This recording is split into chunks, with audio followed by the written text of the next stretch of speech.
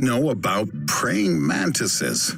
They know how to masterfully disguise themselves, maybe to avoid being distracted from their prayer. But these devout insects wouldn't mind hitting the dance floor on occasion, though for some of them it may be the last dance, because everyone knows that after mating, the female bites the partner's head off.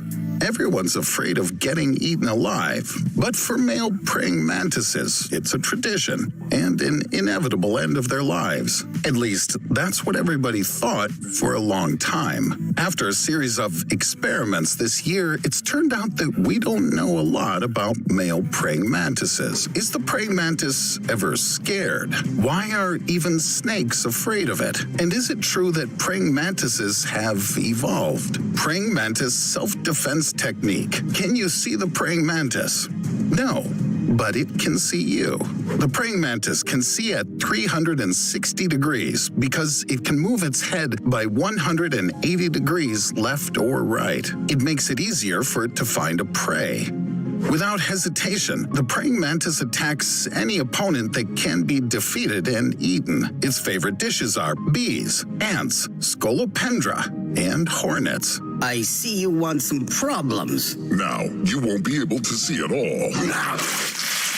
The praying mantis devours its prey alive, starting with the head. It can even enjoy a light meal of a poisonous black widow or a ladybug, which is highly toxic. I'm toxic. My future girlfriend is toxic. The praying mantis will digest it without much damage to the organism. Their hearing organ is located in the middle of their abdomen. A praying mantis can hear only loud, high-pitched sounds with it. The others are felt like vibrations. This is needed to avoid becoming a prey to bats, and that's not the only air threat. Stream 85+ live channels with no hidden fees. YouTube TV. Try it free. Hard to discover new audiences? It's time to try Taboola. Various birds hunt praying mantises too.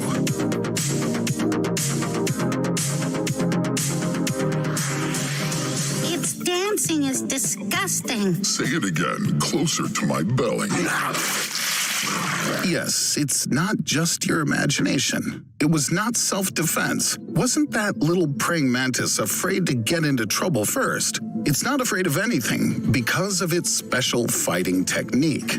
Praying mantis aggressive attack technique. How do you know a praying mantis is in the mood for a fight? Remember, this pose means, I'm really glad you've decided to visit Grandma. Come give me a hug. And this pose means, I'm in the mood of beating the hell out of someone today. praying mantis is like that guy at the bar who thinks everyone's aligned against him. For example, this cat. The praying mantis decided that the best defense is an attack, and it's trying to look bigger. To make it more convincing, it starts swaying left and right to appear more intimidating. Predators are suspicious of prey that doesn't run away, because that can only mean it's poisonous or dangerous. You're drunk. Go home. I have no alcohol in my body, only poison. If your pet is chasing butterflies in the backyard, you should know that there may be an assassination attempt against it. Either there are vegetarians among praying mantises, or they're moonlighting as anglers. Hi, my name is Nemo. You should have listened to your dad and stayed at home. Otherwise, I don't even know how to explain that this guy aggressed the fish. Oh no, the snake. This creature is much bigger than the praying mantis itself. Will it manage to escape? And how? Will it use its signature intimidation dance, or what? Did you see that? That little insect knocked out a giant snake. What's next? Will you wrestle a lizard to the ground? Wait, I was kidding. What would it seemingly have against a dangerous reptile? But the spiked forelimbs of the praying mantis are actually a very terrible weapon. The praying mantis style, or Tang Lang Quan, is one of the major and most popular in Chinese wushu. The technique is based on the strength of the hands and fingers. Are you really going to fight me? I'll just give you a warm hug. I'd call this technique the embrace of death. Initially, it grabs the victim by the head with its forelegs, as if hugging. The victim is doomed. So who can confront the praying mantis?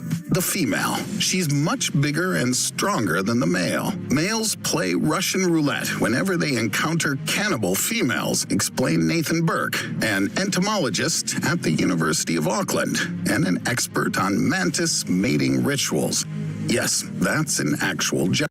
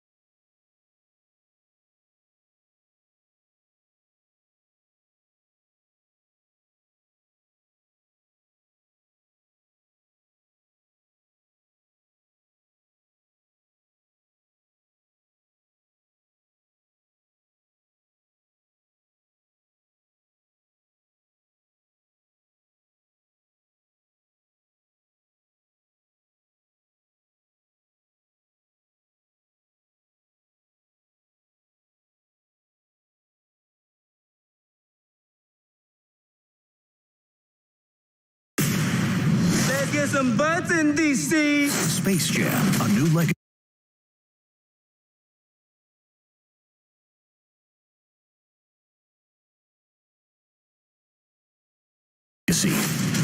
Is in theaters and on HBO Max. Wouldn't miss it for a while. Space. What do we know about praying mantises? Or what? Did you see that? That little insect knocked out a giant snake. What's next? Will you wrestle a lizard to the ground? Wait, I was kidding. What would it seemingly have against a dangerous reptile? But the spiked forelimbs of the praying mantis are actually a very terrible weapon. The praying mantis style, or Tang Lang Quan, is one of the major and most popular in Chinese wushu. The technique is based on the strength of the hands and fingers. Are you really going to fight me? I'll just give you a warm hug. I'd call this technique the embrace of death. Initially, it grabs the victim by the head with its forelegs, as if hugging. The victim is doomed. So who can confront the praying mantis? The female. She's much bigger and stronger than the male. Males play Russian roulette whenever they encounter cannibal females, explained Nathan Burke, an entomologist at the University of Auckland and an expert on mantis mating rituals. Yes, that's an actual job. Having laid eyes on the lady friend, the male praying mantis sneaks up on her as carefully as possible. Haste may cost him his life, so courtship often lasts 5 to 6 hours. Sometimes people have to face rejection as well, but at least the likelihood of being eaten alive in the process is critically small for them. After, and sometimes during the process, the female grabs the male and, "I've defeated the snake and the lizard." I don't care. At the height of sexual intercourse, the female throws off the male and literally bites his head off. This behavior is explained by the need to provide a sufficient amount of protein for their offspring. Basically, males have 2 options for survival. The first one is to pretend to be dead. The second one is to run away quickly after mating without any, "I'll call you, sweetie." But these attempts have rarely been successful. What kind of self-respecting girl likes to be cheated on or dumped? Therefore, unfortunate lovers found themselves in her stomach anyway. And sometimes even a headless partner wants to finish the job. Having turned into a sex zombie, he climbs back to complete the insemination. The reason behind this is that males have accepted the fact of being eaten and are ready to sacrifice themselves for the sake of procreation. But as it turns out, female springbok mantises have another trick: the ability to reproduce asexually or without any male assistance. They can produce clones of themselves if they don't mate, which means that the males of this species are threatened with extinction. But praying mantises are evolving. Experimental results published on the Biology Letters website in 2021 debunked the myth about praying mantises' millennial traditions. Now they have a third way to escape.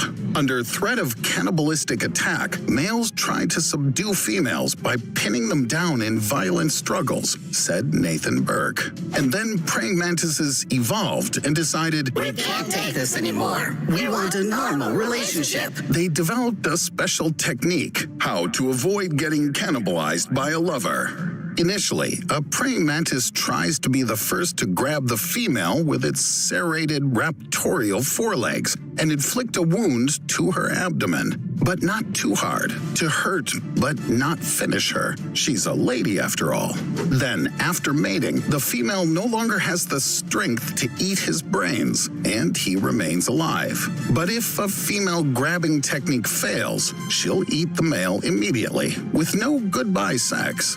And as it turns out, they also have feelings. During the experiment, male praying mantises were exposed to stimuli and various substances. As a result of the loss of anticipated reward, males experienced strong emotional reactions and psychological pain. It means they're not just unwilling, but also afraid of being eaten alive. No to domestic violence. Praying mantises clearly lack a psychologist who would advise them to resolve all conflicts with words. Therefore, I came up with a few phrases to help the males prevent fatal consequences of mating games. Thanks for the insemination. Now I'm gonna eat you. What if I agreed to let your mom come over more often? You're better than my ex, but I'm still gonna eat you. I bet your ex didn't ask you to move in together. Those have been the best 2 hours of my life, but I need to eat you. Even my 360-degree vision is not enough to appreciate the beauty of your eyes, especially the fourth one.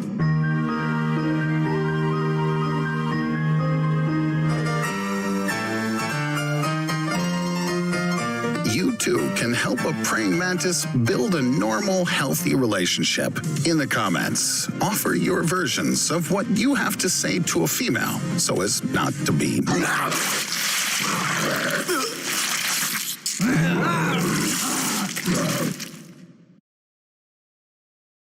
Google Ads can help you find new customers no matter how they search for your business. Say you own a coffee shop. Customers in your area could be searching for a quick cup of coffee on their way to work. Google Ads lets you choose different search terms so that your ad can be seen by people looking for what you offer. This way, your ads will appear alongside results on Google Search and Maps. You can select where your ads will run. If you're staying local, it'll show up for potential customers near your business. Create ads based on your goals. You'll only pay for results that matter to you, like website visits or calls to your business. Now that's smarter marketing for you and more coffee for your future customers.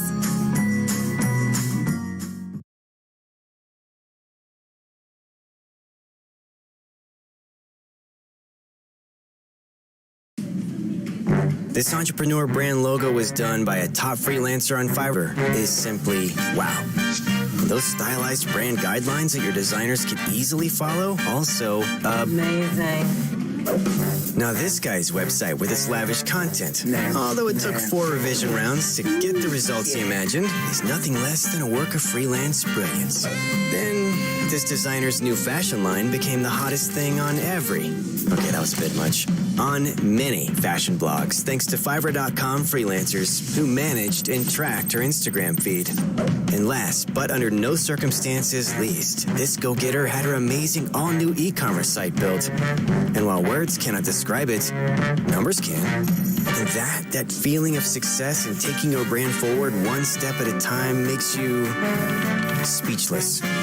For every step your business takes, Fiverr, freelance services on demand.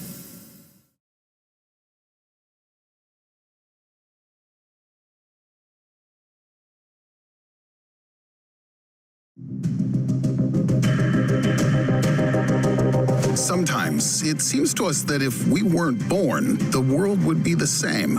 It seems that we don't have much influence on the people around us, on our country, or even less on the fate of humanity. But let's do a thought experiment and find out if it's true that the world would be exactly the same without us. Let's imagine that we have resurrected all of our ancestors and queued them in chronological order, from mother or father to Neanderthals and so on. Let's walk along this chain. What will our Stone Age ancestors tell us? How many generations will be able to understand our language? And what's out there at the end of this chain? There are hundreds of generations of people in front of us who are our distant relatives. How far can we go before we stop understanding each other? In fact, the 5th person in line will think you've insulted him and maybe even break your nose if you say anything about YouTube, bloggers, or the internet.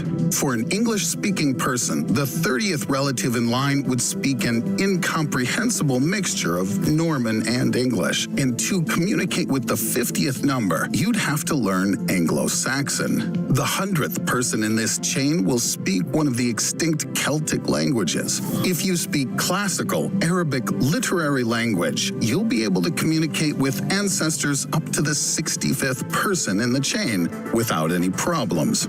After that, you'll need Aramaic. If your ancestors spoke Chinese, then to get to the 70th person, you'd have to work on ancient Chinese.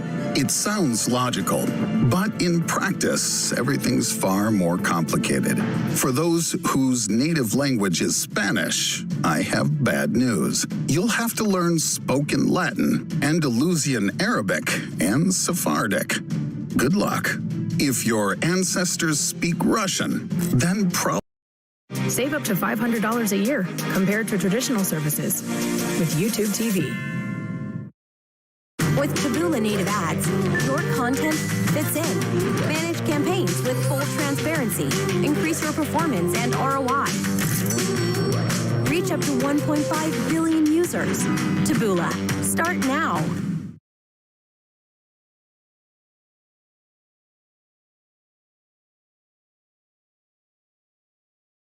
Problems will arise at the 50th person, who understands only the common ancestor of the Russian and Polish languages. The 150th relative will greet you in Proto-Indo-European. You can answer him in Sanskrit. He'll understand. This man is only 300 meters from the beginning of your journey, but he lived at times when people didn't know about such material as iron and about such a thing as writing.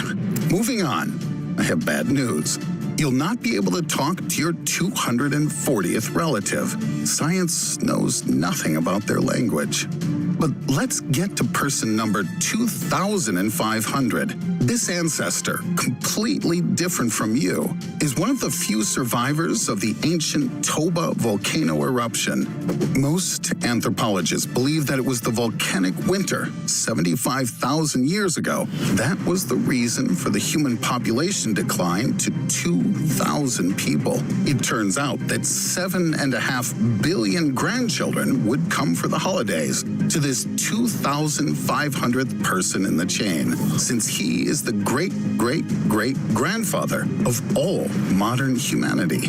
If every single person on Earth had lined up their ancestors in a chain, we'd all meet here.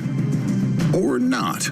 Where is our common forefather in the generation chain? If you look very far back, the Homo sapiens first appeared in Africa, so that's where our common ancestors were. They reclaimed other continents in 3 waves, the last and largest of which took place 50 to 70,000 years ago. All these people who survived and left offspring are our co-descendants, and I'm your cousin, 100 times removed. But most likely we won't have to look that far back. In 2004, a group of researchers from the Massachusetts Institute of Technology created a mathematical model to determine our most recent common ancestor. And it turned out that this person lived only about 3,000 years ago. If we go back to our chain, this is the person number 100. Chains of all people living on our planet today will be centralized in this person. But that's not all. If we narrow the area and look for the most recent common ancestor, let's just say for Western Europeans, it will be a person who lived only 1,000 years ago. And this person's only the 33rd in the ancestor chain. We could continue. If we take a separate country, for example, Sweden, it's possible that the most recent common ancestor of the Swedes was born in the early 1500s. All people who are watching this video right now are kind of related. This mathematical model works the other way, too. In 3,000 years, one of us will be a common ancestor for all people living in the 5th millennium. But let's get back to our past. What will happen if we go even further along the chain of our distant relatives? Who are we going to meet after people?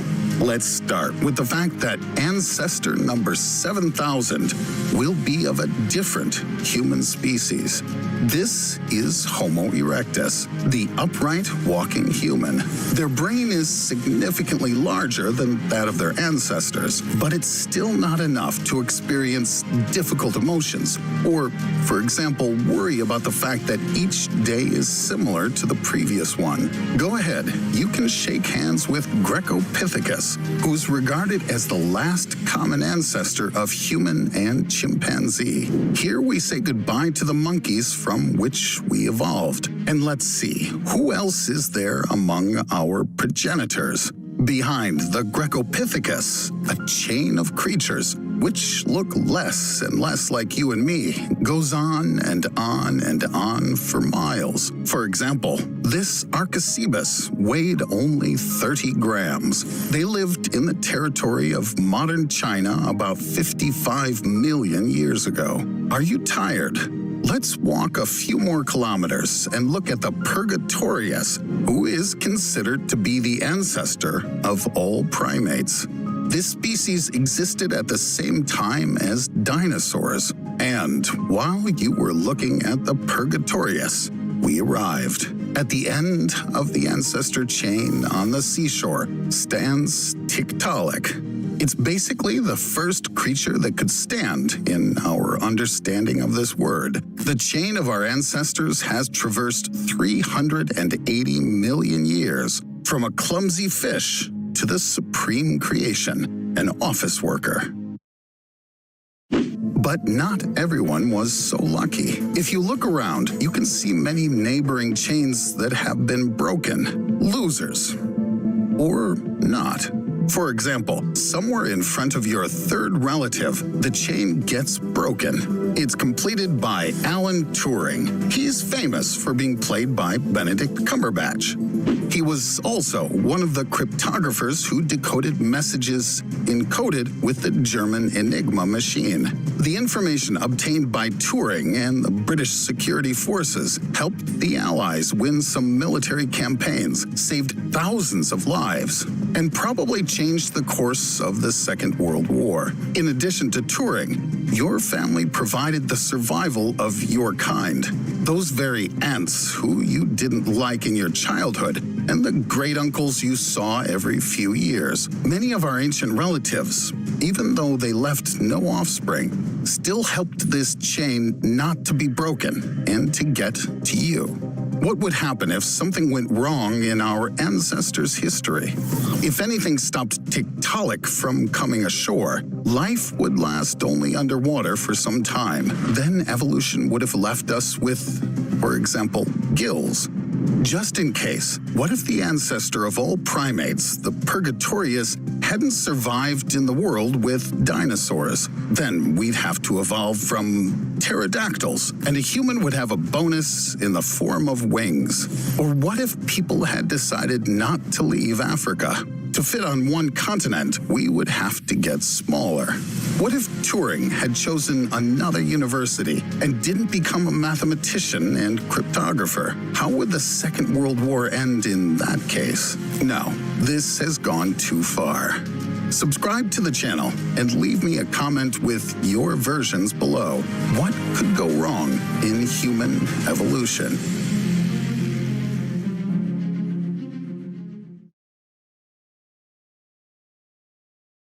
At first glance, there's nothing so terrible about it. A silver ball inside of a metal structure. That's not scary. Unless you know what the ball is. It's a so-called demon core, the heart for atomic bombs. In the alloy, there's a fissionable plutonium with tungsten carbide around it, a reflector that excites the core and makes it unstable. It only takes one touch to be crippled. It only takes one sudden move to be killed. If you leave it unattended, something even worse will happen. The scientists who had studied this core understood it was dangerous, but ignored the voice of reason. What were they up to? Where did the name demon come from? And where is it now? How did the demon try to get to its creator? And how did everyone around it get possessed?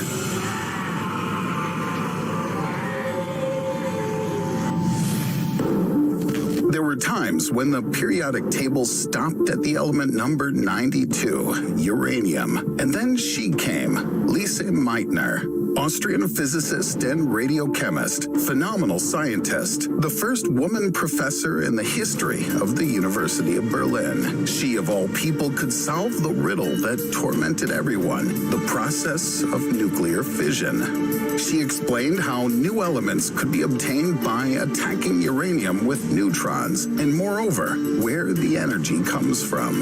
Lisa thought that she was serving science and the world while she was solving the riddle. But as soon as the President of the United States, Roosevelt, learned about the discovery, he ordered the scientists to keep quiet and the military to organize a secret project for developing nuclear weapons. Millions were spent.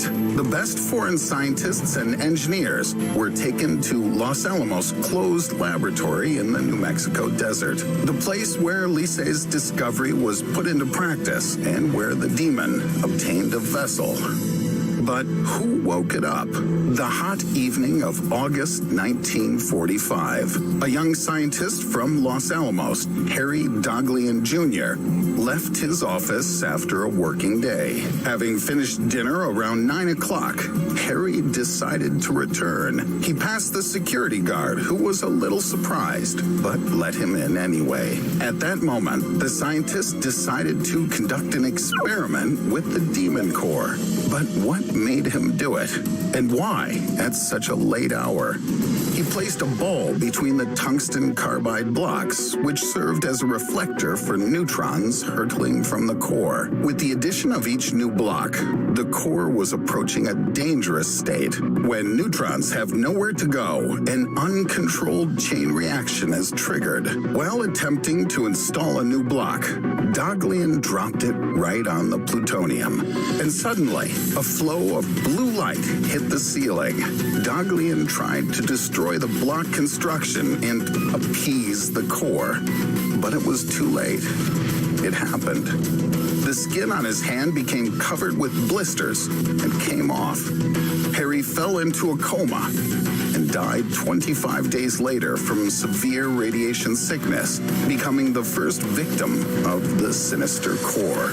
He was 24. Did Meitner know about that? No, she didn't. Chased by the Nazis away from everyone, she fully dove into her work. Meanwhile, the demon was trying to find her. Lise's nephew, Otto Frisch, joined a secret U.S. project as part of the British mission.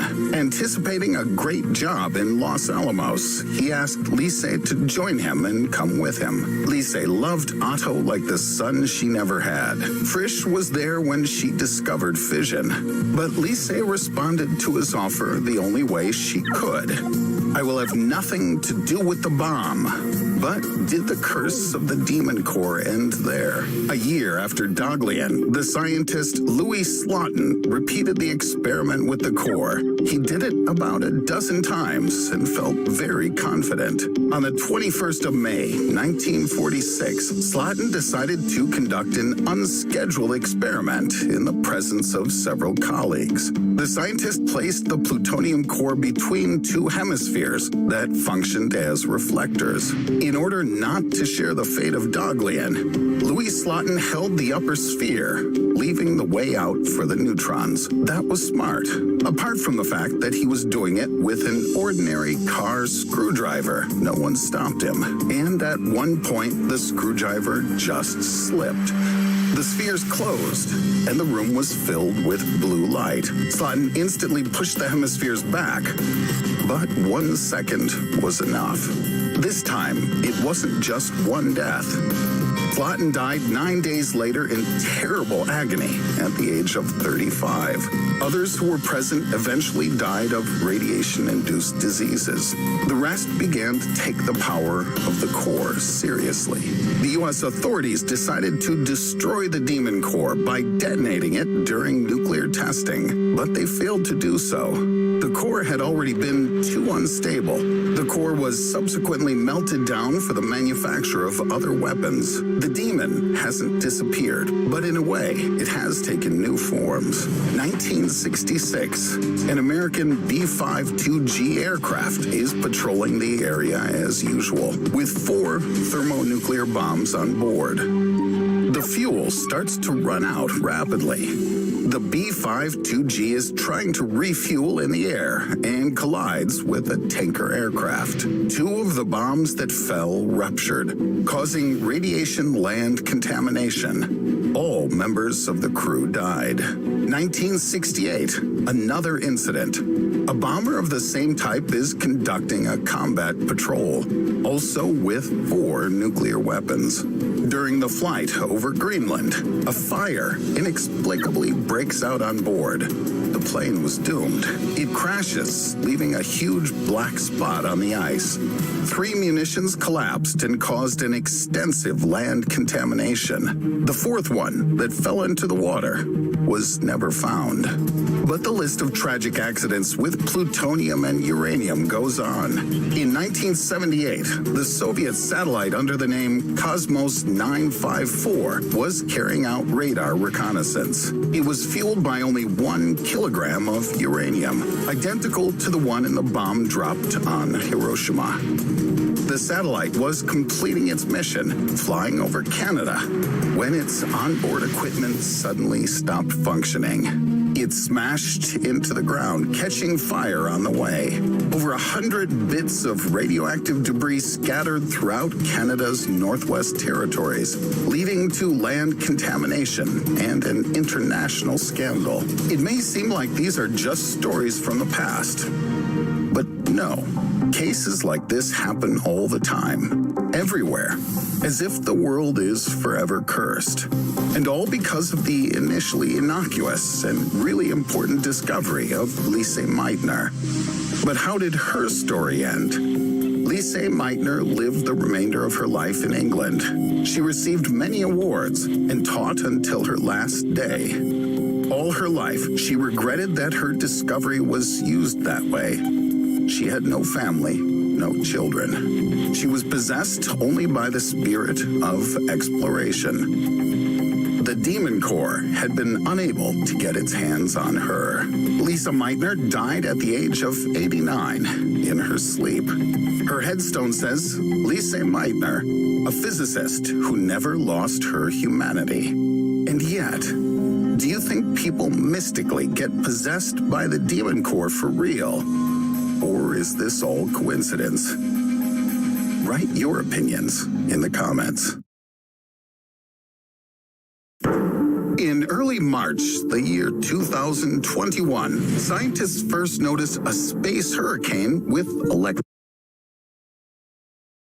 rainfall in the Earth's ionosphere. They managed to observe a swirling mass of plasma 1,000 kilometers wide above the North Pole. According to their calculations, it predicts that in the year 2025, the Earth may be overtaken by an even more powerful space hurricane. NASA says there's no way to escape it. What if it turns out to be true? In that case, in this video, I'll help you make a list of basic supplies for survival in a space hurricane and share a secret place that might serve you as a shelter. You'll find out how can we be killed by something that we can't even see or feel. Why will you exchange gold for glass? Why will adults fight over baby food? What can be waiting for us in 2025? And how can we get through that year?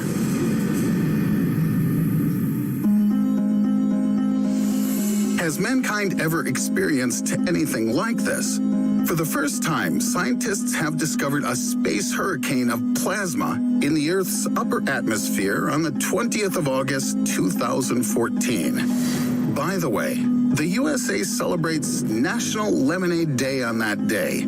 People didn't notice any extremely unusual events. That space hurricane passed unnoticed. But if it can't distract us from a glass of lemonade, then why should we fear the hurricane of 2025? If lemonade can be overdone with syrups, a space hurricane can be overdone with coronal mass ejections. It's all about solar flares. During normal solar activity, their ejection moves towards the Earth in the form of a large number of charged particles. They reach the Earth within 2 to 4 whole days, and most of them, fortunately, keep the Earth's magnetic field in the upper atmosphere. If it weren't for that protection, that super flare would have led us to an environmental disaster, burned the forests, and exposed every living thing to harmful UV radiation. But an increased charged particle burst would be fatal to electronics. It first happened in 1921. Astronomers observed a huge sunspot with a radius of about 150,000 kilometers. A geomagnetic storm disabled half of the New York Central Railroad equipment and left almost the entire east coast of the United States without communication. This event was called the Railroad Storm. Let me remind you that this is just usual solar activity. In 2025, it's expected to reach its peak, and the consequences will be dire. Because compared to the early 20th century, we're a lot more dependent on electronics. Trains will break off. Traffic lights will stop working in the streets. Complete chaos in the transport system. You won't be able to call your grandfather on WhatsApp to ask how he's feeling. Now, to communicate, you'll have to pay a visit. So, the first thing to put on your Survival 2025 list is a bike. It will help solve the problem with both getting around and communication.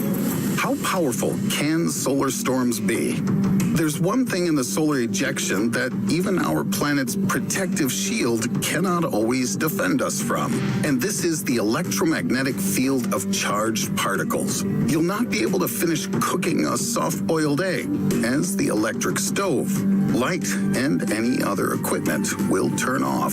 The power of solar storms is equal to the energy that our entire civilization could consume within a million years. Overvoltage damage to the stove or fridge is the smallest part of the disastrous consequences. The geomagnetic storm of 1989, called the Quebec Power Blackout, caused extensive disruptions in the energy system of the Canadian province of Quebec. It disrupted high-frequency radio links around the world and destroyed an electrical transformer at the Salem nuclear power plant. The only good news is that during the storm, the most beautiful northern lights were observed to the latitude of Mexico and Grand Cayman. Imagine that your house collapsed, but a rainbow appeared over it. People experienced the same mixed emotions that day. Therefore, if you're a romantic, add binoculars to the list. You'd be more comfortable observing a full range of colors the sky will prepare for you on the eve of the apocalypse.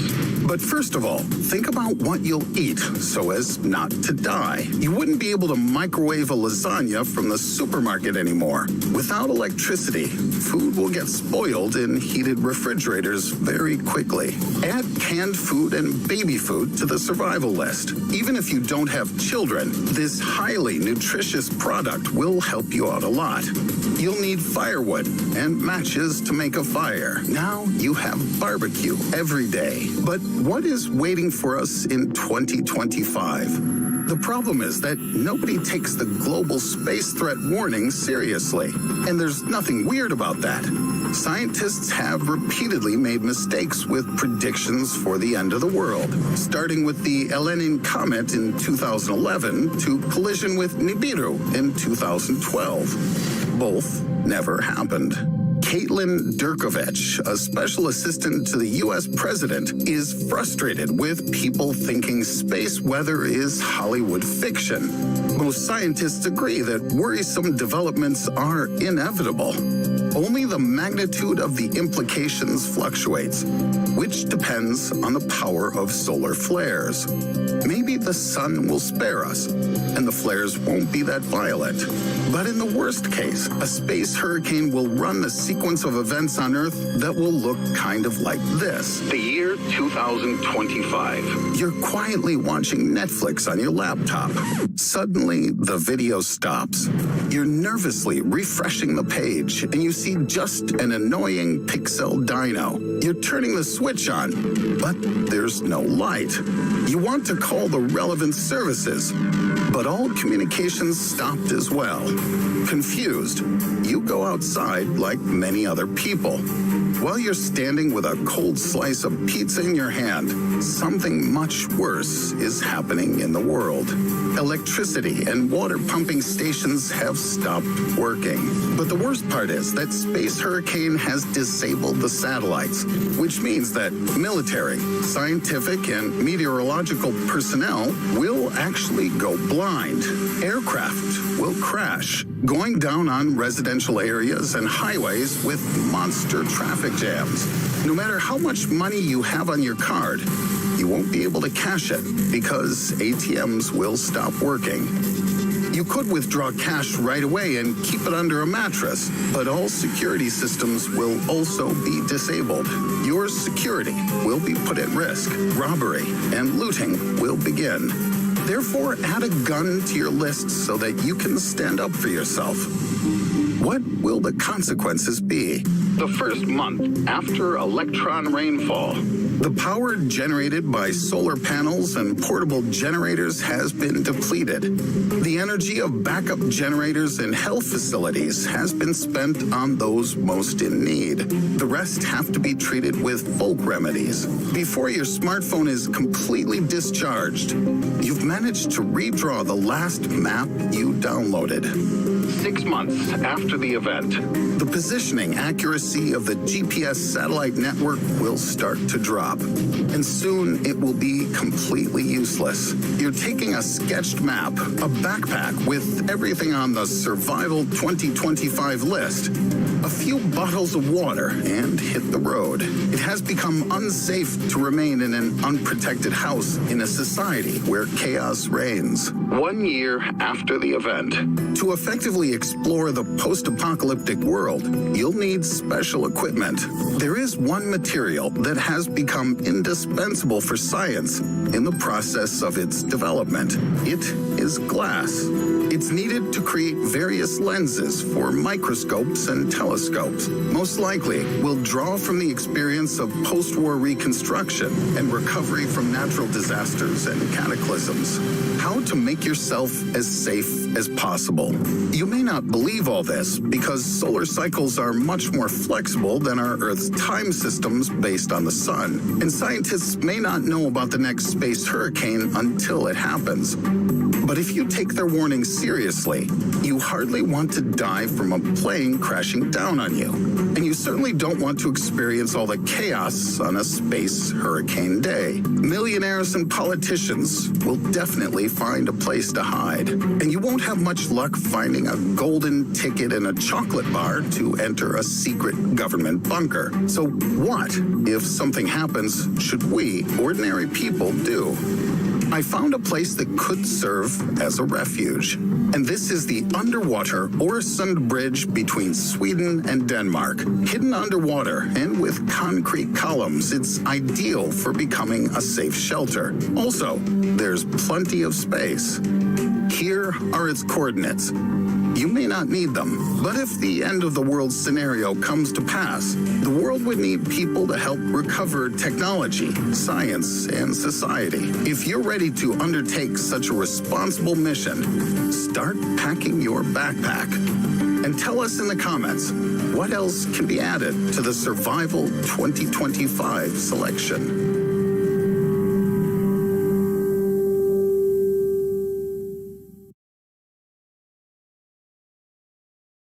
Do you remember how much panic and curiosity was stirred up by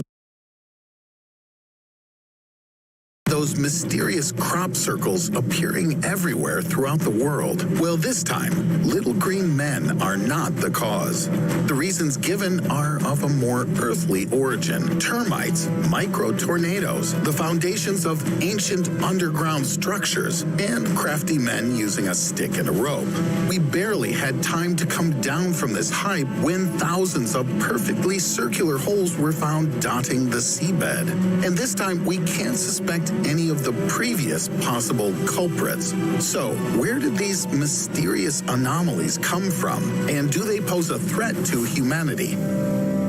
This unusual phenomenon occurred at the bottom of the Pacific Ocean off the coast of Big Sur, California. Researchers at the Monterey Bay Aquarium Research Institute discovered a vast field at the bottom of the water which spans about 1,300 square kilometers or 502 square miles and has approximately 5,200 pits or pockmarks, which on average measure about 175 meters or 574 feet in diameter and 5 meters or 16 feet deep. Dotting the sea bottom around the larger pits were found smaller holes or micro depressions measuring only 11 meters or 36 feet wide and about 1 meter or 3 feet deep. In total, the number of these holes amounts to about 15,000. They all have a perfectly round shape, and no one has any idea how these holes came to be.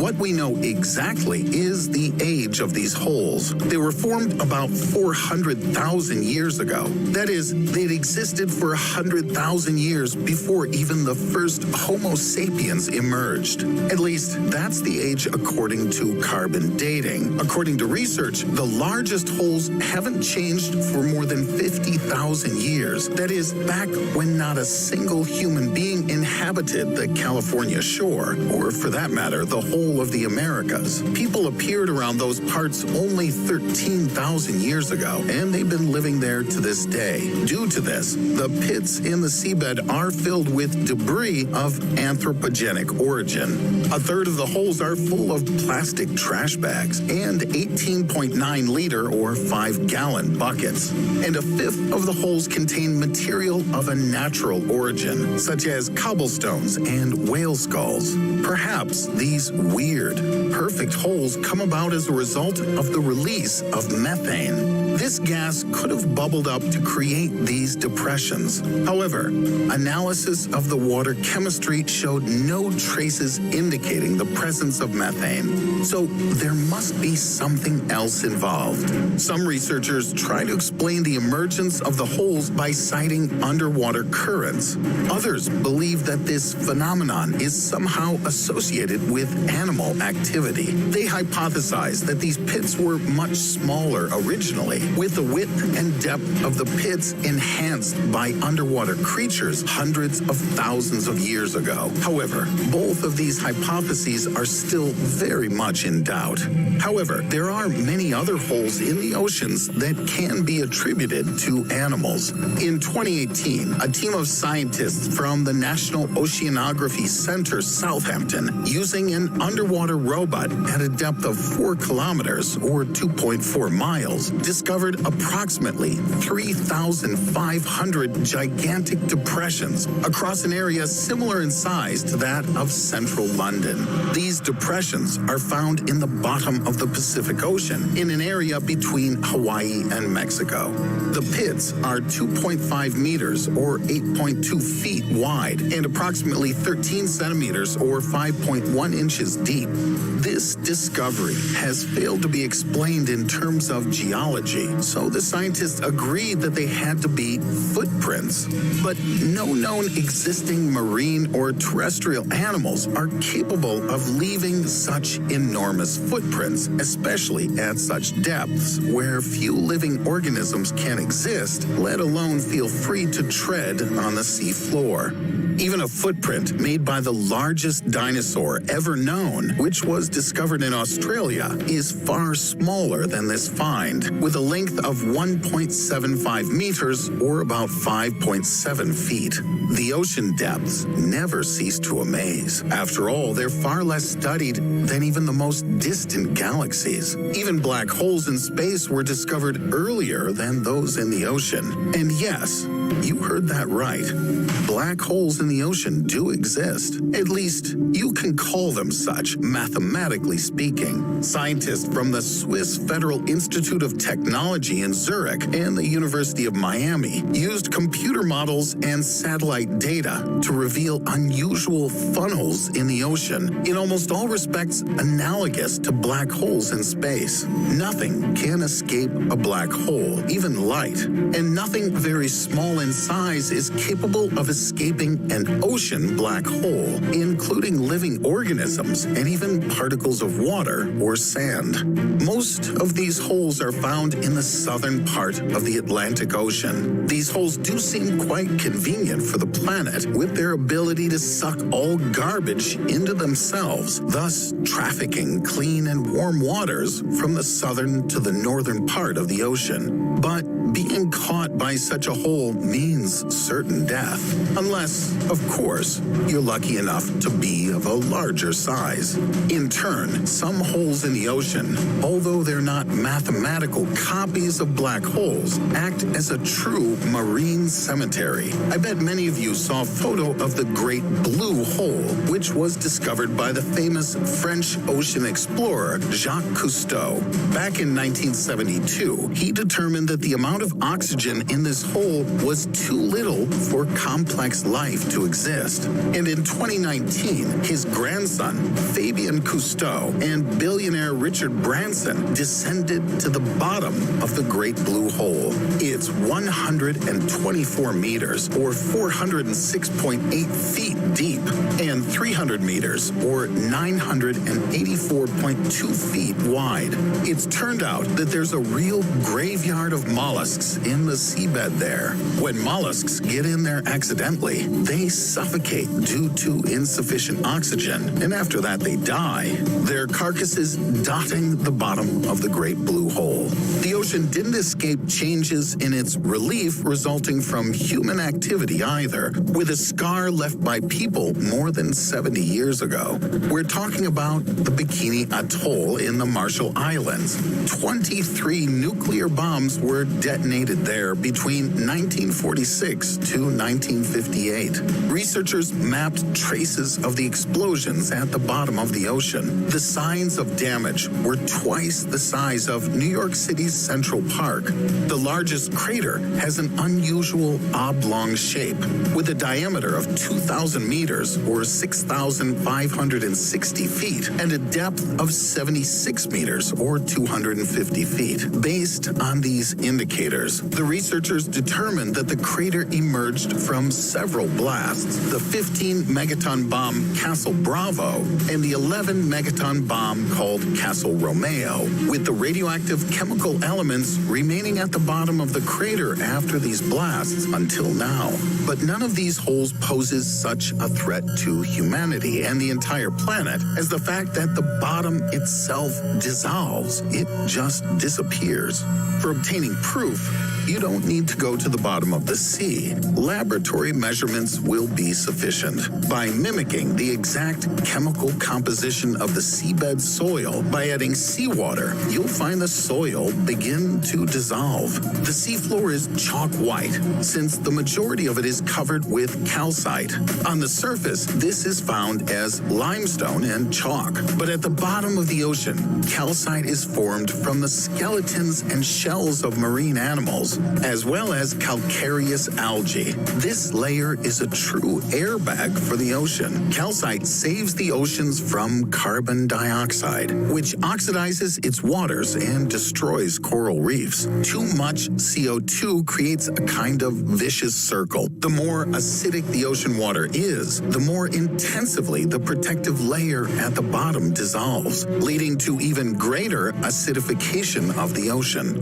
What will happen if ocean acidification continues unabated? I've told you more than once in my videos, but the short answer is that it will mean the end of mankind. It's hard to say whether the holes at the bottom of the coast in California are somehow associated with carbon dioxide. However, the destructive processes in the ocean demonstrate once again how fine-tuned our planet is. Only a little extra of any substance, CO2 in this case, will result in devastating consequences at all levels. This suggests that anthropogenic destructive activity has hit the bottom, both literally and figuratively. True, there is good in it. The oceanic analogs of black holes that I mentioned before, they give hope that global warming can be stopped at the level of the sea. But can it succeed? Please leave your thoughts in the comments. If you like this video, subscribe to my channel. Click on the bell so you don't miss new episodes still to come, and give it a thumbs up. And of course, share this video with your friends. Riddle is always much more fun together. Until next time.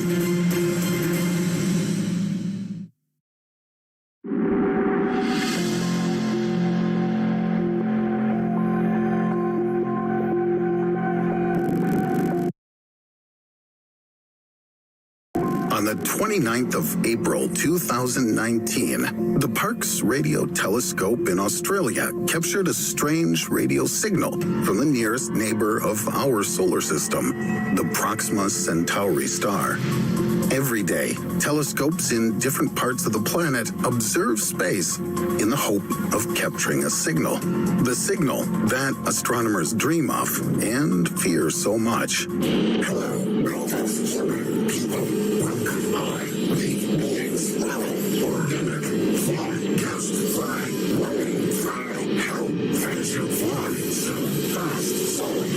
But so far, all the most powerful radio telescopes on Earth have been able to detect is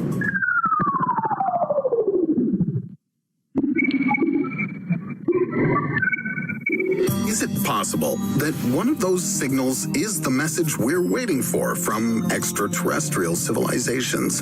But what was unusual about the Proxima B signal? What kind of signals are we sending into space? What do we do if we actually get an answer? Why is it so difficult for us to understand signals from space?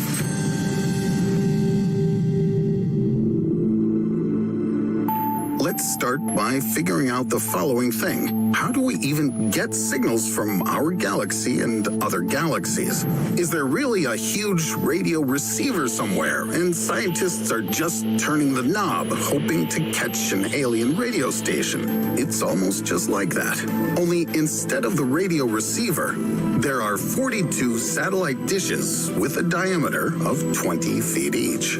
This Allen telescope array in Northern California was built explicitly for SETI, the Search for Extraterrestrial Intelligence projects. Apart from it, the SETI projects also use other radio telescopes. For example, the Parkes Radio Telescope in Australia, which captured BLC-1, the signal from Proxima Centauri. It's not just the closest star to our solar system. There are 2 exoplanets orbiting it, one of which is Proxima b, which is in the so-called habitable zone, which means it's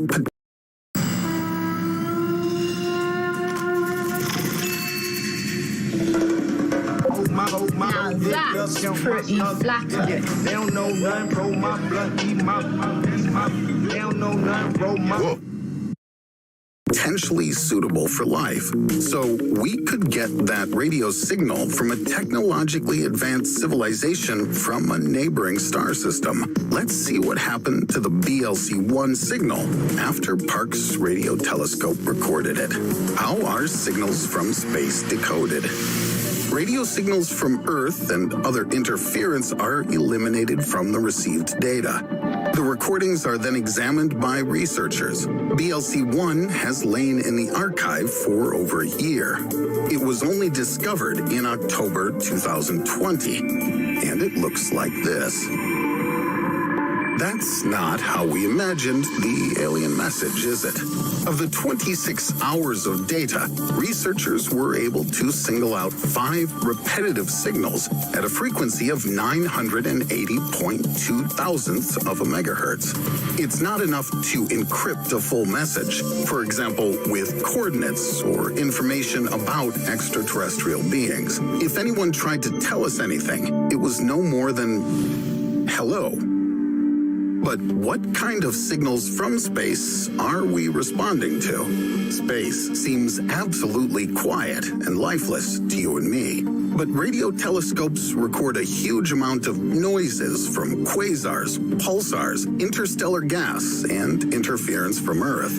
How to understand what signals we need in this noise? Astronomers are looking for narrowband signals, which can be produced only by technological objects. Radio telescopes record tens of hours of data at several spots in space. The algorithms then process the records, filter out the excess, and most often there's nothing left. But that's just not the case with the signal from Proxima Centauri. It wasn't eliminated by automatic filters. In addition, the signal drifted over time as if it was emitted by an orbiting object. What further evidence do scientists need? It's simple. The signal must be re-recorded. BLC-1 has not succeeded in it yet, but there are signals that the researchers recorded not just repeatedly, but with a periodicity of several days. These are FRB, fast radio bursts.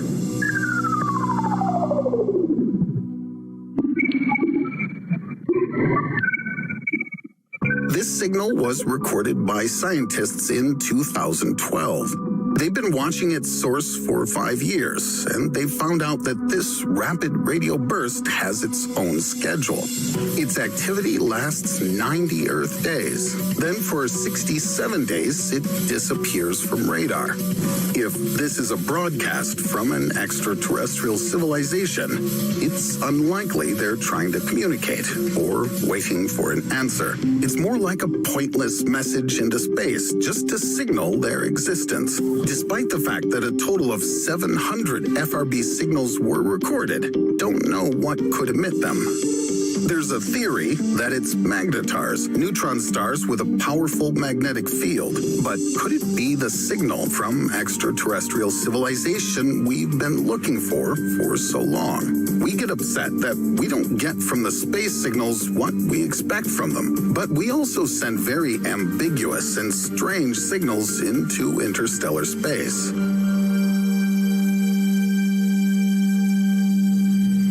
And what did humanity send into space? And is it possible to decode our messages? We sent the first radio message into space from Earth in 1974 from the Arecibo Observatory in Puerto Rico. The message is encrypted with a binary code that scientists sent as a radio signal. If the receivers understand us correctly and arrange the bits as we've intended, they will get an image that looks like this. Yeah, that's exactly what the aliens should know about us. We live in the Minecraft universe. In fact, there's a coded basic information about the structure of the DNA molecule, the structure of the solar system, and numbers. Mathematics is the only truly universal language, Senator. Even if it can't be decoded, the message itself will be different from the natural signals in space. This means that an extraterrestrial civilization will be able to understand that it has been sent by intelligent beings. Or not. Guess how many times we've duplicated our message for it not to be missed for sure? 0 times. Hopefully, very attentive aliens live in M13 cluster where we sent the signal, but we'll never know it. It will take about 25,000 years to deliver the signal. In addition to the Arecibo message, several other messages were sent from Earth. Pioneer 10 and Pioneer 11, spacecraft that made a flight in 1972 and one 1973 to explore Jupiter and Saturn, can tell aliens something about our civilization. Plaques were attached to both aircraft with images of humans, distances from our solar system to 14 pulsars and the center of the galaxy. But the most famous message from us into space is the Voyager Golden Record. There are greetings in 55 languages, musical compositions, sounds of nature, photographs of people and the Earth recorded on it. There's also a speech by Jimmy Carter, the 39th President of the United States, and a 1-hour brainwave recording of science popularizer Anne Druyan, who spent an hour thinking about Earth history. In fact, we don't know what extraterrestrial intelligence would find easier to understand. Brain activity recording or the instruction from NASA on how to play the Voyager Golden Record. For them, our drawings can be as incomprehensible as fast radio bursts for us. We don't know how extraterrestrial civilizations will react to our messages if they get them, but we can assume how it would be. Let's imagine that Voyager 1 has fallen into the hands of aliens, and they turned out to be so advanced that they figured out how to listen to the Golden Record after 3 attempts. The music from Earth didn't kill them, and they even reached the point of Jimmy Carter's speech on the tape. It would help them understand how our language functions, and maybe they would even record the answer for us with a request to send them an alphabet or an English for Beginners course. They would trace the location of the solar system upon instruction on the package of the record and send us a radio signal. What would we do? Let's assume the aliens who discovered Voyager turned out to be smarter than us and duplicated their signal. Then we would know for sure that these are not random outbursts, but a message from another civilization. And that's when panic would begin. While scientists would be decoding the signal, ordinary people would be following a Hollywood movie script, preparing for an alien invasion. Let's assume we've decoded a message from an extraterrestrial civilization. What's in it? The answers to fundamental questions. The truth about the origin of the universe, or just hello. Most likely, they would have answered something like, "That's your message, but didn't understand anything, didn't understand. Everything we sent into space was just to say, look what we can do." And if you already resent that scientists don't take it seriously, imagine that your government allocates a couple $1 billion to send messages to extraterrestrial civilizations. What would the reaction be? Most likely, everyone would explode with anger. So, what needs to be sent into space so that, firstly, we can be understood, and secondly, be provided with the precise answer? What if the problem is that scientists have been using the wrong approach this whole time? What if we send a signal into space that doesn't need to be decoded, but can't be ignored? I suggest broadcasting the song Baby Shark to the farthest reaches of the universe at regular intervals. If an extraterrestrial technogenic civilization exists, they'll definitely contact us and ask us to turn it off. Subscribe to the channel and offer your versions of signals that can't be ignored in the comments.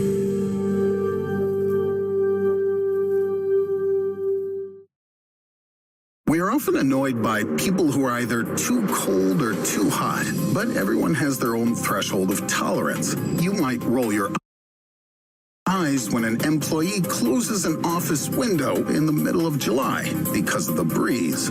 But if you yourself were to encounter an unusually low temperature, you'd get frostbite.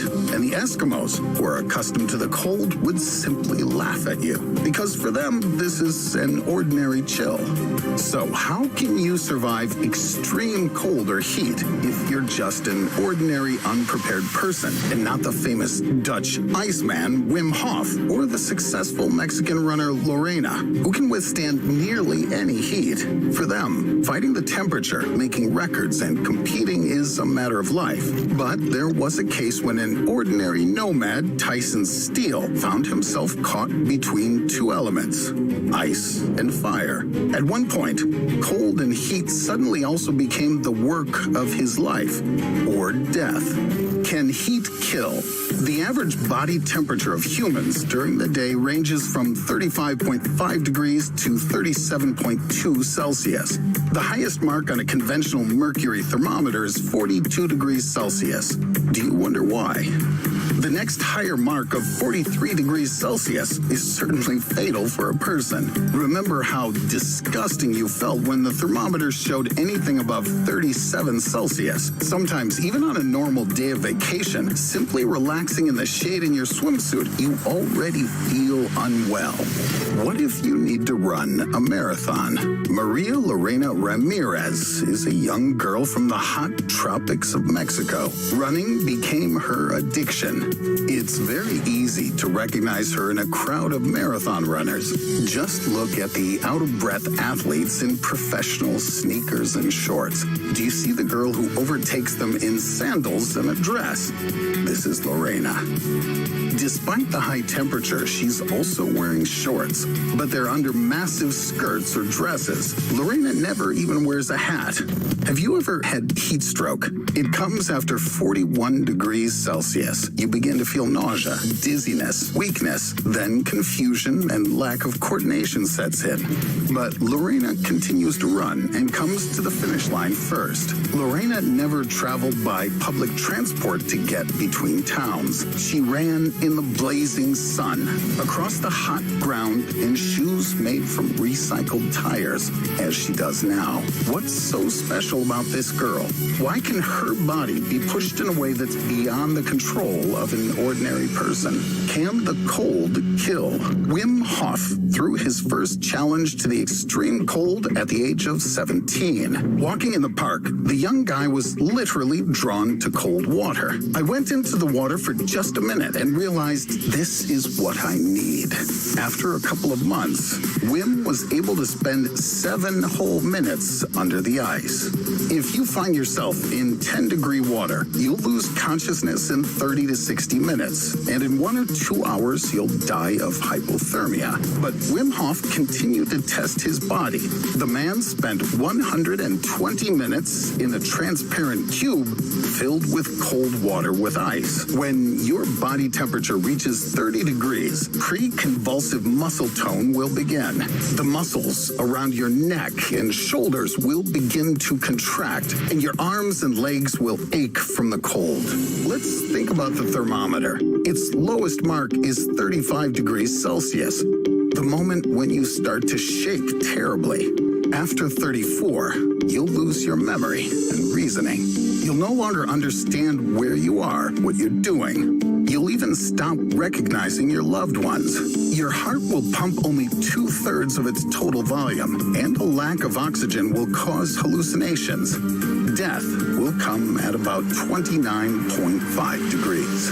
But this didn't stop Wim Hof from running a marathon in the snow at the Arctic Circle at a temperature of 35 degrees below zero. This was how he earned the nickname, the Iceman. In ordinary people, death from extreme cold occurs 17 times more often than from extreme heat. Then how does Wim Hof deal with it? Perhaps there are people with superpowers among us. While Wim Hof climbs Mont Blanc without any problems, dressed in some shorts, others can be ruined by an ordinary cold evening. Prasarn Hamthong lived in Muang Khan province in northeastern Thailand in an unfinished building with no windows or doors. One night, when the temperature dropped to 9 degrees, he gave his 8-year-old daughter all 3 blankets he had. At about midnight, the girl woke up and returned 1 blanket to her father, but it was too late.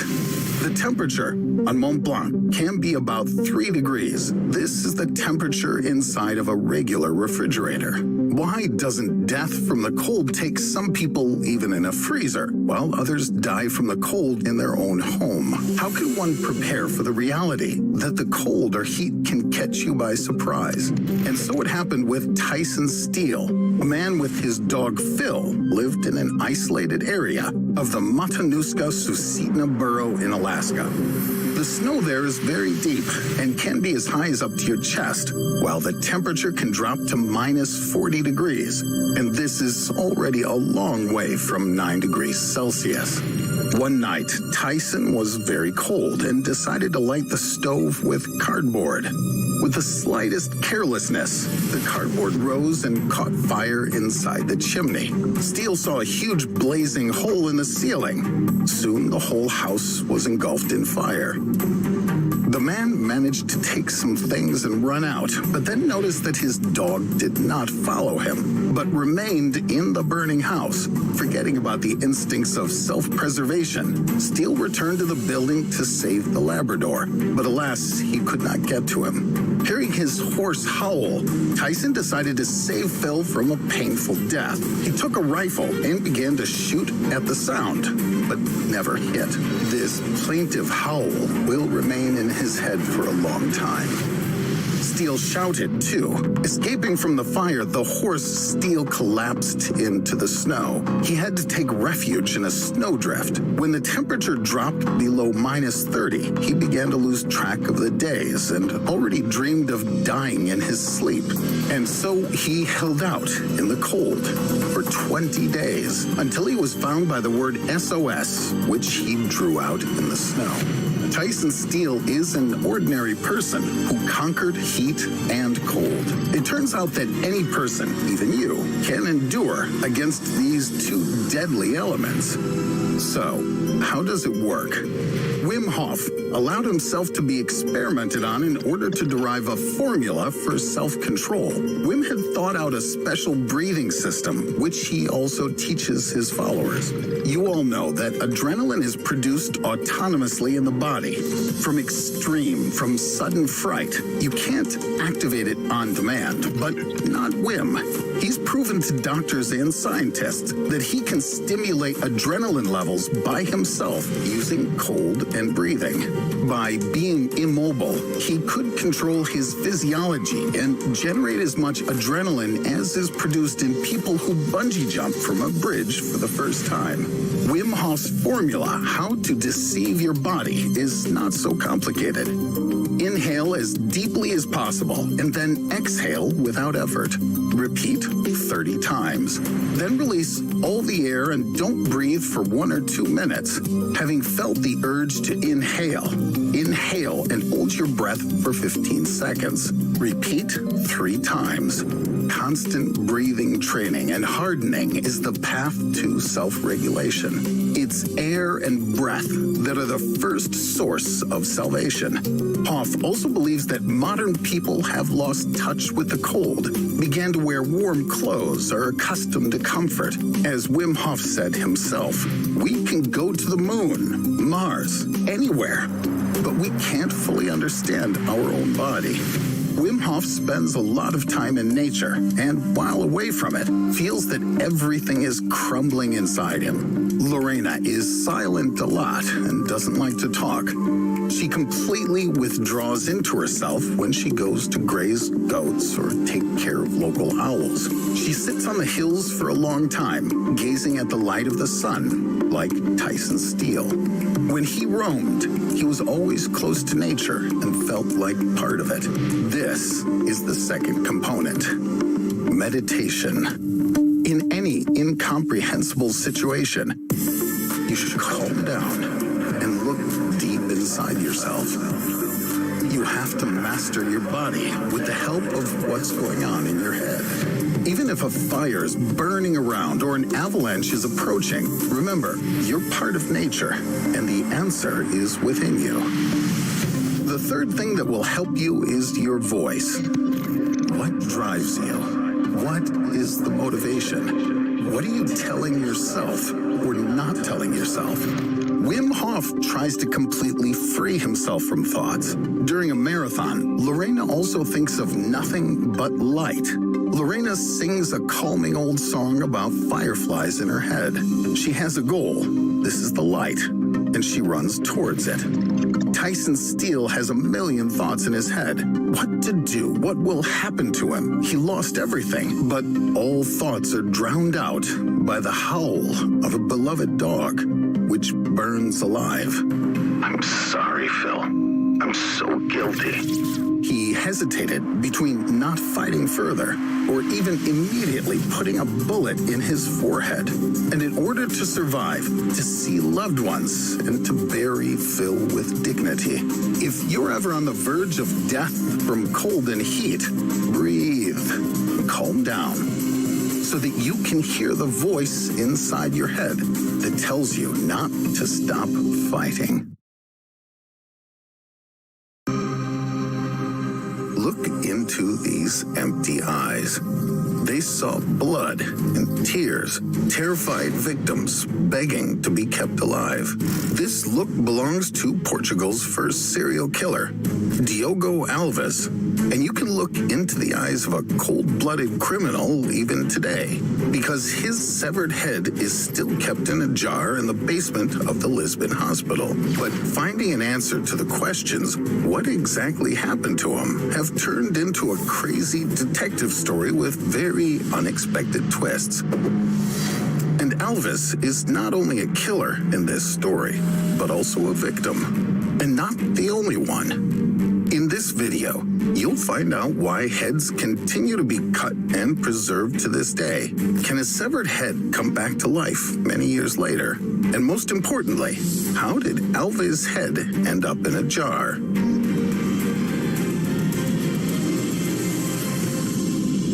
How did Diogo Alves lose his head? The year was 1836. Drunken, heartbroken over the death of his mother, Diogo meets the beautiful Maria Gertrudis. Diogo doesn't know how an unemployed poor fellow like him can impress a girl and decides to make some easy money. This is how trivially the story of the aqueduct murderer began. Diogo came up with the perfect crime plan. He chose his victims who would not become a problem for him. He chose those whose families would never look for them. Therefore, his targets were poor peasants who came to Lisbon from afar to sell their crops. Elvis robbed his victims, blindfolded them, and threw them from the 60-meter height of the aqueduct of the Free Waters. It caused instant death. No signs of a fight were found on the victim's body, so authorities took Elvis' victims for suicides. The thing is that these events took place during the Great Liberal Revolution. Many people lost their jobs and were hopeless. That's why everyone thought these people committed suicide out of desperation. Due to the short-sightedness of the authorities, who for 4 years did not even know about the cunning scheme of Diogo's murders, he managed to take the lives of about 70 people. Guys lose their heads over girls all the time, and Diogo lost it in the literal sense. He was arrested and sentenced to be hanged. But the gallows are not the guillotine, you'll say. Then how did his head end up in a jar? It turns out that Elvis' head was cut off after death. But what for? Who needs a murderer's head?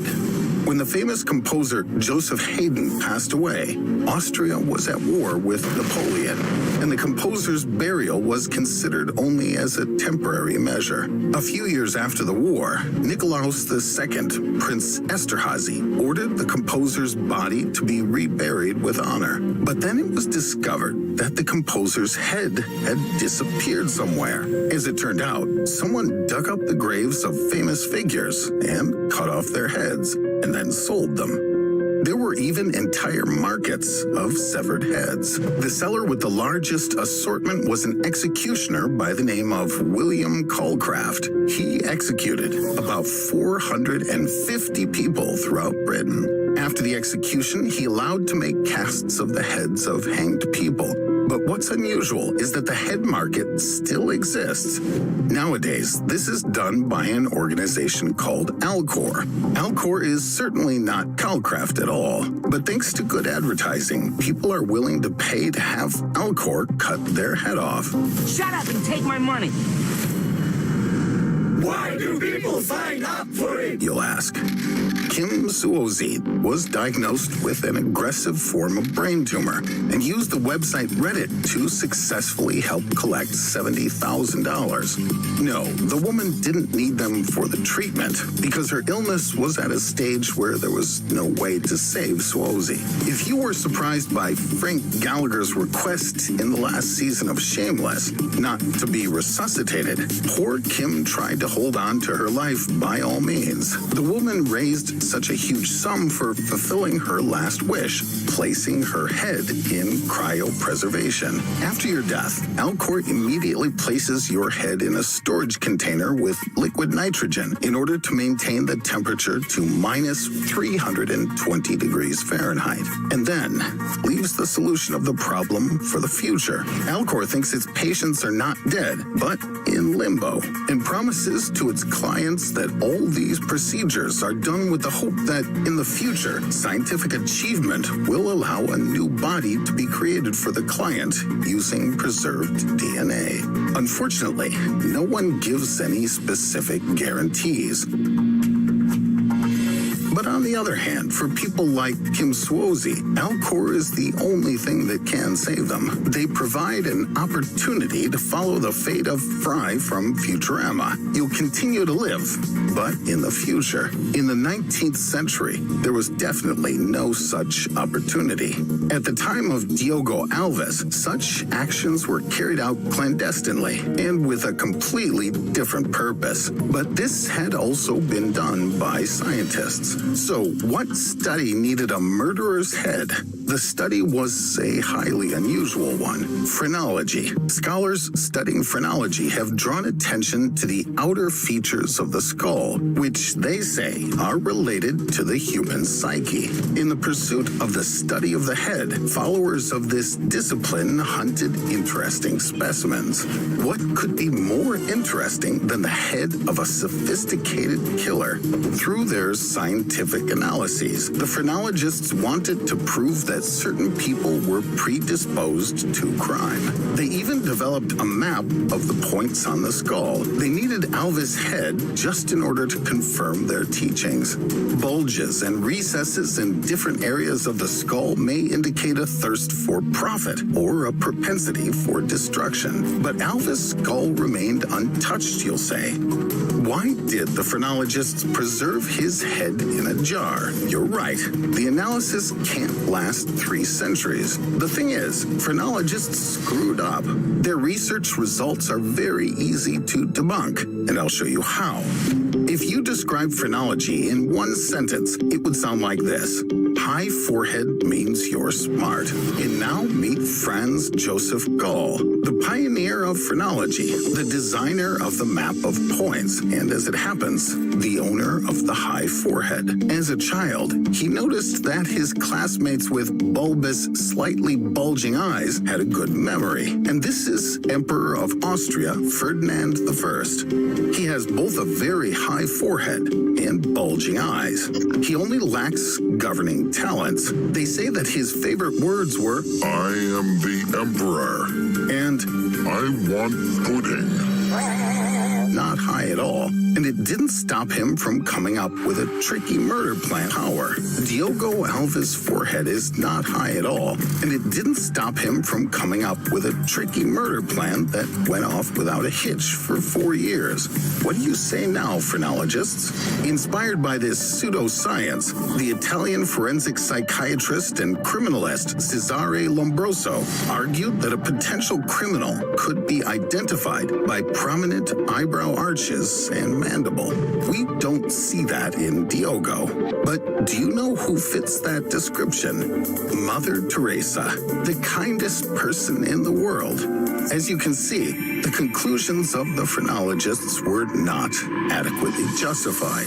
Therefore, they preserved Alva's head in a jar, hoping that new technology would allow their followers to experiment more successfully on severed heads in the future. But as you remember the work of Alcor, the technologies of the future, so far, also save everything for later. The last phrenological society was voluntarily dissolved in the past century, but the fact that the echoes of these teachings can still be found today is disturbing. Therefore, I spent many hours studying the structure of the entire human body to find out the principles of the new science, riddleology. And I'm suggesting you test my method on yourself for the sake of the experiment. If your elbows are in line with your belly button, you're the person who goes wild at any party, doing the most insane and unpredictable things. If your tongue can reach your nose, you're about to have wealth and the most serene life without making any effort. Now, do the following experiment. Bend your middle finger as shown on screen and fix your hand on the table. Now try to raise each finger one at a time. If you can raise your thumb, you can see things clearly. You'll never get caught in a false phrenology. If you can raise your index finger, you're an intellectual who knows a lot about popular science YouTube channels. If you can raise your ring finger, I'm sorry, but you're a small-minded person. Therefore, you better keep your thoughts to yourself, or at least don't write them in the comments below this video. If you can raise your little finger, congratulations. It means that you are surrounded by smart people, so you can safely share this video with your friends. They will appreciate it. Leave a comment below. What are you, according to riddleology?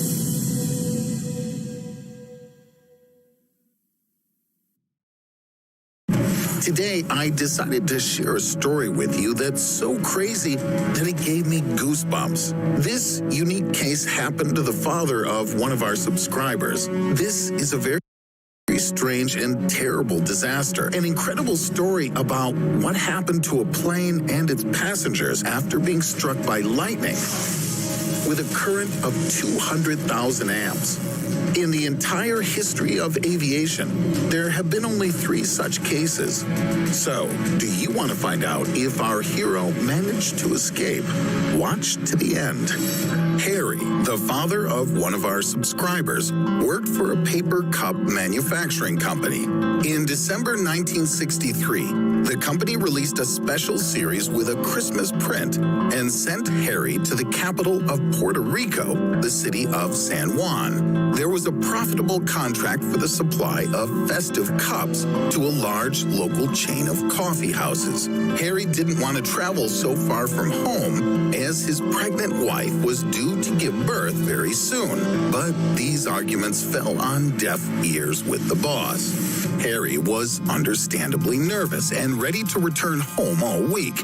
He could hardly wait for the date of December 8th when he could finally go back to Philadelphia.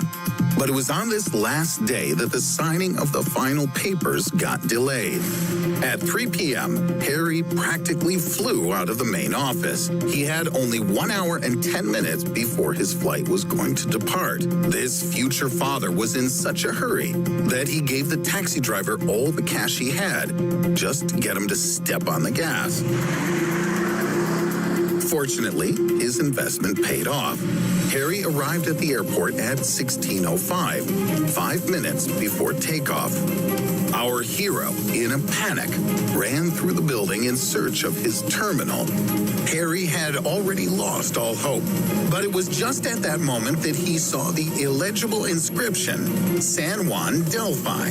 Harry literally fell into the passenger seat and, exhausted by his airport marathon, he quickly fell asleep. At 19:35, the Boeing 707 sat in Baltimore for refueling. Technicians inspected the airliner and didn't notice any problems.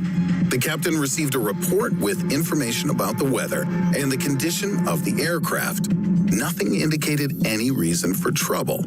Perhaps the only unpleasant incident during refueling was the quarrel of an elderly couple in the cabin. The husband was tired of waiting for takeoff and insisted that they go the remaining 170 kilometers or 106 miles to Philadelphia by bus. But the wife stubbornly sat in her seat as they had paid for their tickets, and she didn't intend to spend any more money on a bus. If the couple had gotten off the plane, though, they would have avoided what happened next. At 20:24, the plane took off from Baltimore to Philadelphia.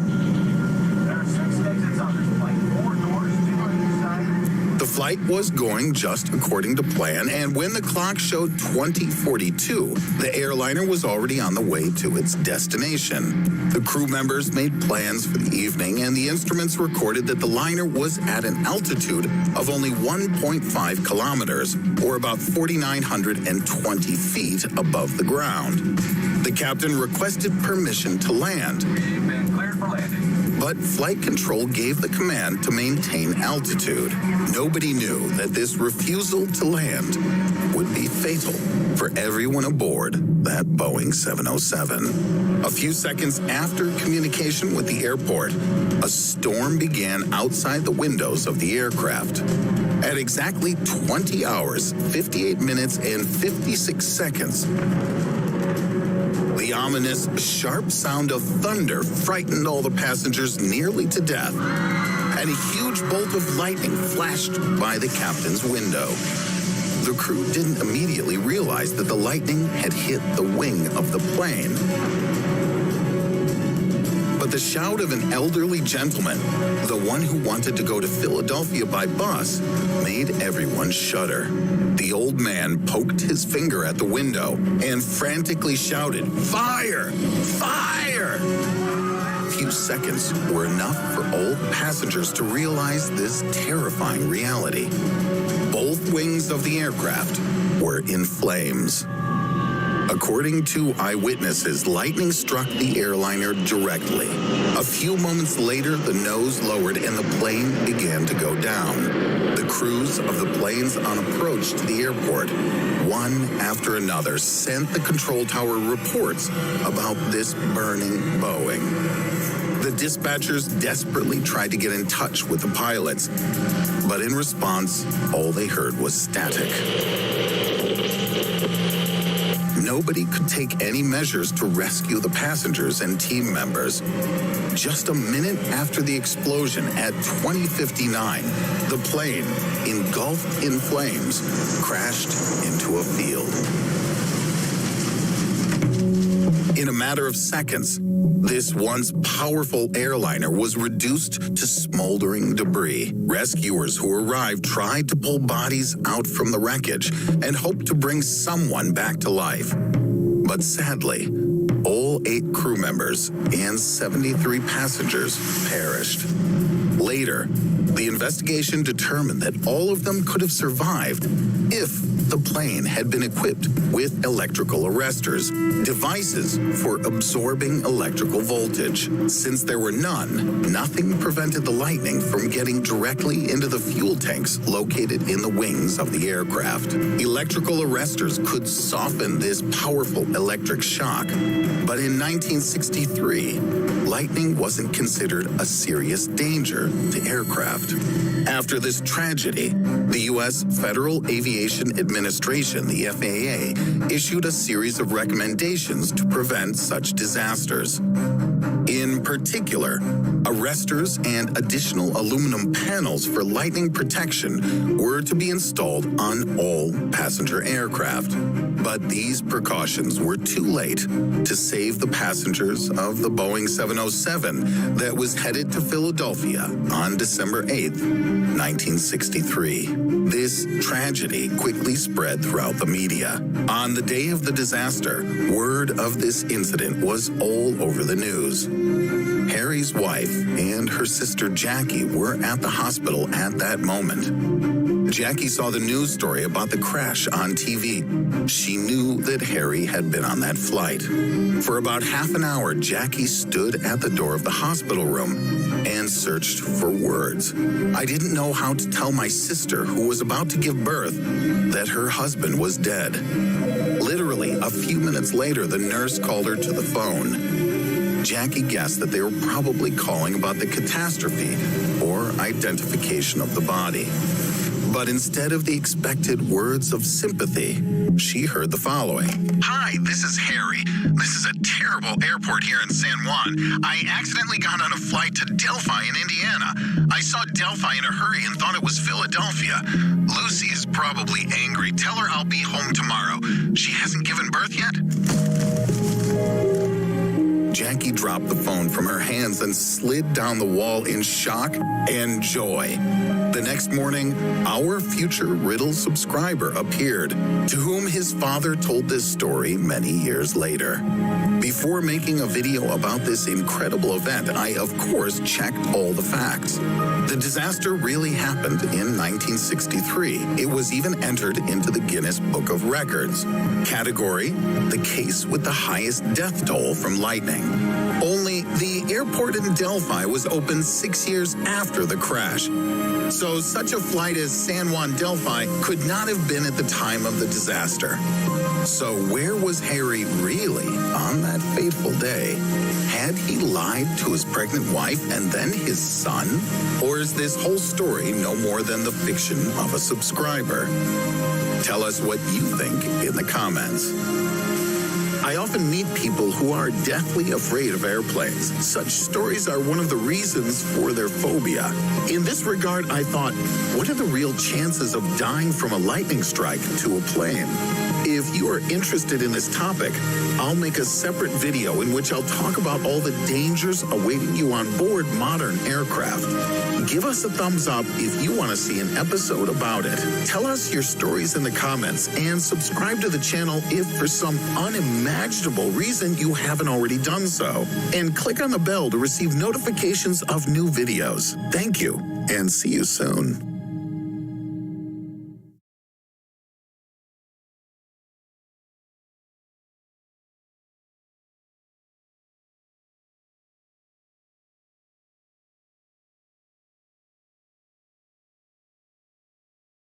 At the end of 2019,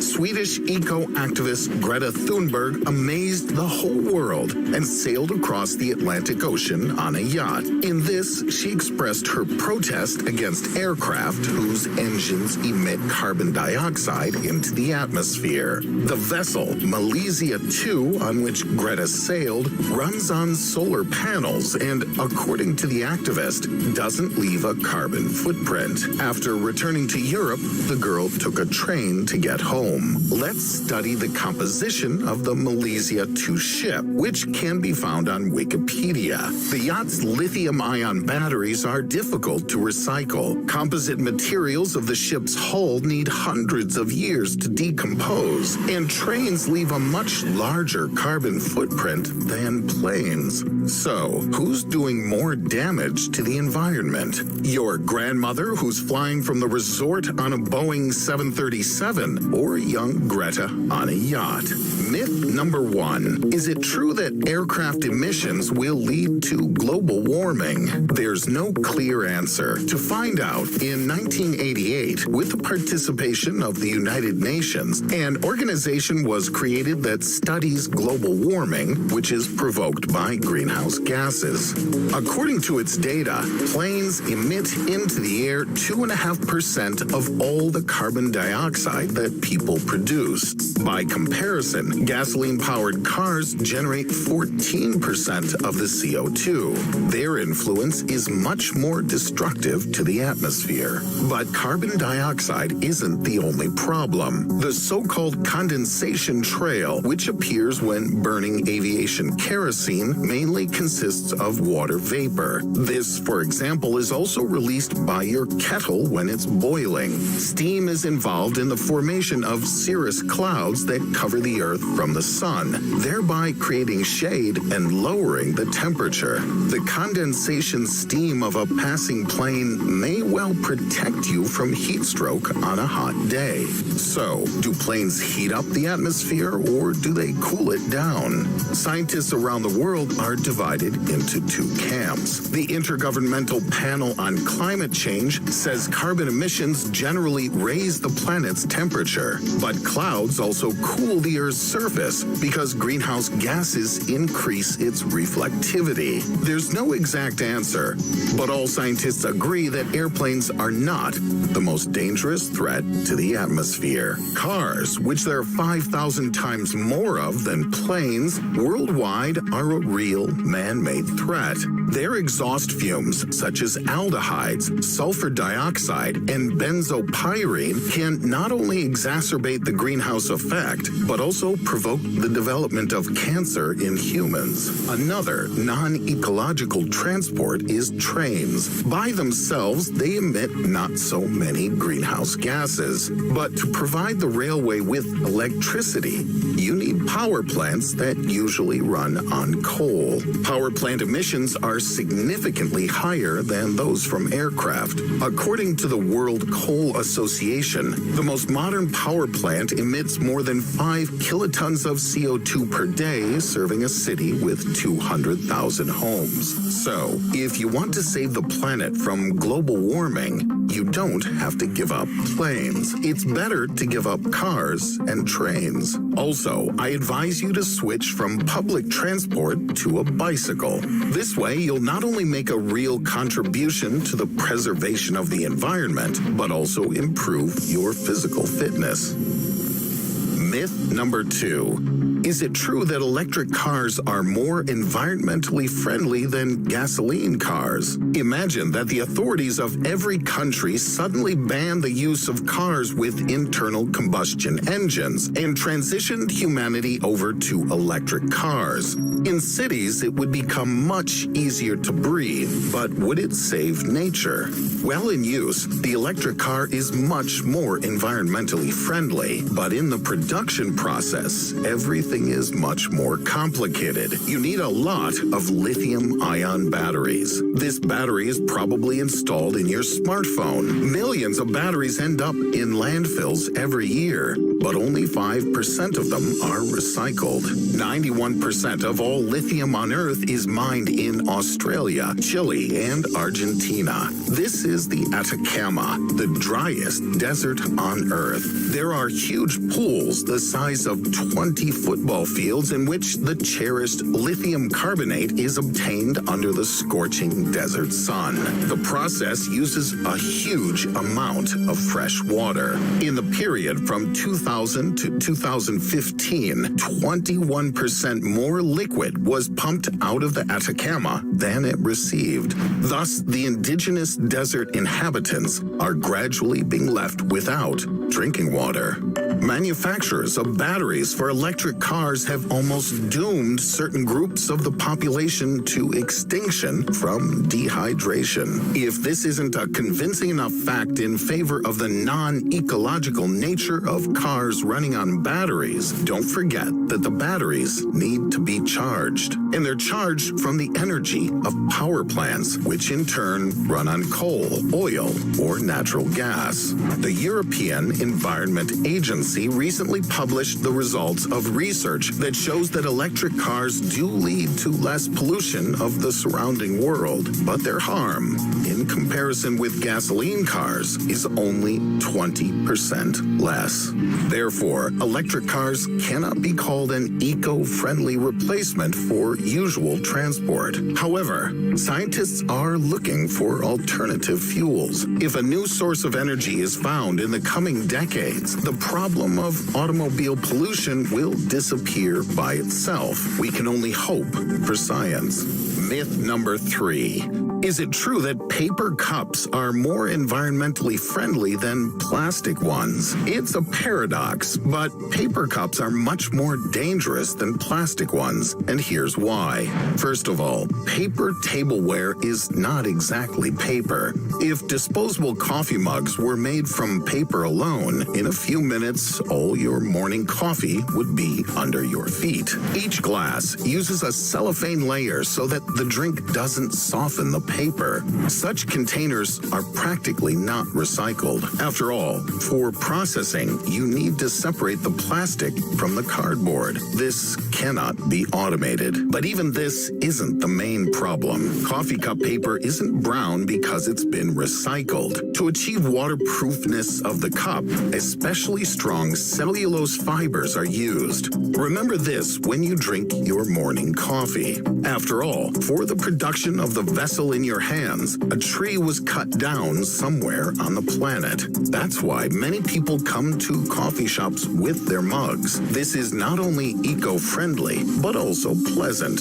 Drinking coffee from your own cup is a real pleasure. The same goes for paper bags. They're not made from recycled waste paper. For strength, complex chemical chains are used, which are obtained from wood. Although paper dishes and bags remain less environmentally friendly, there's still a problem with plastic. The average decomposition time of different types is from 400 to 700 years. When decomposed, microparticles of plastic several nanometers in size are released into the air, which people breathe. If the dump is located near a reservoir, microplastics will be eaten by fish. Along the food chain, sooner or later, microparticles will get into our stomachs. And although the effect of microplastics on the body isn't fully understood, it's unlikely that you'd be happy to live with processed oil in your stomach. On the other hand, most types of plastics aren't as dangerous as is commonly believed. Bags, cups, bottles, shampoo bottles, food containers, food wrap, and even the tub in your laundry room are easily recycled. But plastic windows, styrofoam, pill packaging, and children's toys are quite difficult to recycle. So, read carefully what that toy for your child is made of. If you find polyvinyl chloride, polystyrene, or other polymers in its composition, don't buy it, so that your baby doesn't come into contact with poisons. Basically, try to use fewer plastic things so as not to clog the planet. Myth number 4. Synthetic clothing is more eco-friendly than natural clothing. In fact, synthetics could lead to a garbage apocalypse on our planet. The world produces about 5 million tons of clothing per year. 60% of the world's textiles are made from polyester. This is obtained from oil and gas processing products. By wearing pure polyester, you're actually putting on an oil suit. After a few seasons, your synthetic shirt will end up in a landfill. Today, only 8% of discarded clothing is recycled in the world. By themselves, synthetics need more than 200 years to decompose. But it's not just synthetics that have a detrimental effect on the world. Growing natural fabrics sometimes not only harms the environment, but also provokes natural disasters. Do you remember studying the Aral Sea in geography class at school? It used to be like this. This is how it looks now. In the first half of the 20th century, the Soviet government decided to turn the countries of Central Asia into giant cotton plantations. To do this, thousands of kilometers of channels were dug from the Aral Sea to nourish the water-loving plant. A half-century later, most of the sea has almost disappeared from the face of the earth. Nature protection organizations like Greenpeace make ratings of the most eco-friendly companies that process textiles. For example, recently the company H&M was the leader in this rating, which was able to process 3,000 tons of old clothing. But the rating doesn't say that H&M used 200,000 tons of cotton alone for production during the same period. So, don't buy more clothes than you can wear. You don't have to have a wardrobe of hundreds of things. Wear what you really need. This will reduce the demand for clothing. Manufacturers will start creating fewer items, and the amount of garbage will decrease to normal levels. In almost everything, you should start with yourself. We can't just ban administrations from making electric cars. Without heating stations, our homes will lose electricity, and without planes, we won't be able to travel quickly across the globe. Use resources wisely. Plant a tree in your yard. Such a small step may not affect the amount of harmful emissions in the atmosphere, but it will make a passing person think about the environmental consequences of their actions. Take care of nature, and as always, thank you for watching.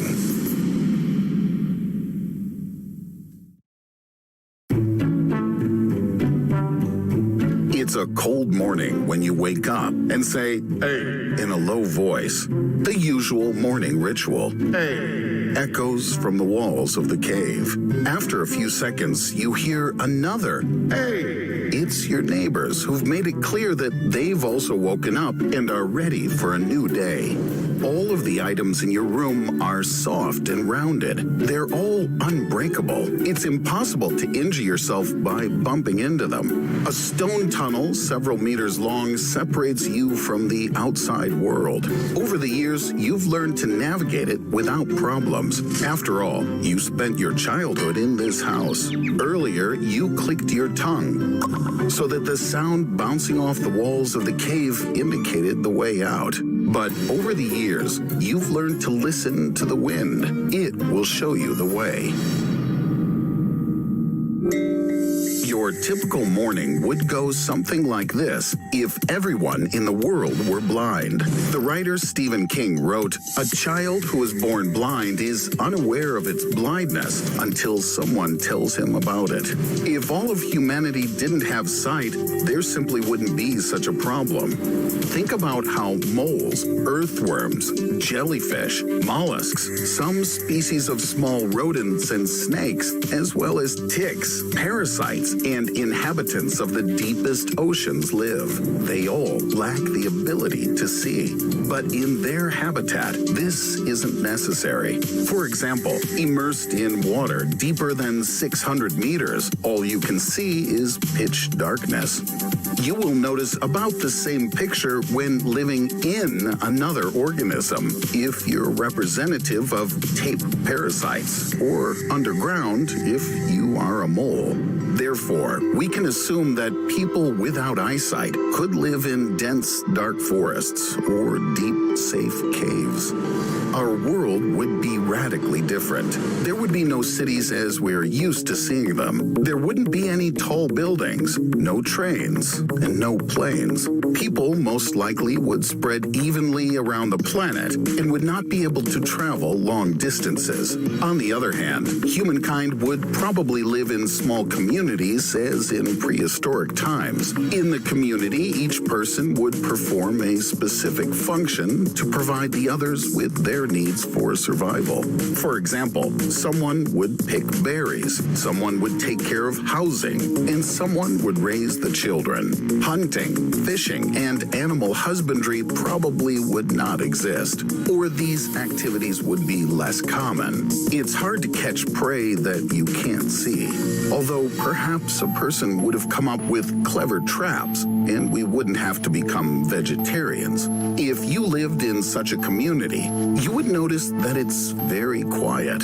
People would talk almost in whispers. Silence allows you to better hear the world around you and makes finding your way around easier. Most likely, we would use sound cues. For example, bells with varying tones that are swayed by the wind could indicate a particular location in a community. You could easily find a communal dining room or bathroom after hearing a familiar sound. In addition to spatial orientation, we would better understand each other's mood by voice thanks to our fine hearing. Although it's not necessarily true that a blind person would be reunited with nature, it's likely that people would have formed their own hierarchy. For example, the rich would likely live in underground cities with developed infrastructure and technological progress that would simplify life without sight. And the poor would live on the surface to grow food and obtain the materials to build underground cities. Perhaps an analog of racism in terms of the tone of the voice could appear among the blind, and the colloquial speech of the rich and the poor might be very different. Although humans have many other senses, such as smell, touch, and hearing, 80% of our information about the environment comes from vision.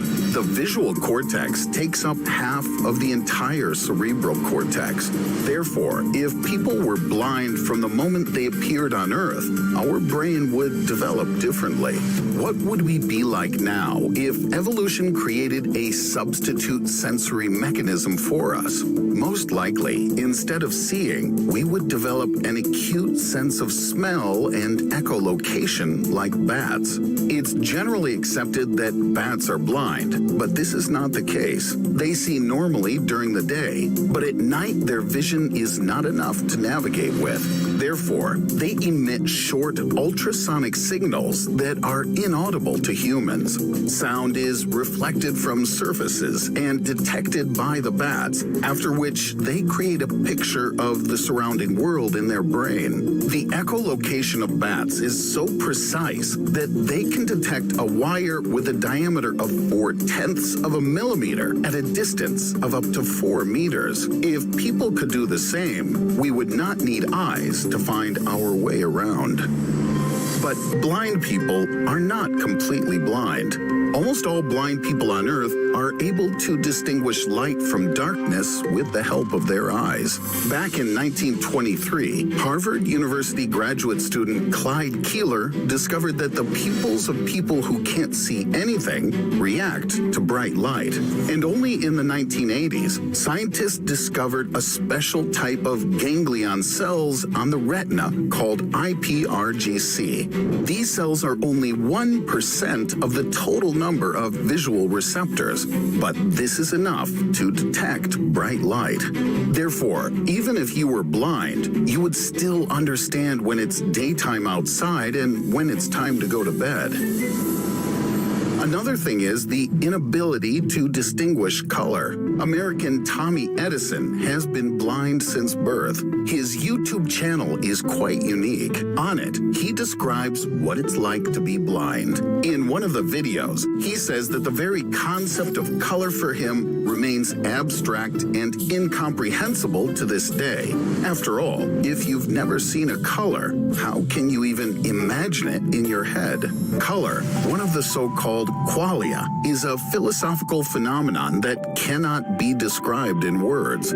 Colors don't exist outside of our consciousness. After all, each color of paint is only the wavelength of light that our eyes perceive. Our brain is engaged in interpretation. Imagine that you meet a friend and you're both talking about the color blue. Since childhood, you know that blue looks like blue, but you cannot get into your friend's mind and find out how he sees blue. Your blue might look red to your friend, but he will still call it blue. You will talk for a while and then go separate ways without knowing that you were discussing completely different colors. Does this mean that we are locked inside our own mind? After all, vision only distorts the picture of the world around us. This is not entirely true. Although all people on the planet perceive colors in different ways, vision is the main tool for understanding the world. By doing a little experiment, you can verify this. Try to close your eyes and do a few usual things in your room. Most likely, you'll rely on tactile sensations and try to find the right objects. From habit, this can become difficult. Although blind people can perform daily tasks without involving their eyes, it took them a long time to adapt. If you want to learn to read a book, you'll need to learn Braille. If you want to move around the street without a guide and avoid obstacles on your own, you'll have to master the use of a mobility cane. If all of humanity were blind from birth, it's likely that evolution would develop alternative senses for us. For example, it would be nice to have infrared instead of normal vision. Some deep-sea squids have this. Since no sunlight reaches deeper depths, squid can actually see the heat of other ocean dwellers. Mosquitoes have the same vision. Flying up to the victim, they see accumulations of capillaries with warm blood under the thin skin. They choose the best spot and only then bite. If a person could develop thermal vision, perhaps the need for ordinary color vision would disappear. However, normal vision is important not only for functionality, but also to enjoy the beauty of the surrounding world. Think what art would be like if no one could see it. Most likely, we would create masterpieces from combinations of smells and reach an incredibly high level in music. But we would never have seen the masterpieces of great artists, sculptors, and architects. After all, there would not be such a society as it is now. There would be no states on the world map, and the map itself would not exist in its usual form. So appreciate your vision if you have it. Remember to visit your optometrist once in a while. And as always, thanks for watching.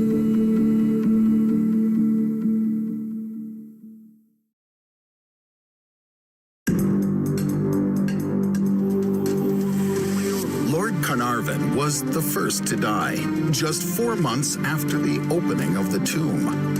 He was soon followed by the American financier George Gould, a member of the royal family, Prince Ali Kamel Fahmy Bey, and the other members of the expedition. One by one, every year, 22 in total. All these people had one thing in common. They all participated in the opening of the tomb of Tutankhamun and his closest relatives. Apart from the legends about the curse of the pharaoh, the cause of most of the mysterious most deaths was attributed to grave mold, which for many millennia waited for its chance to germinate in the lungs of the careless explorers. But in this video, you'll see why this is not just some silly old myth, and mold still remains a serious contender for the destruction of all mankind.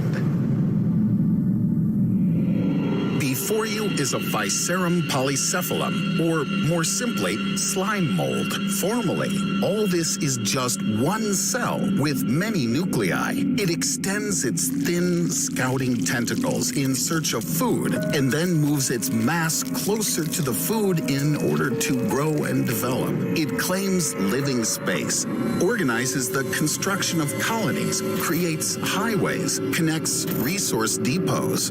The endless web of its empire is planned as if by the best engineers of mankind. For example, like the city of Tokyo.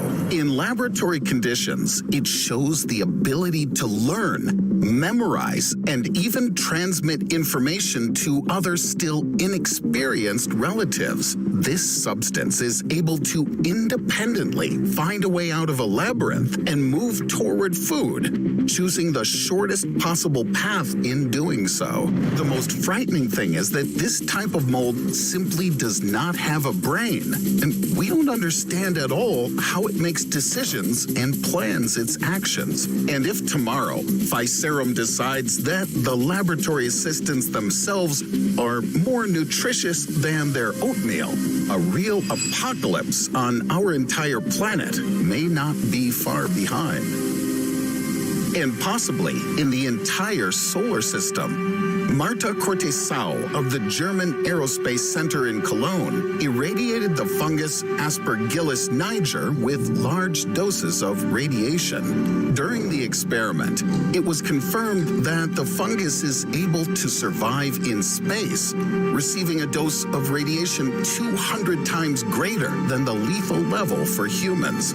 With such resistance, it's not surprising that while dinosaurs have long disappeared, even though 200 million years ago they walked on mold, but hundreds of thousands of species of fungi continue to develop and thrive. And these are not only laboratory experiments.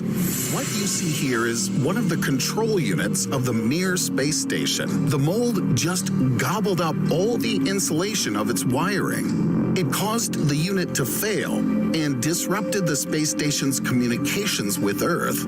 So, if Elon Musk forgot a piece of French cheese with mold in his orbital Tesla, in the struggle for survival between the car and mold, I would bet on a living, albeit completely alien to us, organism. But some molds have gone even further. They not only perfectly tolerate lethal doses of radiation, but have also learned to eat it. This was confirmed by an experiment with the fungus Cladosporium sphaerospermum, which took place on the International Space Station for 30 days.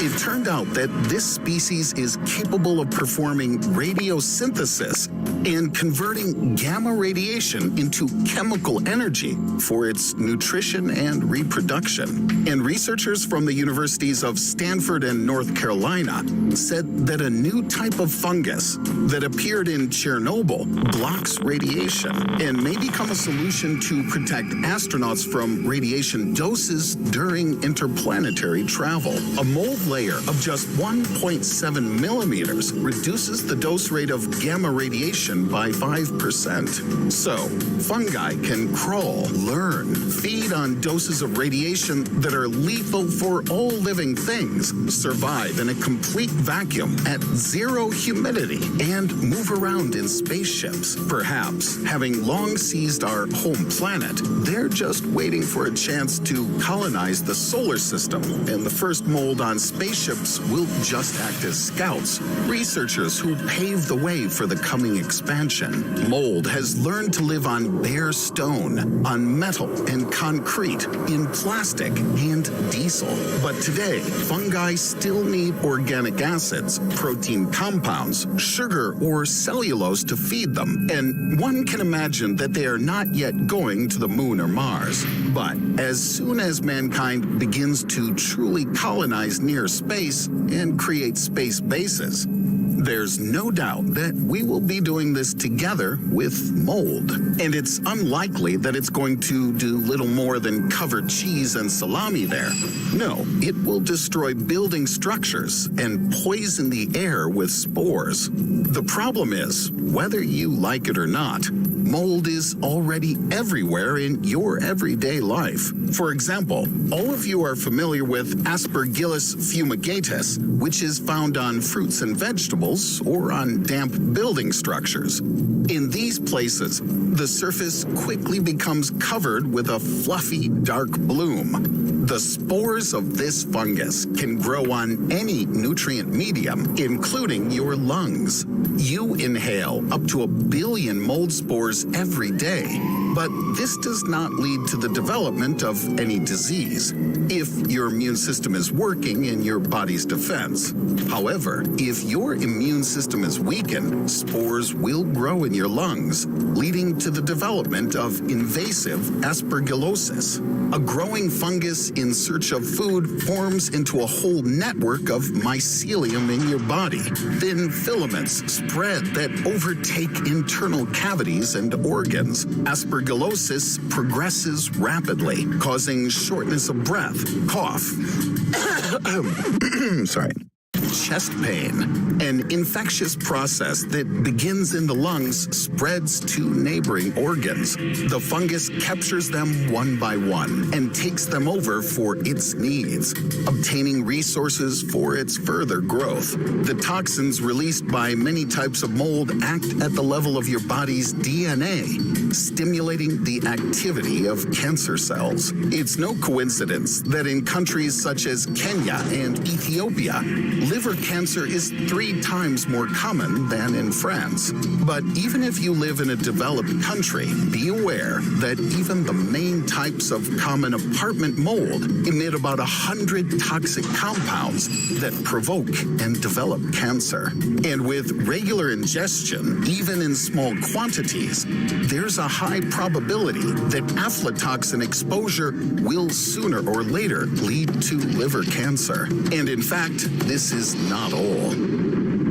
It's believed that there are from 100 to 250,000, and according to some estimates, up to 1.5 million species of fungi on Earth. Obviously, in developed countries, sanitary control, a high level of medicine, and your own healthy immunity are still on the defensive. But we've already seen how a fungus can think, learn, and adapt to any environment. This means that they might observe the behavior of viruses and decide that it's time to mutate. Today, we can't even protect a spaceship from mold. But tomorrow, entire cities, countries, and continents will need protection. The forest will take over block by block, street by street, squeezing people to the outskirts. Respirators will be our companions for years to come. Operational brigades with poison sprayers and flamethrowers will burn the perimeter of areas that are still held by humans. Of course, in the world of the coming apocalypse, the development of new drugs and treatments will be of decisive importance. Artificial intelligence will help develop revolutionary drugs. Medical robots will perform operations, and nanoparticles will conduct examinations and deliver drugs directly to the desired organ. Preventive diagnostics, obligatory for everyone, using tumor markers of new generations will help to identify oncological diseases in the early stages. But not only yourself will have to be protected, the planet's atmosphere will be poisoned by poisonous spores. They'll destroy crops and livestock, and then neither respirators nor the latest medical advances will save you from hunger. However, all this may not happen for one simple reason. Perhaps the fungi will turn out to be even smarter than we can imagine. Now, all that you have learned about their mortal danger will seem like child's play, an innocent joke. After all, it may turn out that fungi don't really need this whole war. Why would they destroy those whose minds can be controlled, who can be subdued and used for their own purposes, like zombies? Click on the next video and find out if this is possible.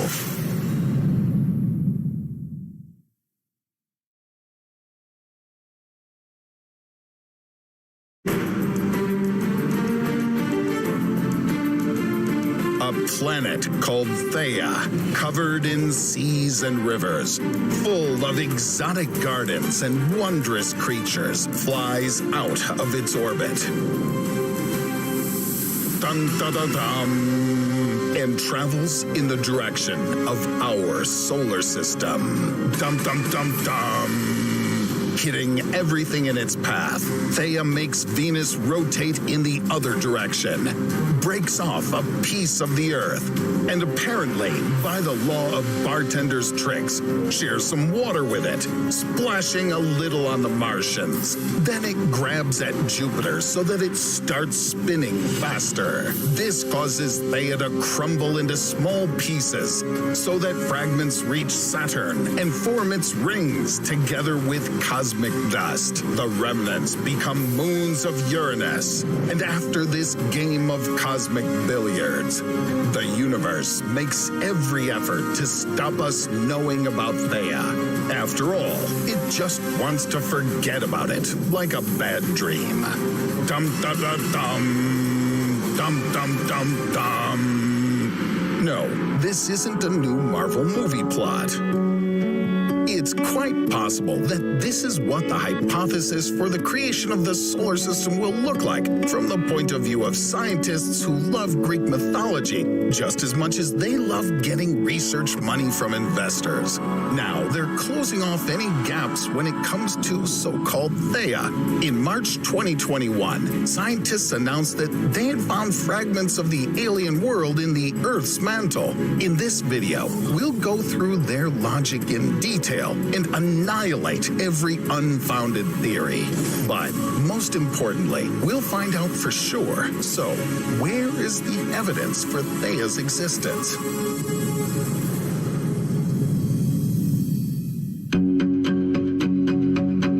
The moon is our eternal companion, but how did it come about? And who's responsible for our tides, for howling wolves, and for sudden headaches and irritability? The scientists believe we owe that to Theia. The logic of the scientists looks like this. Since the moon exists, then there's Theia, which could have chipped and knocked the moon off the Earth with a strong blow. David Scott and James Irwin went to the moon to collect samples, and they hit the jackpot. On the 1st of August, 1971, the Apollo 15 astronauts found the Genesis stone. When it was examined, it turned out that the oxygen isotopes of the Earth and the moon were almost as identical as Logan Marshall Green and Tom Hardy. This could just confirm the hypothesis about Theia.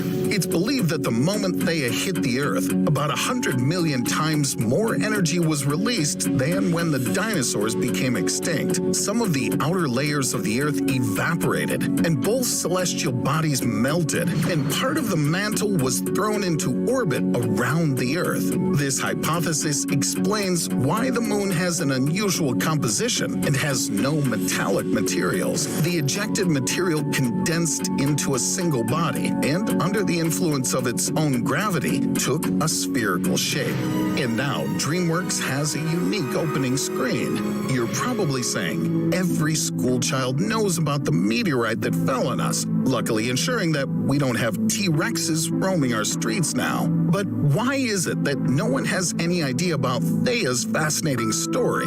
Because the evidence for its existence has been refuted.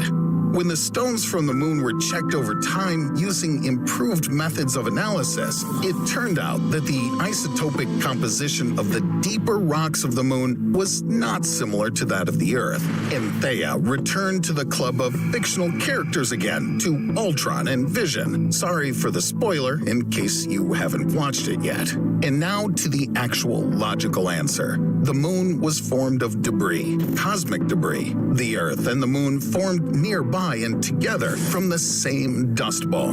Therefore, the identity of the oxygen isotope ratio is easily explained. This theory is considered the closest to reality. Just debris and no Thea. Would you like to find out more about how the logic of scientists works? First, let's figure out how water appeared on Earth according to their version. No need to thank me, Thea would reply to you. The Earth is unique. It's the only rocky planet with a lot of water, but it was created in the dry inner part of the solar system. How is it even possible then? Scientists' logic. Water was transferred to the Earth during a collision with Thea, and probably there was water on it originally. A logical counter question. So, if it really was like that, there was life on Thea. Am I really the only one whose hair stands on end in response to this fact? After all, I understand that creatures on some planet died due to a collision with ours. What did these inhabitants of Thea look like? What was their level of development? What was their last day like? Well, it didn't, because here's the really logical answer. Water on Earth appeared as a result of debris. To be more precise, some very cool cosmic debris. Among the particles from which the Earth was created, there were originally rocks that were prone to forming water. Later, water could have appeared from volcanoes. During their eruption, water vapor in the atmosphere could have condensed and rained down, slowly filling the Earth with water. Just debris and no Thea. Still, the scientists would not give up and keep trying to find Thea no matter what it takes. A lot of money is needed for science projects, and the cooler your research story, the more you'll get. Therefore, it seems that sometimes scientists have to come up with a whole PR move for their project. For example, Thea is a Greek titaness. Astronomers are poor scriptwriters, but they understood the principle of the Marvel industry. The more mythology, mysticism, and action, the more their story will be liked by the audience, and accordingly, sponsors. For example, a mission with NASA's stereo probes, launched in 2006, was given US $550 million, and they didn't find anything. And still, we don't know where Thea came from or where it disappeared to. Scientists' logic. Since we cannot find it, it means that it's at the Lagrange point. Lagrange points are areas of space where the gravitational pull of the Sun and Earth combines to form a gravity well. At the bottom of such a well, various items of cosmic debris are collected. Finding Thea there is like a desperate attempt to move the couch to find the TV remote.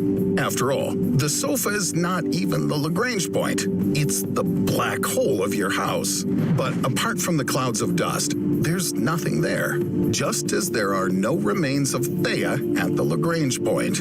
Even if this is true, logic would suggest that Thea was also created from debris that accumulated at the gravitational equilibrium point. But I think scientists would prefer to believe that the mysterious origin and spontaneous disappearance of Thea was the work of Thanos, rather than put up with the idea that everything was created by debris.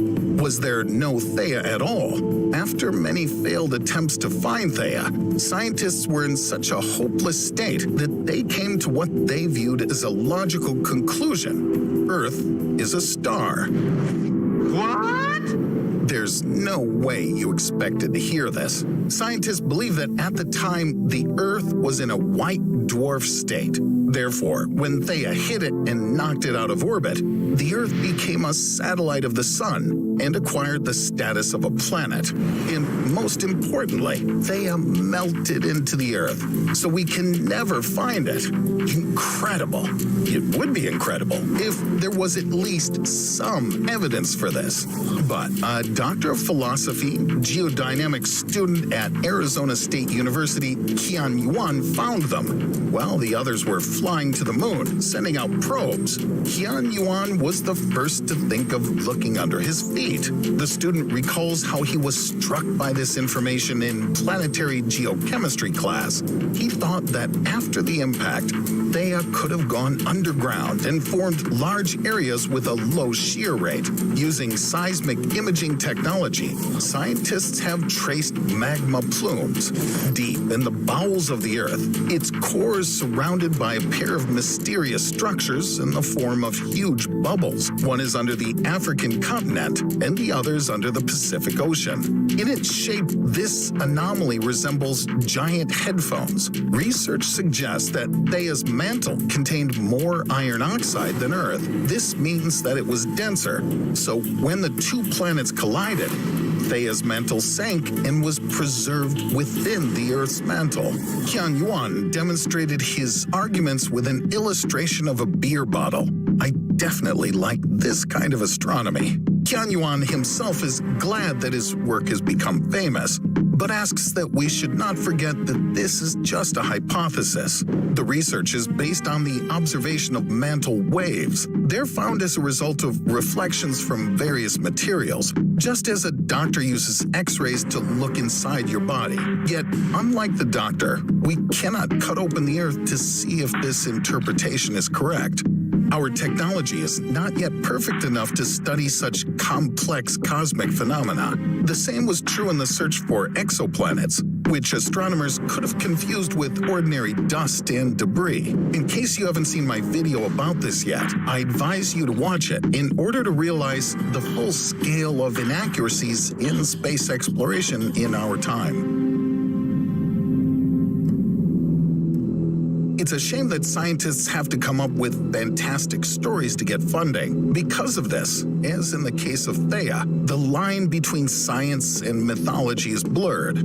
But I'm all for truth in science. Therefore, I decided to create a presentation of a really logical version of these space events, which would be true, and at the same time would still appeal to both investors and even the director of NASA. After the Big Bang, cosmic debris flew around the world for a very long time. Dum dum dum dum. It has been floating around for a very long time, and nothing happened. Dum dum dum dum. But then suddenly, under the influence of gravity, the debris began to thicken and rotate. From those clouds of debris, planets were formed. Then the debris created water on the Earth, the moon, dinosaurs, volcanoes, chariots, capitalism, otters, DreamWorks, and Logan Marshall Green. Oh, sorry, that is Tom Hardy. You, your mother, Qian Yuan, investors, and even the Riddle Channel. Dum-dum-dum-dum. You see, even the most unremarkable things can become epic, and you don't need to deceive anyone. And now, you too can try to make some scientific fact interesting using my technique. Leave your versions in the comments below this video and on your social media accounts. And don't forget to use the dum-dum-dum-dum facts hashtag.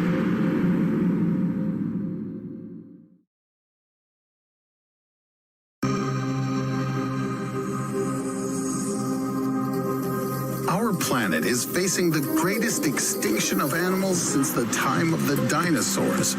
But this time, it's not the meteorite that threatens their lives. It's a human being. Over the last 50 years, humans have destroyed almost 2/3 of species. You'll never hear the sweet Sardinian pika again. The orange frog will no longer warn you of the rain with its croaking. And teen melodrama fans will not be able to tease the Tasmanian wolf at the zoo, calling him a striped Jacob. But unlike some animals, we've lived to see that we can work miracles with the help of genetic engineering. On the 23rd of February this year, a sensational event took place. Australian photographer Neil Waters posted stunning content on the internet, a picture of the very hairy Tasmanian wolf that was considered to be extinct 85 years ago. It could mean that scientists have already secretly made progress in cloning, and we can fix it all. But there is another question. Is it worth doing it?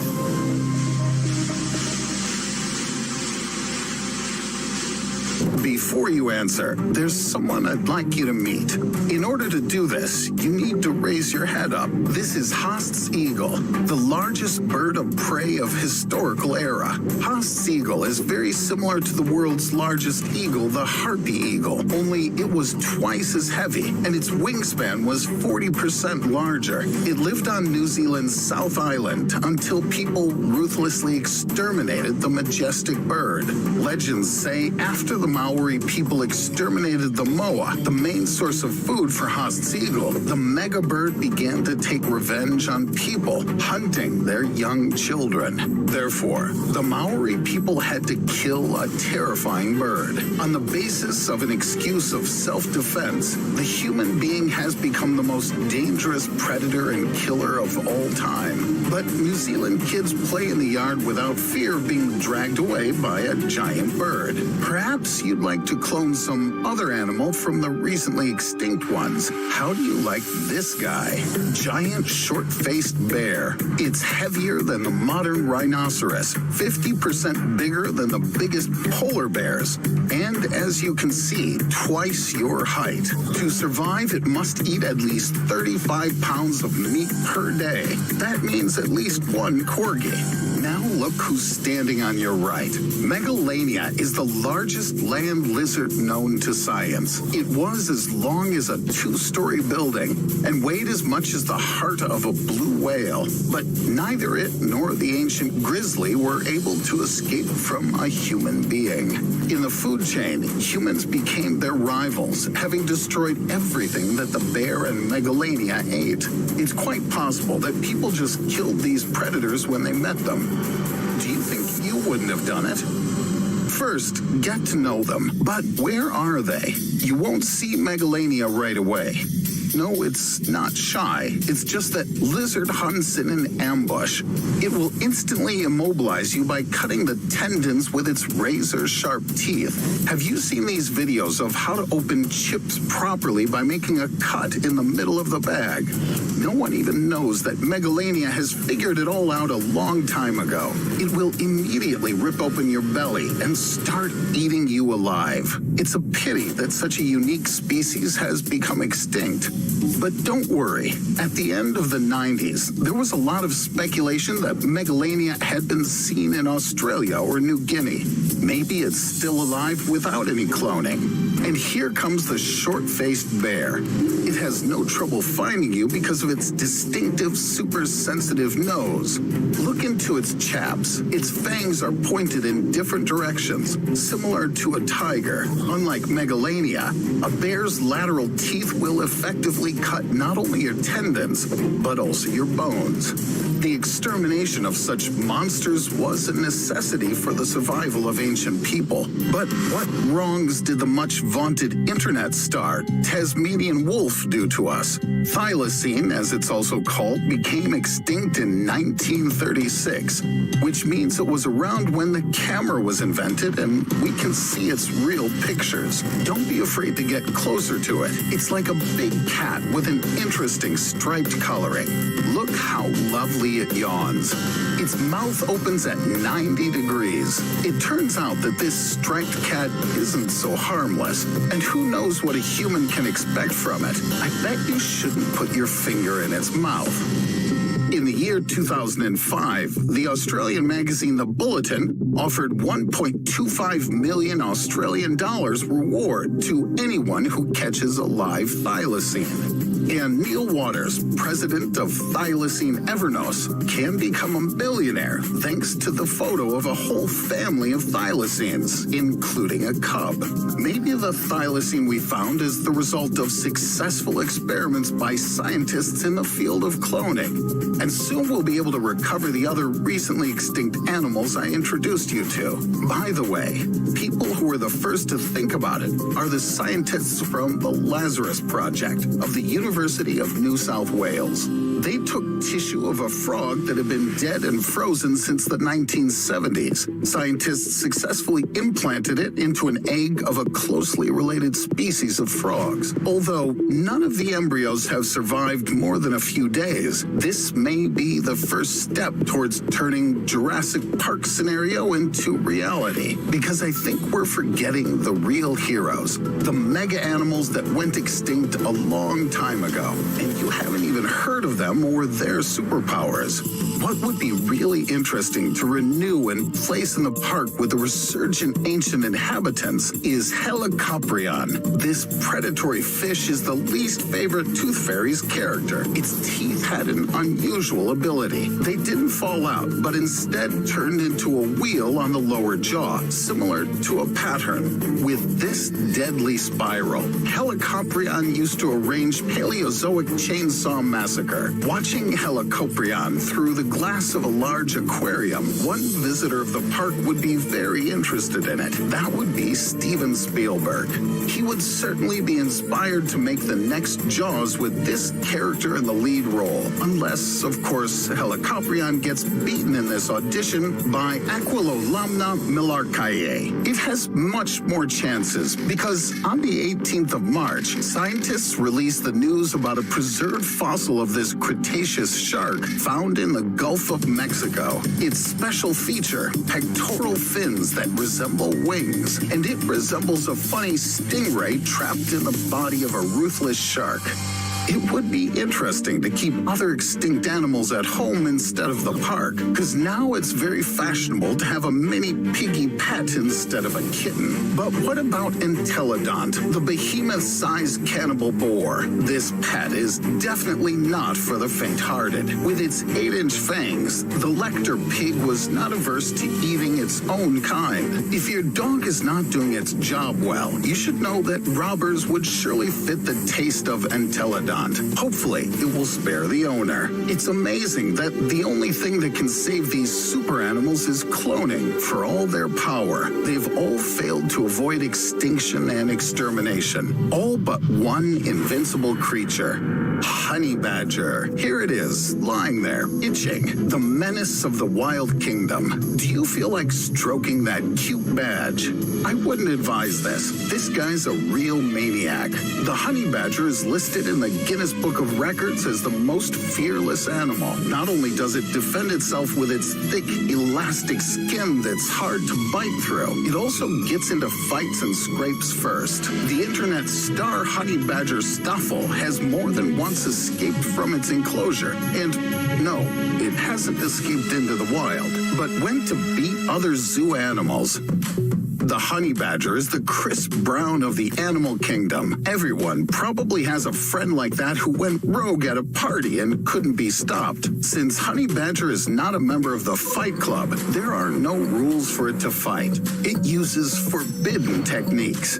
It can viciously attack the face and eyes of its rival. Well, more specifically, its victim. Are you surprised at people who can easily chew popcorn grains? Honey badger's jaws are so strong that it can eat turtles with a shell. And even if it falls into the mouth of a predator, let's say into the trap of the fangs of a Tasmanian wolf at 90 degrees, it still can't swallow the honey badger because it's also very dodgy. Perhaps you can go to Africa and see it up close. But it's not a fact that within the very first minutes of the meeting, it won't scratch your eyes out. You might be thinking how cool it would be if all the above-mentioned guys were as resilient as the honey badger and survived to this day.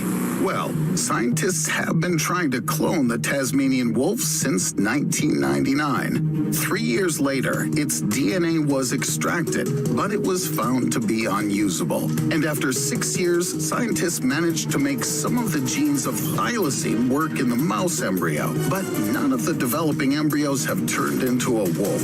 Then the scientists quietened down, and we could breathe a sigh of relief because we had the confidence that we couldn't get into to its chaps, which opens like an electric meat grill. But suddenly, in 2021, these pictures of a Tasmanian wolf walking quietly through the woods of Tasmania, maybe the experiments got out of hand, and soon there will be photos of other extinct animals on the web who are walking near us now. We just don't notice them. What animal besides the Tasmanian wolf would you like to notice in your backyard? This is the character you met a few short minutes ago, the ancient short-faced bear. Its genome is well preserved and can be restored in the future. The problem is finding a surrogate mother, as the closest relative weighs about 10 times less. There may be genomes of other ancient animals. Which one would you bring back to life? A cannibal pig? A chainsaw fish? A baby killer eagle? Why shouldn't human beings resurrect themselves? Neanderthal is the most viable option for cloning. There's even a matching surrogate species. That's us. However, the UN Declaration prohibits the cloning of humans, considering it unethical. Well, would you take responsibility for raising a Neanderthal? Do you still want to resurrect someone? Who? Write in the comments.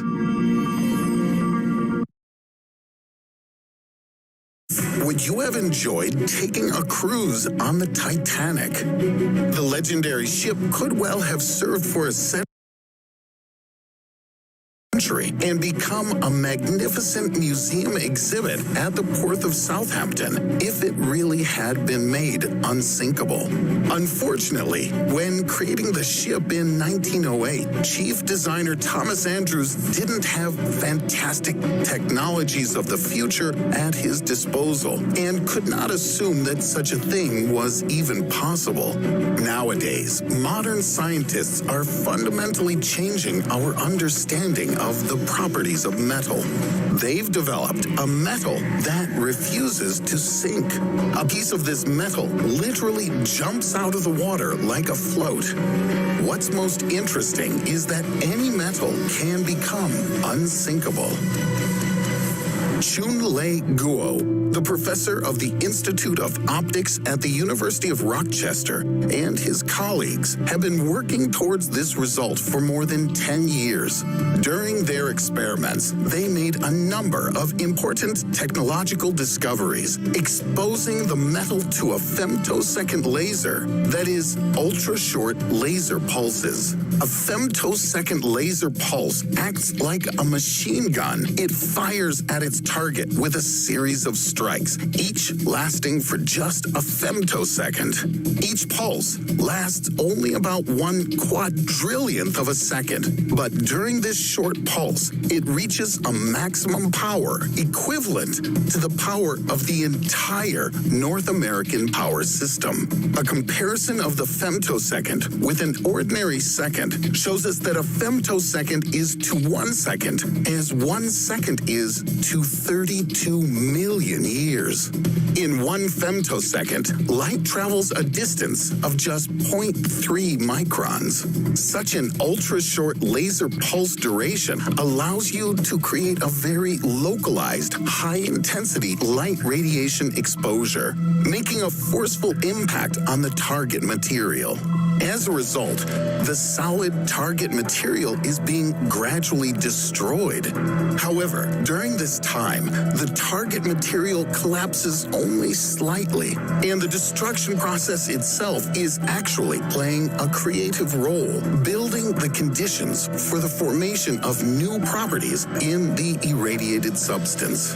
As a result, a lot of micro and nanostructures that change the characteristics of a conventional metal appear on the treated surface. The first thing that Chun-Lei Guo created is a completely black metal that fully absorbs any light it's exposed to. So what is it for? Ferrous metal with the property of high optical absorption could maximize the efficiency of various detectors, from space probes to exposure meters, allowing you to capture much much more data. In mundane living conditions, the ability to change the color of metal without painting could be used for everyday tasks. For example, replacing black paint on car trim or creating an extravagant, completely black engagement ring for your better half. At the next stage of the experiment, scientists created a metal that can attract or repel water. Says Chunlei Guo, we're able to change the surface structures of almost any piece of metal so that we can control how liquid responds to it. We can even control the direction in which the liquid flows or whether liquid flows at all. This is unbelievable, but water crawls uphill through a laser-treated metal at a speed of 0.39 inches or 1 centimeter per second. It's very similar to how a paper towel absorbs spilt milk. The team of scientists didn't stop there and continued to experiment.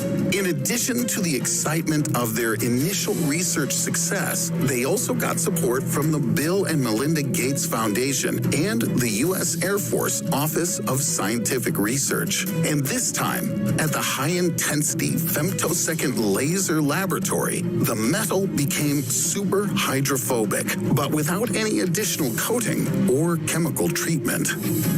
Metal with water-repellent qualities would help solve a wide range of problems related to rust, icing, and even sanitation in developing countries. How do you like the idea of a public restroom that can stay clean without using water? How about water-repellent electronics?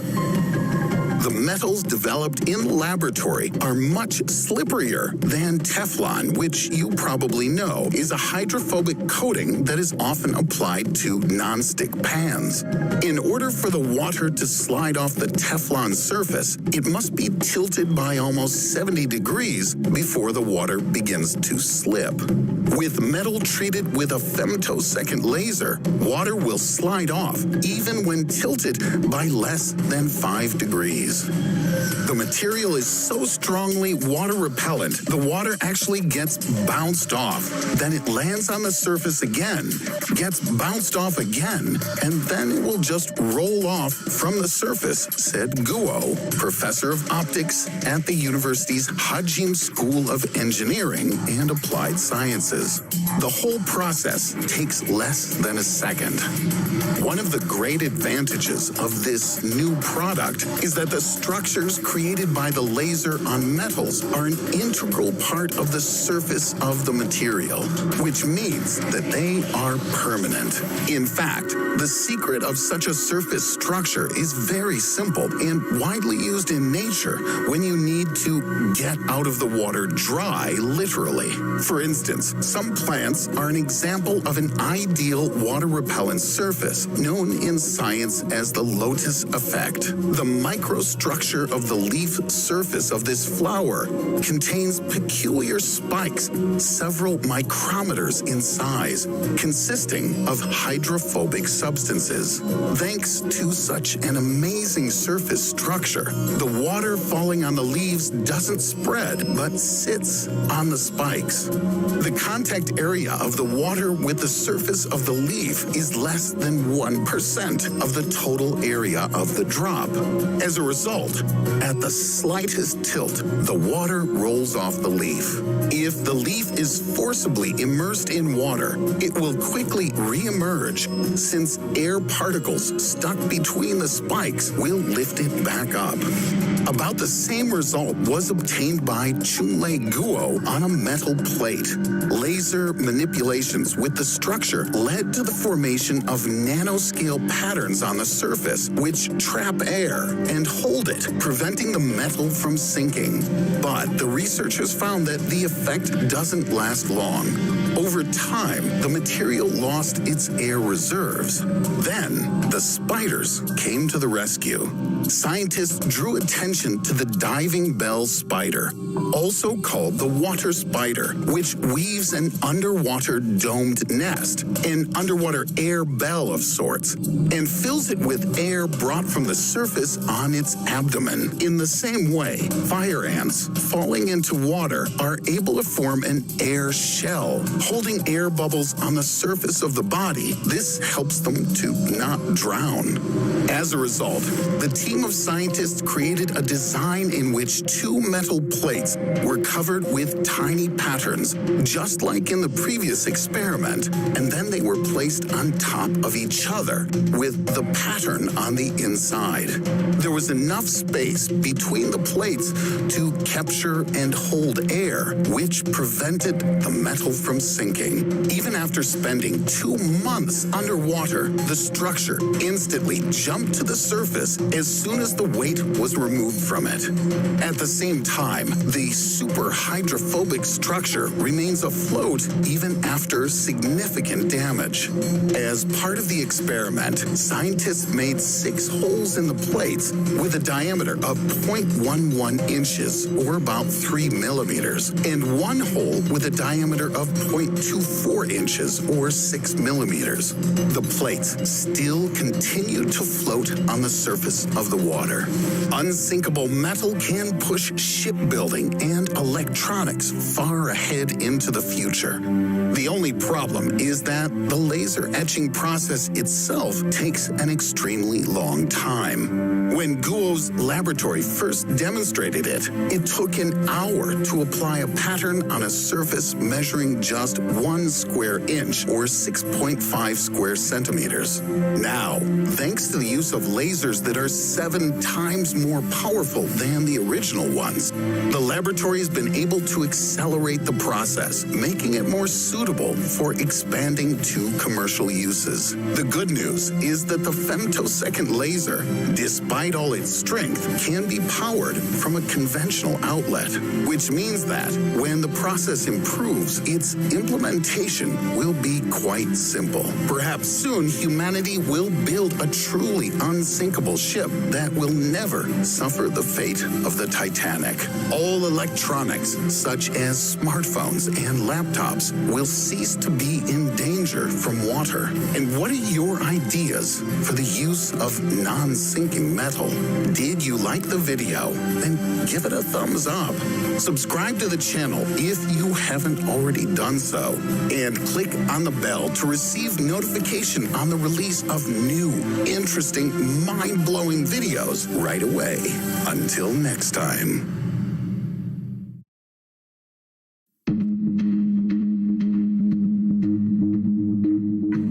Hydroelectric dams with tens of millions of tons of steel and concrete have already blocked 2/3 of the world's major rivers. They block nutrient flows necessary for ecosystems to function and block fish migration routes. Over the past 50 years, the number of species of flora and fauna in freshwater bodies has decreased by more than 80%, according to the World Wildlife Fund. In fact, this loss of biodiversity can be called the 6th mass extinction on the planet. And this time, the cause of the extinction is not an asteroid or an ice age, but human activities that require more and more energy every year. Perhaps we were wrong when we chose renewable energy as our new goal. Today, you'll find out that not everything is so simple.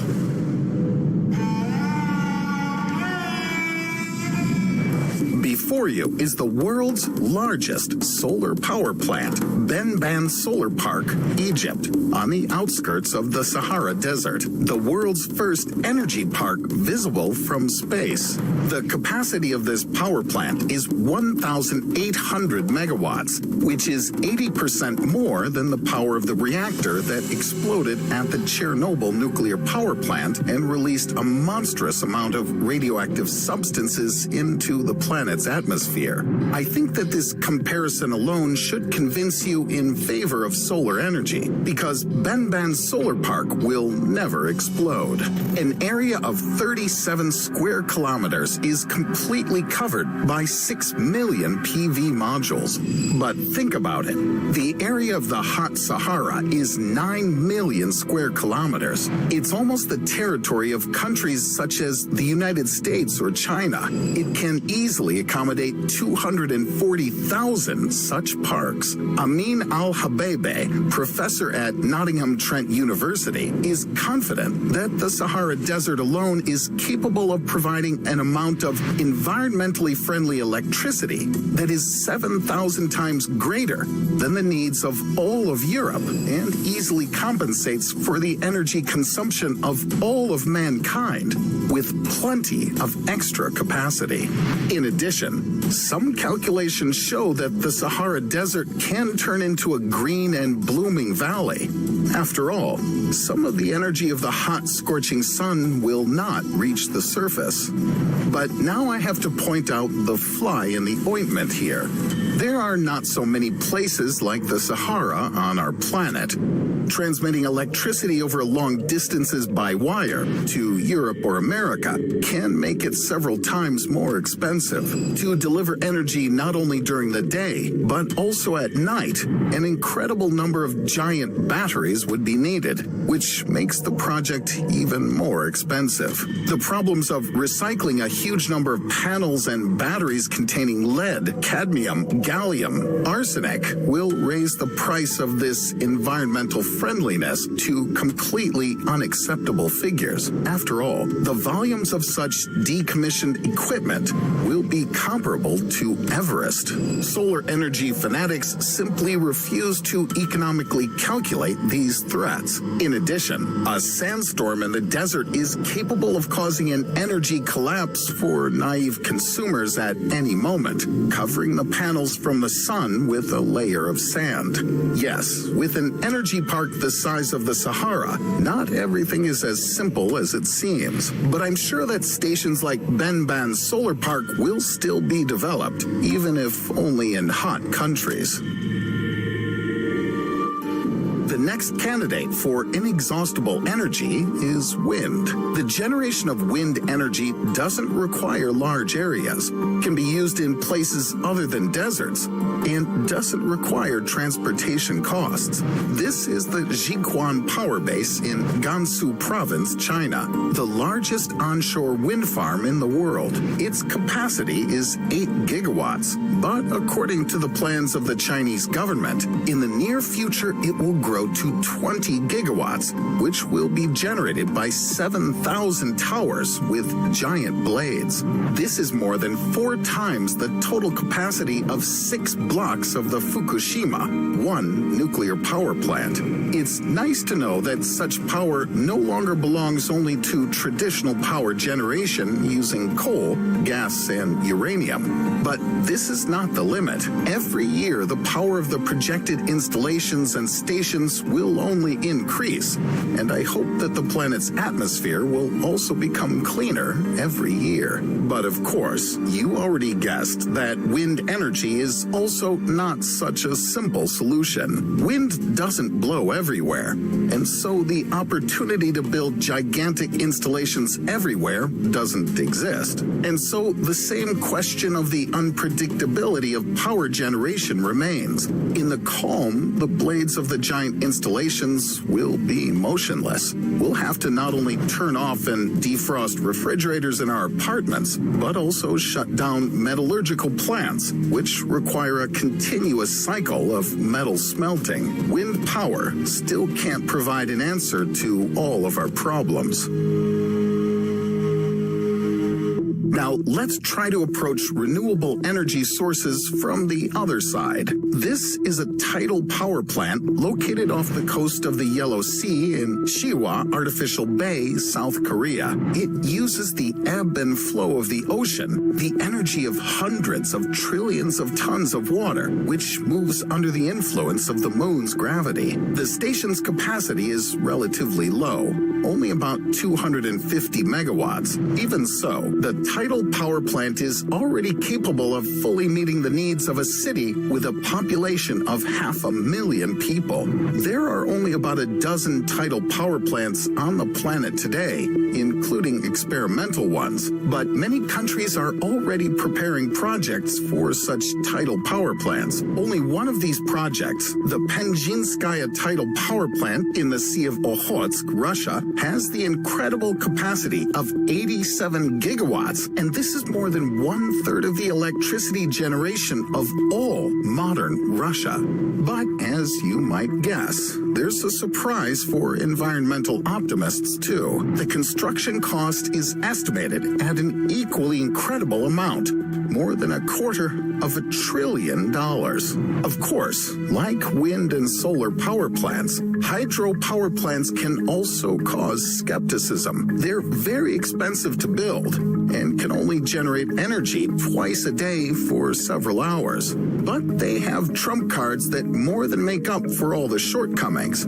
They generate extremely cheap electricity while preserving the natural balance in ecological systems. Resources come and go, replacing each other. What was previously not considered an energy resource, then, with the development of technology, suddenly begins to be used as a source of energy. And with each new resource, humanity grows by leaps and bounds, increasing in number. The first energy source was firewood. After Europe's forests were cut down, mankind found another resource: coal. Eventually, the use of firewood declined. Oil replaced coal, and then came nuclear power plants. After a few tragic disasters, we began to learn how to extract cheap energy from sustainable sources. And if we master this step, then really fantastic opportunities will open up before us. For example, we'll be able to extract the necessary raw materials directly from seawater, in which the entire periodic table is dissolved. Or perhaps we'll simply produce the elements directly, having a set of only 3 particles: protons, neutrons, and electrons. Theoretically, any atom can be assembled. However, this is a matter for the distant future. Finally, I'll share something to make you think. According to the Kardashev scale, the progress of a society depends on 2 things: energy and technology. The more energy a civilization has, the more technologies it can create. And the more useful technologies are created, the more new energy can be produced. If we learn to extract energy, for example, from our entire planet, our Earth will look like a single giant computer. And this will be just the beginning. In order to get there, we must wait for scientific advancement to be able to bend the laws of physics and other craziness. Follow the link to the next video and find out how far our civilization can go.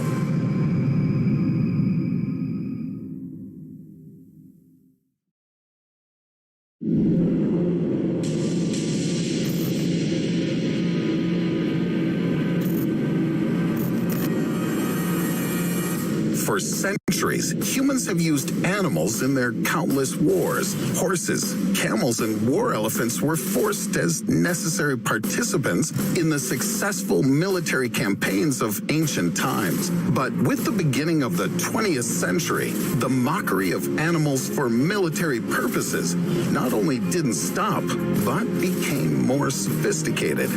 In the early 90s, the TV channel CBS talked about an experiment that was conducted by the military at Louisiana State University. The goal of the experiment was to find a drug that would help the recovery of soldiers with severe head injuries. In the experiment, they used 700 cats that scientists took turns shooting through the head. The cats were placed on this table with their heads in this vise. Preliminary incisions were made in their skulls so that the small pellets of the air gun hit exactly in the brain brain of each cat. No cure was found. And all that the scientists learned in the course of the study is that when you shoot a cat in the head, it feels pain. On this experiment, they spent $2 million. But the problem is not limited to violent experiments of this kind. Armies and special services of the United States, Russia, and China, whose total annual defense budget is almost $1 trillion, continue to spend limitless resources on training and surgical modifications of animals. In this video, you're going to learn about the dubious success in trying to make animals a universal weapon.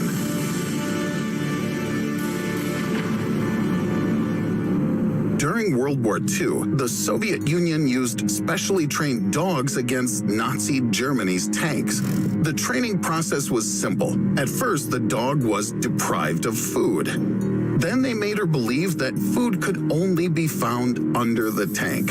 In real combat conditions, the dog was specifically stopped from being fed a few days before the mission itself. And at the right moment, a bomb with 26 pounds of TNT was attached to it and a detonator and released towards the enemy tank. Of course, the tanks, gunshots, and explosions scared the dogs, but if they refused to run out on the battlefield with a bomb on their back, they would simply be left hungry. Dolphins are much more capable of learning. Dolphins continue to be used by the naval forces of Russia, the United States, and even Ukraine to this day. Their military trains them to attach floating explosive devices to the air tanks of enemy divers. And during the Iraq campaign in 2003, dolphins helped the U.S. Navy detect sea mines and clear the way for ships with humanitarian aid. But the Soviet anti-tank dogs were still less successful. According to Soviet sources, the dogs hit about 300 tanks from Nazi Germany. However, very quickly, the German command ordered every soldier to shoot any dog that appeared in their field of vision. Even Luftwaffe fighter pilots were required to hunt dogs. In addition, many dogs simply got out of control. They sought to return to the location of the Soviet troops and put their own commanders in danger. By 1942, the use of anti-tank dogs had ceased. But crazy ideas about using animals as weapons continue to haunt the minds of the military and scientists. When dentist-surgeon Dr. Little S. Adams went on a hiking trip to the caves of the southwestern United States and was impressed by the grace of the flight of the bats that lived there, he asked a perfectly logical question that would have immediately occurred to any adequate person. Can a large number of bats be equipped with incendiary bombs and be dropped from airplanes? A U.S. Army project, codenamed X-Ray, was to release thousands of bats equipped with napalm charges in Japan. Dr. Adams suggested artificially putting the bats into hibernation and attaching a small napalm charge to each of them. Then put the animals in a huge empty bomb that could be dropped from an airplane by parachute. At a certain height, the bomb was supposed to open, then suddenly awakened by the gusts of wind. The bats would fly in different directions in fear. Dr. Adams imagined that after the bats landed on houses and trees in Japan, small charges of napalm would explode, causing deadly fires. The effect of the fire during the operation was supposed to be 10 times greater than the effect of a conventional bombardment. The Japanese military was not inferior to the American military, but they used insects as weapons of mass destruction. Fleas, flies, and beetles were infected with plague and cholera, and they also dropped them with bombs over densely populated areas. In the year 2002, the International Symposium of Historians found that as a result of the operations of the Japanese army, about 440,000 Chinese citizens died. But the American Project X-Ray, after a short test at a military base in New Mexico was then canceled. A few bats came out of hibernation early and escaped. As a result, the military hangar and even the general's car were burned to the ground. But why can't animal welfare organizations stop or at least draw serious attention to this madness? As an example, let's look at such a public organization as PETA. Compared to the trillions of dollars that can be spent in part on animal experiments, the budget of their defenders for the year 2020 was only $66.3 million. And all of this is mainly the result of unstable voluntary donations. In one of their videos, they evoke the sympathy of the audience by combining footage of animals being exploited with footage of animals being cared for, trying to explain a simple thing to potential abusers. All living beings deserve equal respect. You and I are sympathetic to this, but the military is more likely to suggest the idea, can we really combine and modify animals? A CIA project codenamed Acoustic Kitty. It was launched during the Cold War in the 60s to help the United States spy on the Kremlin. The development of the project lasted 5 years. According to Victor Marchetti, a former CIA officer who revealed facts about the operation, the idea was for a veterinary surgeon to create a spy cat, turning an ordinary cat into a stray sound device. A cat was cut open and an audio recording device was placed inside its stomach. Special wires were stretched to its ears and to its brain. If the cat was hungry or sexually aroused, a current ran through the wires that could suppress these urges. Unfortunately, the experiment went a little wrong. As soon as the scars healed, the cat was sent outside to eavesdrop on a conversation for the first time. When this poor little creature started to walk across the road, it forgot to look around. A passing taxi ran over it, killing it. According to Marchetti, the cost of this project was about $25 million, almost half of the annual budget of the human rights organization PETA. As you can see, the main problem of creating a universal weapon from an animal lies in the fact that animals are not able, and do not have to, clearly follow the orders of the military.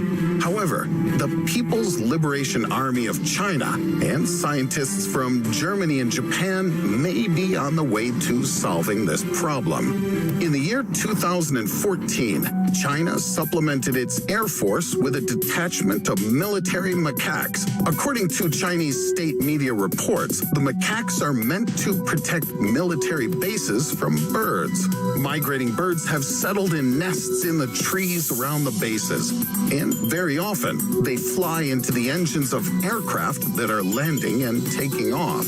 The consequences of such collisions can be disastrous.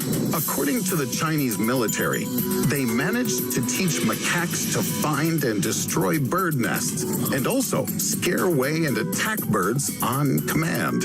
These poor animals still don't understand why they're forced to hunt birds. Therefore, after successfully completing the mission, the commander of the Commando Monkey Squad still has to reward each of them with a piece of apple. But can the military create an animal that will follow orders consciously?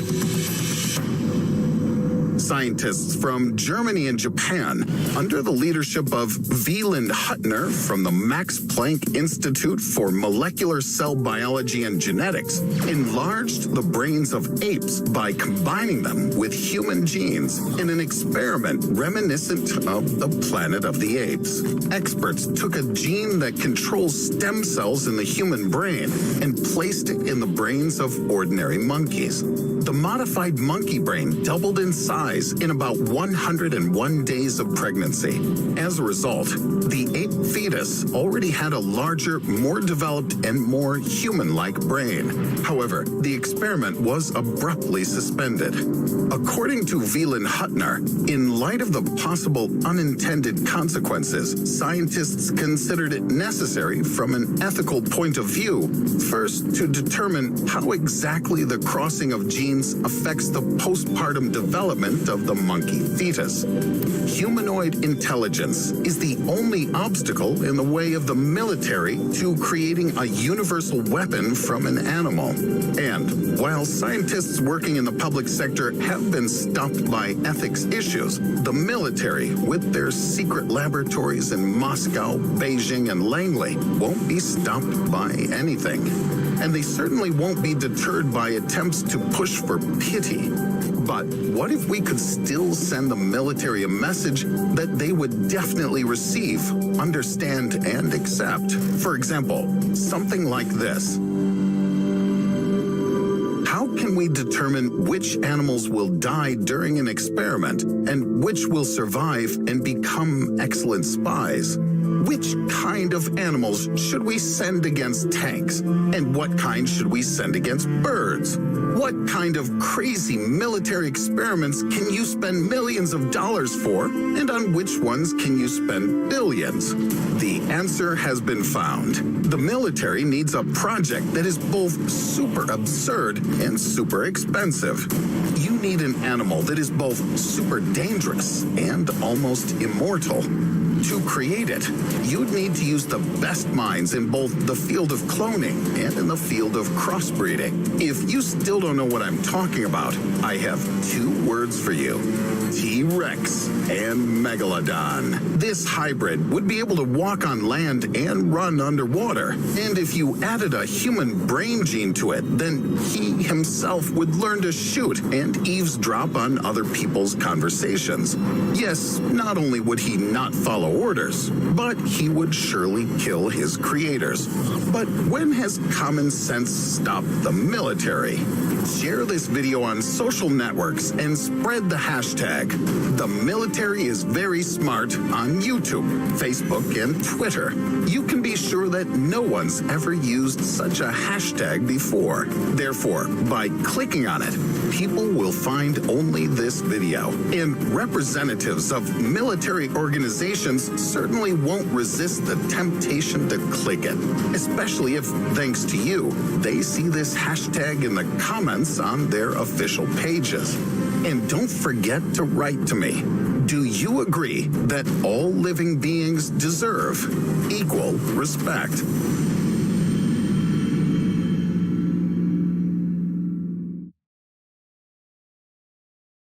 It used to be thought that the bigger the brain, the smarter the person. But the brain of Albert Einstein weighed only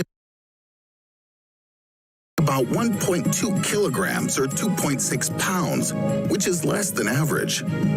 By contrast, the person who had the largest recorded brain at 2.85 kilograms or 6.28 pounds was diagnosed with delayed development. This most mysterious of human organs never stops surprising, and researchers never stop searching for the boundaries of what the human brain is capable of. So, how might long-term exposure to extreme conditions of isolation and low temperatures affect an adult's brain and even their entire body?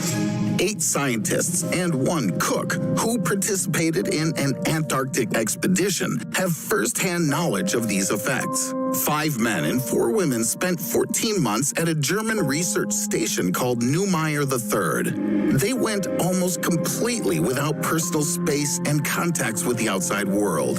This social isolation and monotonous environment is the closest thing on Earth to what a space explorer on a long mission might experience. It's very exciting to see the white desert at the beginning, but then it's always the same. says physiologist Alexander Stan. He started his investigation while at the Charité Universitätsmedizin Berlin in cooperation with Professor Dr. Simon Kuhn of the Max Planck Institute for Human Development. They agreed to determine whether an Antarctic expedition had an impact on the structure and functioning of the human brain. Animal studies had revealed that similar conditions can harm the hippocampus, a brain area crucial for memory and navigation. Rats are better at learning when the animals are housed with companions or in an enriched environment than when alone or in a bare, empty cage. But whether this was true for a human's brain was unknown. Other scientists joined the group in the summer. However, before that, the team had to survive alone in the long darkness of the polar winter with temperatures of minus 50 degrees Celsius, that's minus 58 Fahrenheit, when evacuation and deliveries of food and equipment are impossible. Before, during, and after their mission, the participants completed computer-based tests evaluating concentration, memory, cognitive reaction time, and spatial thinking. Regular blood tests were carried out to measure levels of the brain-derived neurotrophic factor, or BDNF, a protein responsible for promoting the growth of nerve cells and synapses in the brain. The researchers used magnetic resonance imaging to determine changes in brain volume, and specifically in the hippocampus in 8 of the participants. It's only the hippocampus that supports the growth of new neurons. A group of 9 control participants, matched for age and gender to the others, and who didn't stay at the station, underwent identical tests. Measurements on the polar explorers revealed changes in the hippocampus area called the dentate gyrus, which volume was 7.2% smaller on average compared to the analogous area in the control group. This shrinkage correlated with the results of the cognition tests, which showed effects on both spatial abilities and selective attention, which is necessary to ignore irrelevant information. Repeated testing is normally associated with improvements in test results. The learning effect, however, was reduced in the participants who underwent the tests. Those changes were also associated with a drop in BDNF levels. The hippocampus is highly vulnerable to stressors like isolation, Stan says, but it's also very responsive to stimulation that comes from social interactions and a variety of landscapes to explore. Therefore, there are good reasons to believe that this change is reversible. However, there have been no indications of that so far. The BDNF levels in the polar explorers dropped below the initially recorded level after just 3 months in Antarctica, and even a month and a half after they returned home. This level did not recover to normal. The good news is that the brain can perfectly adapt by compensating for the loss of even a significant chunk of it. Neuroscientists from the California Institute of Technology, or Caltech, examined 6 people between 20 and 30 years old who had had half of their brain removed in childhood due to severe epilepsy. Their brain activity was in many respects similar to the brain functioning of healthy people, since the remaining half of their brains compensated for the loss of the missing half's computing resources.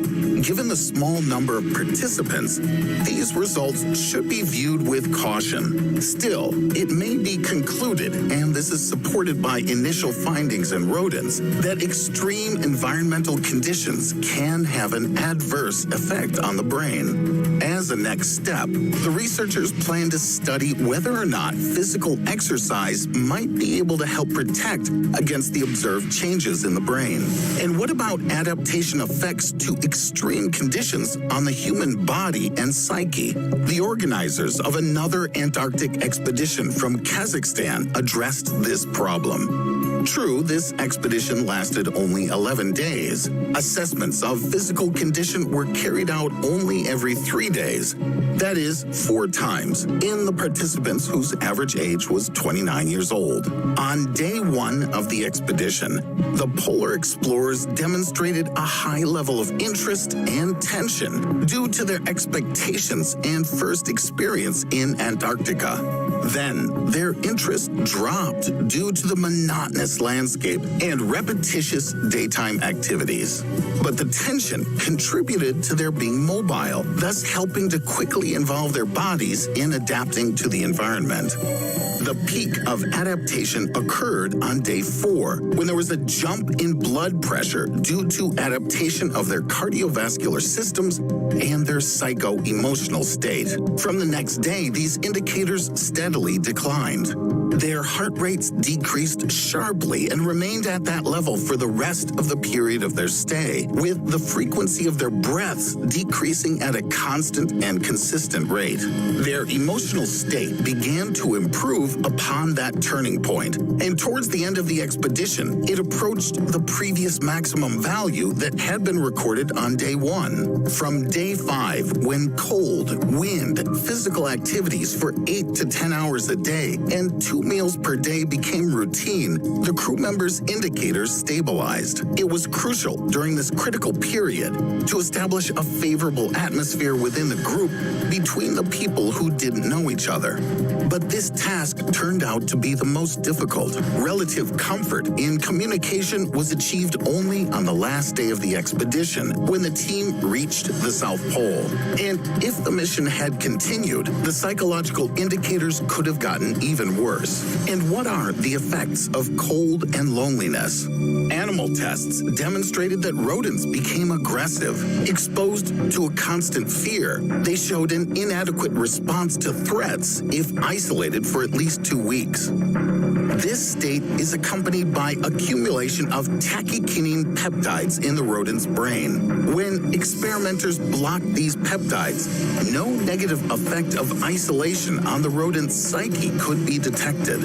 Similar substances have been found in the human brain, so the results of the experiment may help in the future treatment of some mental illnesses. Our body fights against cold until the very end. When our body temperature drops to between 35 and 32 Celsius, or 95 and 89.6 Fahrenheit, blood vessels constrict first, limiting the flow of hot blood to the limbs, thus reserving it for the heart and brain. Next, the hairs on the body stand up, emulating something like a heat-insulating fur coat. Next, a person starts shivering violently, experiencing convulsions as muscle fibers contract uncontrollably in an attempt to warm the body. When the shivering stops, which increases 5-fold the body's ability to raise its own temperature, the blood from the dilated vessels flows to the extremities, producing a sensation of heat. When the temperature drops to between 30.5 and 29.5 Celsius, or 86.9 and 85.1 Fahrenheit, the person falls into a coma. Their heart stops, followed by death of the brain from oxygen starvation. However, the processes of dying are so slow in the cold that, if rescued, it helps doctors to bring frozen people back from death. So, how would you deal with changes in your brain if you found yourself in extreme conditions? Leave your thoughts in the comments. Do you like this video? Then give it a thumbs up and subscribe to my channel if you haven't already done so. And don't forget to recommend us to your friends. Until next time.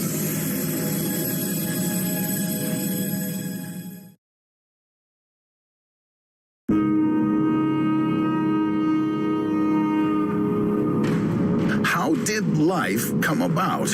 A small outburst of anger can create a war. A fleeting spark is love. Everything in this world is born from a small splash. Where would you be now if it weren't for the Big Bang that formed our universe? The starting point was the Big Bang, but the explosion of what? Singularities? An atom? What if I told you that the life timer began from a white hole? What is a white hole? One day, a 16-year-old boy who was madly in love with physics looked at the starry sky and wondered, what would it be like to travel with a light beam? His name was Albert Einstein. Later, in the year 1916, Einstein announced his general theory of relativity. It described a new force, gravity, which distorts space and time. The scientific crowd considered Einstein a madman because at that time he was the main freak in the world of physics. And only in April 2019, after the Event Horizon Telescope collaboration published the first image of a black hole, did Einstein's theory of gravity gain factual confirmation. There was another boy, half as old as Einstein and twice as curious. 8-year-old Carlo also looked at the starry sky and thought, if there is black, there must be white. Not such a sensational statement, but he was just a child who would soon turn our universe upside down. White holes were talked about for the first time in 1964, and the one shouting about them was Carlo Rovelli. White holes are like black ones, only with a negative filter, and are shown in reverse. Black ones devour, white ones spew. An immediate flashback from childhood. Remember how you were afraid while taking a bath that pulling out the plug, you'd be sucked into the hole of the drain? Or that one day, walking around the city, you'd be standing on a manhole, and the outburst of a sewer eruption would throw you back several feet. Now all these phobias will take on a cosmic scale for you. A black hole is formed from a dead star, and for a white one to form, a literal rewind of time is necessary. The object must start at the singularity and move in the opposite direction until it gathers back into the universe. It's like if you found an old videotape of your parents' childhood and looked at it through the light, rolling it backwards. The birthday girl takes a deep breath, and the candles on the birthday cake light up with bright lights. But while you can admire these nostalgic shots for hours, white holes exist for a fraction of a second, if they exist at all. Perhaps the white holes are just fictions from a series of fantasy stories of a little boy who continues to live in his childhood fantasies about space titans. Carlo Rovelli, as a student, wasn't aware of the religious and biblical stories about light and dark forces. But he continued to believe that if there were two radically polar superpowers in this world, it was a black hole and a white hole, where the existence of the latter was still not proven. Do white holes exist? But in 2006, everything changed. Scientists noticed something unusual that they'd never encountered before. The Hubble Space Telescope and the Swift Observatory have repeatedly observed short flashes that create neutron stars, merging with each other or with black holes. This merger creates a new black hole. This flash lasts about 5 seconds. While you were taking a breath to sneeze, somewhere in space, a portal to the gates of hell was already born. Long flashes are also nothing sensational. They occur as a result of the collapse of massive stars, and they also end up creating a black hole. Perhaps from such an influx of information, you've already decided to light up. If you don't put out the match, you can calculate. By the time it burns out, another hole may have appeared in the Milky Way. But this time, scientists recorded something new in the Indus constellation. It was a long 102-second gamma ray burst. But first, something flashed with a pulse lasting 5 seconds of a short flash. This hybrid of short and long flashes is called GRB 060614. From such a massive explosion, the birth of a supernova was expected, but in its place was nothing. It was no longer important. It was only important what was recorded. Now, in the history of photography, you can see two colossal images. The view from the window at Le Gras, the first and oldest photo that has survived to this day since 1827, and a photo of a white hole from 2006. 50 years. Carlo Rovelli was 50 when his life's work took on new colors. Unlike Einstein, he found confirmation of his words while still living. The losers of the white hole theory have now been able to boldly join the ranks of the tough guys playing in the black hole league. They're not crazy anymore either. It took only 186 years for humanity to go from a blurred impression of a street to a fixation of the phenomena of distant space. Perhaps the scientific and technological revolution will come to a point where we can get even closer to a white hole and take a better look at it. But what's scary is to think that we could see it clearly without any telescopes if it formed right near the Earth. What would happen if the Earth collided with a white hole? Imagine this. You look up at the night sky and see a shooting star. You make a wish to have an unlimited number of Bitcoins to visit Las Vegas. You've already listed everything you could think of, but the star hasn't fallen. You realize that you don't see its tail, but only a bright light that's getting bigger and bigger. Well, white hole, welcome to Earth. Don't get nervous because the intruder has caught your home off guard. You won't have time to clean up. Don't worry. You will die instantly. It won't be possible to observe this universal catastrophe either, because the explosion will last only a few seconds. The gamma ray burst of a white hole is equivalent to an explosion of atomic bombs in every hectare of the sky, with a distance of up to 10 light years, brighter than any firework on the Independence Day of every independent country on Earth, launched simultaneously in one instant. Even the dense atmosphere of the Earth, which theoretically could save humanity from the explosion of a nearby star, wouldn't resist the power of the explosion of a white hole. What will happen to you? There are two scenarios that could unfold. If you prefer a quick death, I can make you happy. All life on the irradiated half of the planet would be exterminated instantly. If you were lucky enough to be on the other half of the Earth, you could survive, but you would live in a post-apocalypse. All equipment would fail. Chaos would ensue. People would engage in looting, and eventually supplies and old livestock would disappear, leaving people without any means of living, which would lead them to a painful death. Such a scenario is quite realistic because it's already happened. A gamma ray burst may have caused the Ordovician-Silurian extinction event about 443 million years ago. The explosion killed about 60% of marine invertebrates. Among them could have been Anomalocaris, ammonites, and trilobites. Looking at these, you might think, thank God. Maybe someday our children will see our pictures and will say the same about us. But who will it be if the Earth is incinerated by a white hole? Perhaps we are already in a white hole. Which is scarier, to see a white hole from your window or to be in one? It's impossible to get in one because you already know that it pushes away with incredible force everything that comes close to it. But while we're trying to figure out how to get into a white hole, we might get sucked into a black hole. Let's say that the Earth was pulled into a black hole.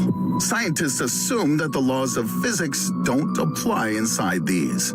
So why did you have to learn them in the first place? First, you would stretch out in length, then you would shrink in width. If you were annoyed by people cracking their fingers, know that the sound of your own bones in a black hole would scare you more. You'd look like Violet Beauregard from Willy Wonka and the Chocolate Factory. You would call for help, but like in a terrible nightmare, you wouldn't be able to make a sound since it couldn't be transmitted in airless space. But perhaps you wouldn't feel anything, because in a free fall, a person doesn't feel their weight. In this plasticine state, you'd live the rest of your life until you died in a gravitational singularity. So says many scientists. But not Carlo Rovelli. If there is a white, there is a black. And if there's an entrance, there is an exit.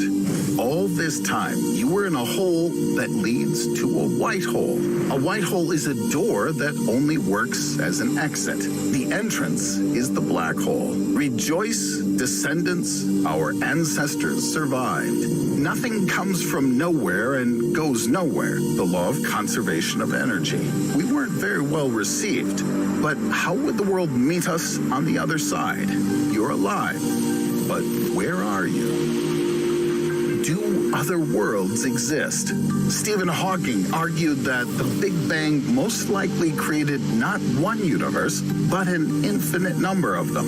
In them, there are planets similar to Earth, and even people similar to us. Or maybe that's what we are. We fly into a black hole and fly out of a white one in a matter of seconds, and so on in a circle. And in this time loop, we live it all over again. And maybe now we're living it all not for the first time. After all, a gamma ray burst can give rise to a so-called pocket universe, a distorted reflection of our universe which dies soon after creation, because time goes much faster in these universes than in ours. You've opened the refrigerator again, and you've been standing there frozen for 5 minutes, forgetting why you came to the kitchen in the first place. It's just that you from another universe has already taken a soda from it and settled in to watch a Netflix series about parallel worlds. Or maybe the Matrix will fail at some point.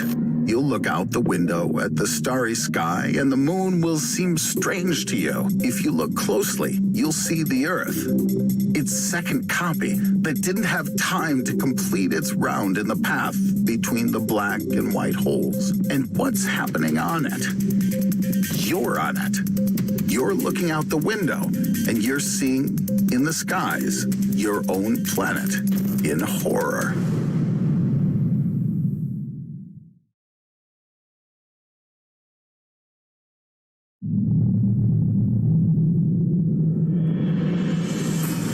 Long, multi-tiered racks. It seems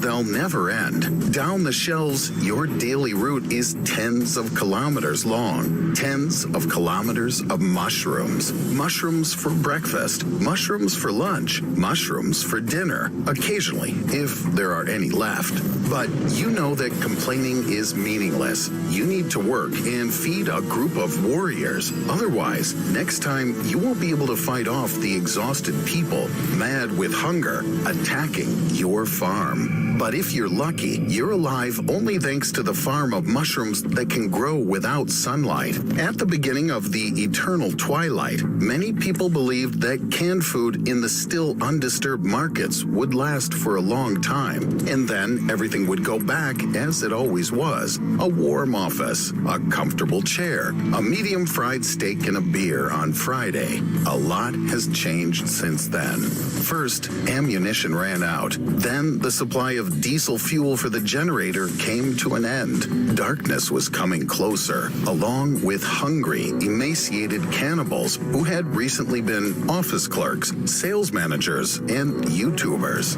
Therefore, your family spends all day watering dozens of kilometers of mushroom racks and forgot that there were once offices and chairs. However, the meaning of the word steak was revealed to the younger brother when a mole got caught in one of the traps. Now, I'm going to share with you how this dark scenario could happen in our world.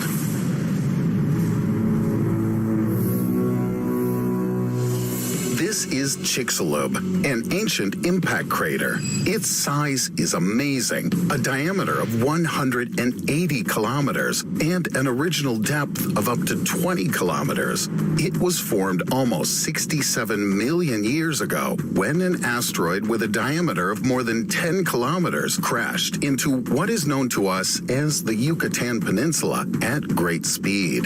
It was this event that strangely coincided with the end of the age of dinosaurs. No, the asteroid didn't kill the dinosaurs with its direct hit. Only a few of them drowned in a giant tsunami up to 100 meters high, which resulted from the impact of the asteroid and rolled deep into the continents, destroying all life. But the seismic impact triggered the eruption of volcanoes in many parts of the world, and pieces of hot rock thrown out by the asteroid impact to a height of more than 100 kilometers caused massive forest fires within a radius of more than 1,000 kilometers from the epicenter of the event. 15 trillion tons of ash, dust, and soot were lifted to the very top of the atmosphere, which is the mass of almost 4 million Great Pyramid of Gizas. They absorbed sunlight in a dense layer, which led to changes in the climate of our planet. The multi-year winter arrived. During the day, the Earth was as dark as a moonlit night. As a result of the lack of light for plants, photosynthesis slowed down, and many species of flora are now known to us only from scientific studies of archaeological deposits from that era. The temperature on the continents dropped by 28 degrees Celsius. The sun no longer evaporated water, and the rains stopped for many years. The soil dried up and cracked. In such conditions, entire species and families of plants were put on the brink of extinction. Only those who managed to somehow adapt and survive until the end of the volcanic winter survived. A critical decrease in the volume of green mass and phytoplankton led to the extinction of first herbivores and soon after them predators whose food supply disappeared. But the greatest mass extinction occurred when 96% of all marine species and 73% of terrestrial vertebrate species disappeared from the planet.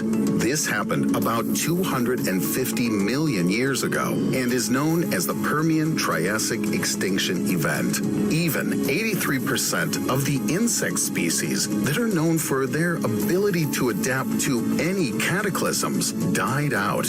Is it worth depicting this tragedy when scientists have already discovered a huge impact crater on Wilkes Land under the ice sheet of Antarctica with a diameter of 500 kilometers?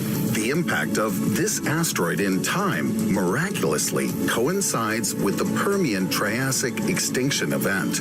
However, we can reassure ourselves asteroids with a diameter of 10 kilometers or more don't terrorize our planet more often than once every 100 million years. So for now, we can sleep peacefully, and by the next time it happens, people will have probably come up with something. But such an asteroid isn't the only possible cause of such a cataclysm. Everything could be much closer and simpler.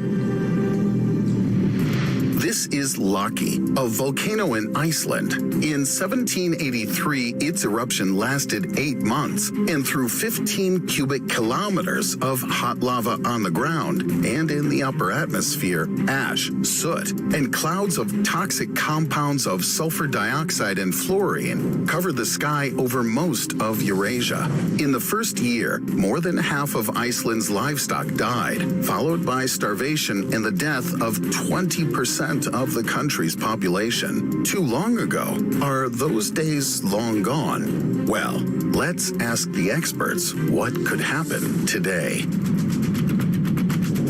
This is Yellowstone National Park in the United States. Beneath it lies a huge fault measuring 50 by 75 kilometers, filled with red-hot magma. If this volcano erupts, it will spew out hundreds of cubic kilometers of molten material, incinerating everything for 100 kilometers and covering Wyoming and the surrounding states with 5 meters of volcanic ash. However, this destruction will not end. According to NASA employee Dr. Brian Wilcox, the dust and gases released during the eruption will block the sun from us and plunge the world into a volcanic winter that will last for decades and kill 99% of all life on Earth. But the Yellowstone volcano is just one of 20 so-called supervolcanoes scattered around the world, all of them like a time bomb or powder keg in a basement. NASA claims that the eruption of even one of them would put an end to humanity much faster than an asteroid. I would like to hope that such scenarios will remain as horror stories, that we'll be lucky, and that our planet won't deal us many years of solid winter and night. But there's always a chance that humanity will bring about such an apocalypse on its own. Have you ever heard of the nuclear winter? This is the global state of the Earth's climate as a result of a large-scale nuclear war. As a result of the release of huge amounts of smoke and soot into the stratosphere caused by extensive fires during the explosion of several hundred nuclear warheads, the temperature on the planet could drop to Arctic levels everywhere. A hypothetical exchange of nuclear strikes between Russia and the United States would reduce the average temperature on Earth to below the values of the coldest ice age and virtually destroy all agriculture on our planet, creating critical conditions for the survival of the remnants of human civilization. By the way, it's almost impossible to prepare for this type of apocalypse. No matter how well you stock up, you'll run out of ammo anyway, and canned food even faster. The ability to produce fire by friction or collect moisture from cacti in the desert, this all means nothing when the energy of the sun doesn't reach the surface of the planet and the Earth refuses to produce food for billions of people. There might not be enough food for even 1,000 people. In many developed countries, food supplies are sufficient for several months for everyone. Perhaps this is enough to survive the cataclysm with minimal losses. But if the night and winter last for years or decades, only a few will survive. With so much time without resources, the only ones who could wait it out would be tight-knit communities of technocrats who would be able to continue exploiting the benefits of civilization in the form of hydro or wind power plants for a while, and due to this, organize food production for their community. Only a select few would get that far. Survival would be possible only on the principle of few people, lots of energy. For some time, there would be separate groups of fighters for their lives.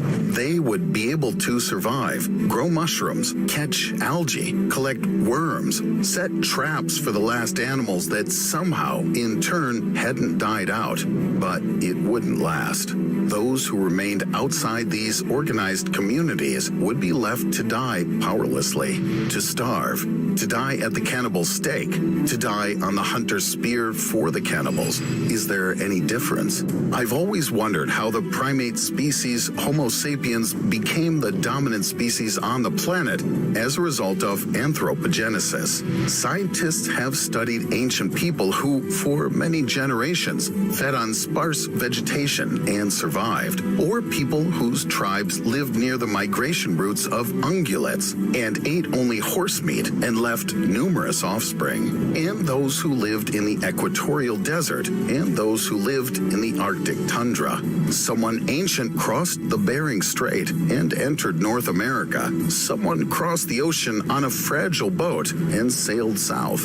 Without claws and fangs, the human was stronger than the cave lion. Being hundreds of times smaller than a mammoth, the human finished the last one off 10,000 years ago. And even if, in the event of the cataclysm we've described today, only 1,000% of the current population of Homo sapiens lives to see the hot sun in a clear sky, this is more than enough for the human civilization to survive and recover.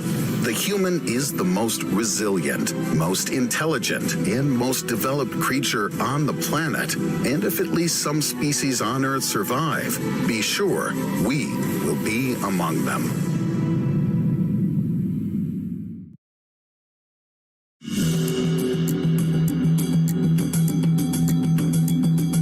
We're used to the fact that time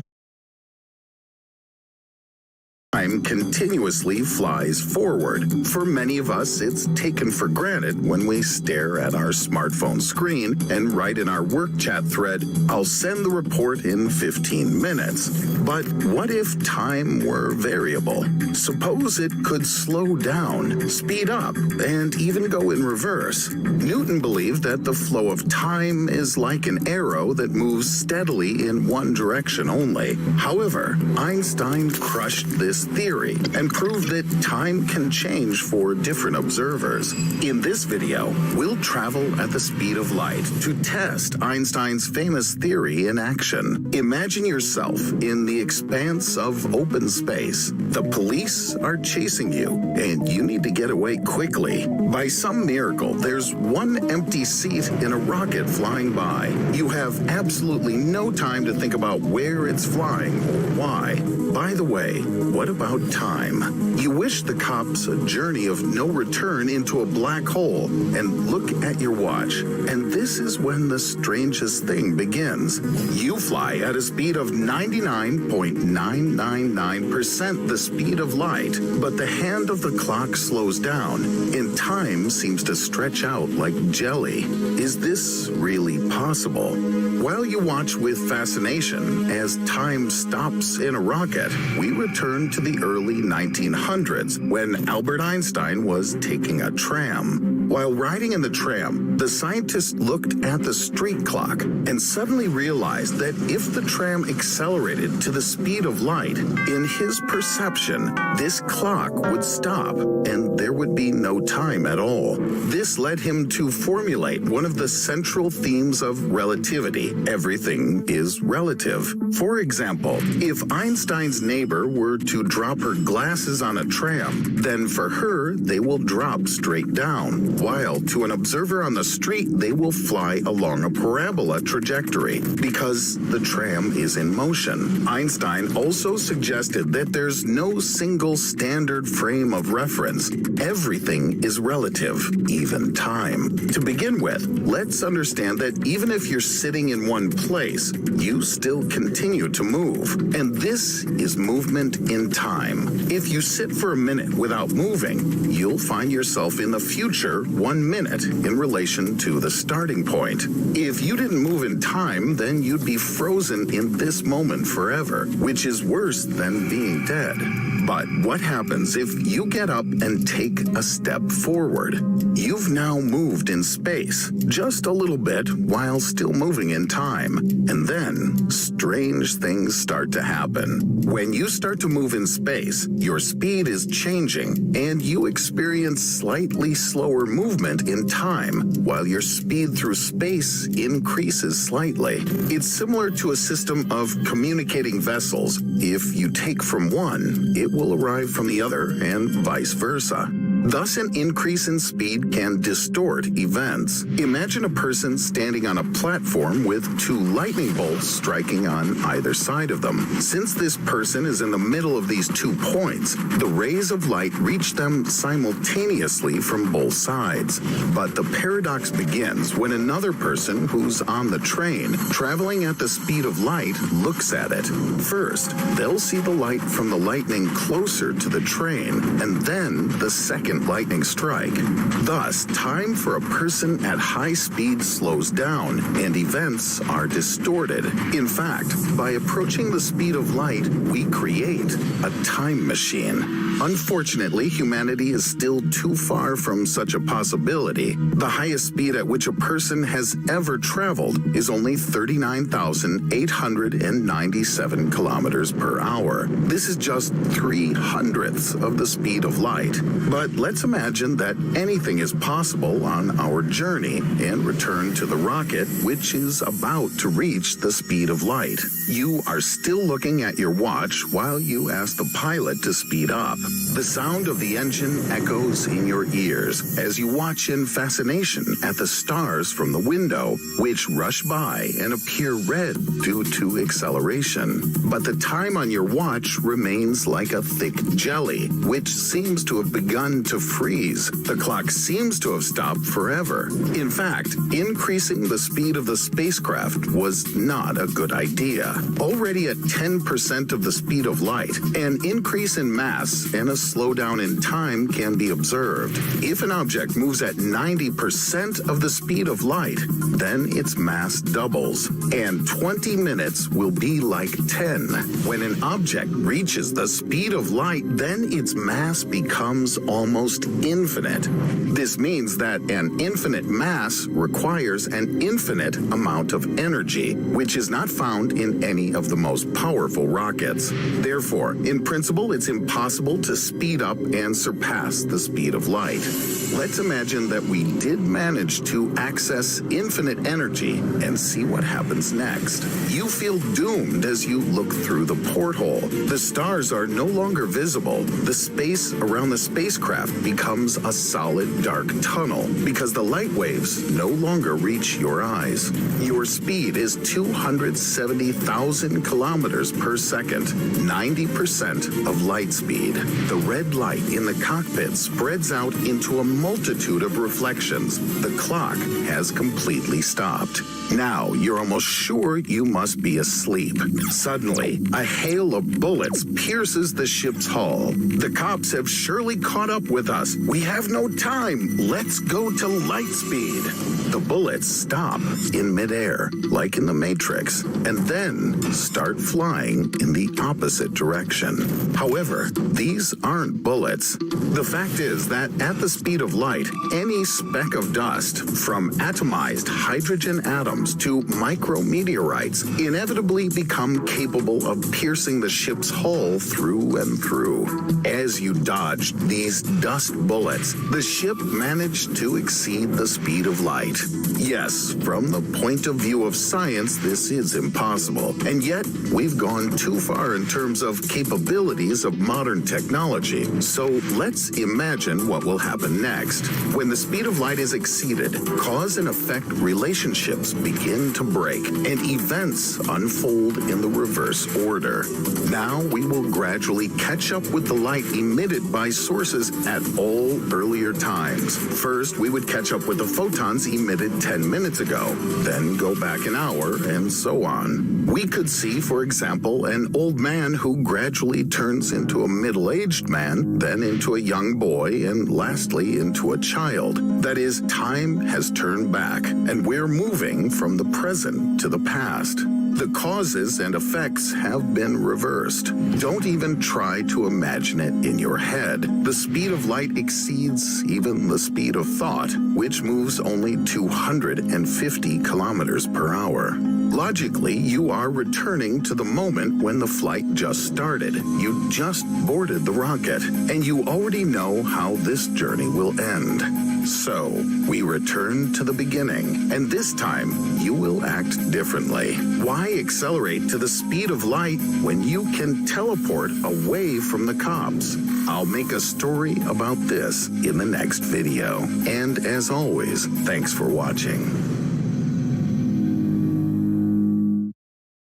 On the 15th of April, 2020, CNN published the startling news that Kepler 1649c found a new, potentially habitable exoplanet similar in size and temperature to Earth. On this subject, Thomas Zurbuchen, Associate Administrator of NASA's Science Mission Directorate in Washington, commented, "This intriguing distant world gives us more hope that a second Earth is among the stars.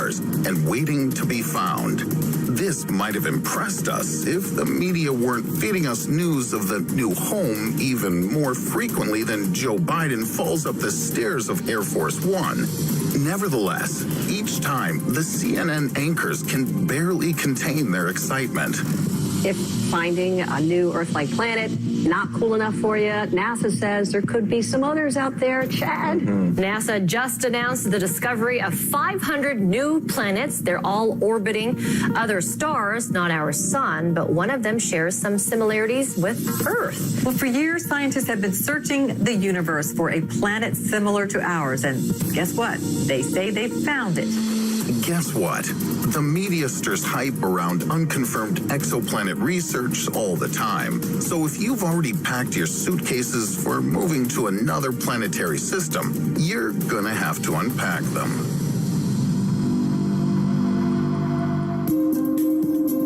Exoplanets. How the media had us fooled. What a peculiar news auction. Different sources name a different number of our supposed future homes. The numbers fluctuate rather widely. 24, 4,000, give me more, 300 million, sold. May I ask the respected journalists to come up and settle the purchase? Okay, I fooled you too. These headlines are not even from different outlets. We're talking about the same news organization. In each new article, the New York Post juggles with dramatically different numbers. To be honest, what else could we expect from them? Apparently, Trump's bribe money for removing the story about the alleged sexual harassment case, the New York Post spent on purchasing a super powerful telescope. With its help, journalists were able to see so many of their future space homes. But to use a pulled out of thin air figure of 300 million was something even the New York Times couldn't resist. 300 million. Maybe. It makes for about 0.9 planets for each resident of the United States. And every New Yorker has 3.5 planets to choose from. Well, maybe. But we must give the journalists credit because amid this media circus, they managed to juggle the concepts of exoplanet, habitable zone, and new home. But how are they different? Forgive me, son, but the world doesn't revolve around just you. In the universe, there are many stars for the planets to revolve around, much like Earth orbits inside the solar system. Exoplanet, it's just a planet which is in a different system, and it doesn't have to be a twin of Earth. But for some reason, our world lives by a different formula. Exoplanet plus journalist equals urgent colonization. Exoplanets have their own criteria. Their mass must be less than a star's mass, but more than one of an asteroid. Otherwise, its own gravity won't be enough so that the celestial body can become rounded in shape. One more condition. There should be space near the planet's orbit free from other objects.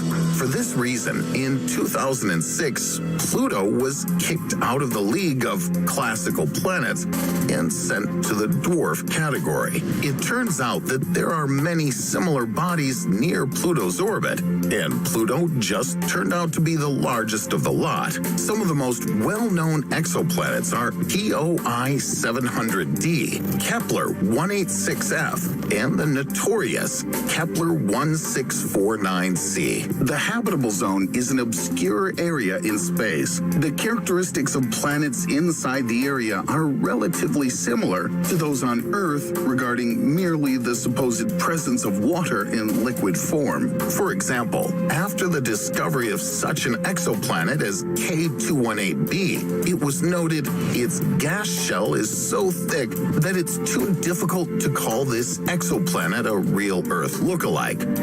But this message has been distorted in the press with headlines like this: water found on a potentially habitable planet. Another news outlet wrote, it's the most significant step made on the way to our ultimate goal, finding extraterrestrial life, proving that we are not alone.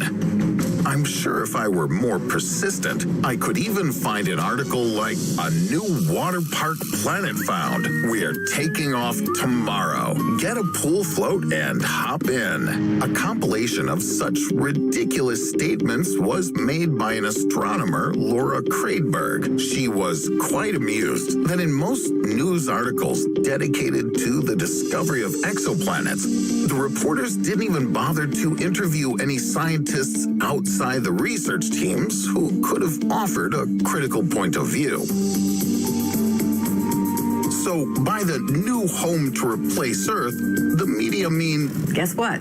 As you know by now, almost anything you can imagine. Just like the hype surrounding Kepler 1649c, another nugget of information from CNN in the form of Kepler breaking news was quickly passed around other news organizations. The director of the K2 Science Office, Jeff Coughlin, called it the most Earth-like planet, and journalists labeled it the most interesting one. Some went even farther. Kepler 1649c is even better than the Earth because it's 1.06 times larger, and it gets about 75% of the light that Earth receives from the sun. Its surface temperature is estimated at 234 Kelvin, which is close enough to the temperature of the Earth. This makes it possible for water to exist in liquid form. But as you remember, this is not the end of the list of cool Keplers. The previously mentioned Kepler 186f also takes part in the Earth Twins competition. Its advantage, regular seasons and a stable climate, similar to Earth's. And TOI 700d, a planet for everyone who ever got a birthday card wishing you a smooth sailing ahead. Winds blow away from the night side of the planet and converge at a point facing directly towards its star. That's what makes it a cloudless version of Earth. It's like ditching a girlfriend and finding a new one just like her, but with fewer meltdowns. In other words, the girlfriend is 2.0. This is the title the media loves to ascribe to newly found planets. How the media comes up with ridiculous names for exoplanets. In addition to Earth 2.0, the media are in the habit of presenting exoplanets as Earth's twins and even its cousins.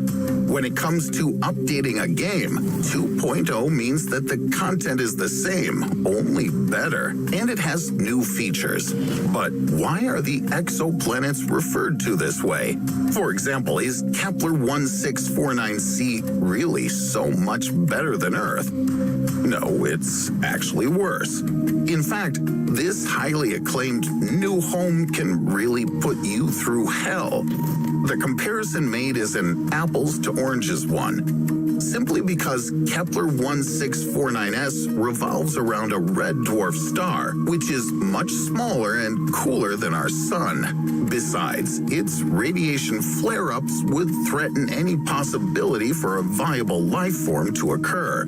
So instead, Kepler 1749c really is more apt for the role of Earth's ugly cousin, or perhaps a menacing twin in the best traditions of horror films. Still, the strange nicknames are better than all those names for Keplers with sets of numbers and letters. Because I just mispronounced the planet's name 3 times in a row, and you haven't even noticed, have you? By the way, the renowned cloudless TOI 700d also won't suit us. It's too close to its star. This means that at night the temperature can be close to absolute zero, and in the daytime it will be very hot from radiation. As a result, water from its surface will simply evaporate. Too hot, too cold, and with the lack of water, quite pointless. And what about Kepler 186f? Guess what? We don't know the mass nor the chemical composition of exoplanets because it's difficult to confirm what's going on there. The question arises, how, without knowing anything about the features of an exoplanet, can we allege that it's possible to live on one? First, one must figure out how astronomers hunt for exoplanets. 5 years ago, everyone went crazy looking for Pokemon in the game Pokemon Go. This year, it was considered a real feat to get as many storyline outcomes as possible when completing quests in Cyberpunk 2077. And for the past 20 years, among the space science crowd, the challenge of finding as many exoplanets as possible was at the top of the to-brag list. Here is Kepler 1649c. No, this is not the shot taken by the rover Perseverance, which showed humanity the surface of Mars. It's not a photo at all. It's a digital painting made by an artist who simply suggested how the surface of Kepler 1649c might look like. Watching the news, we're used to seeing rocket launches, rovers, or new images from satellites in space. But exploring exoplanets is another matter entirely. It isn't easy to measure an exoplanet's characteristics because they're too far away, but we can obtain their star's glow spectrum. Most often, scientists base this on the shift of a moving star. If you isolate it and measure it over a long enough time, you can get the star's rotation period. All in all, having estimated the mass of the star and knowing the period of rotation, you can calculate the planet's mass. About half of the known exoplanets were discovered in this way.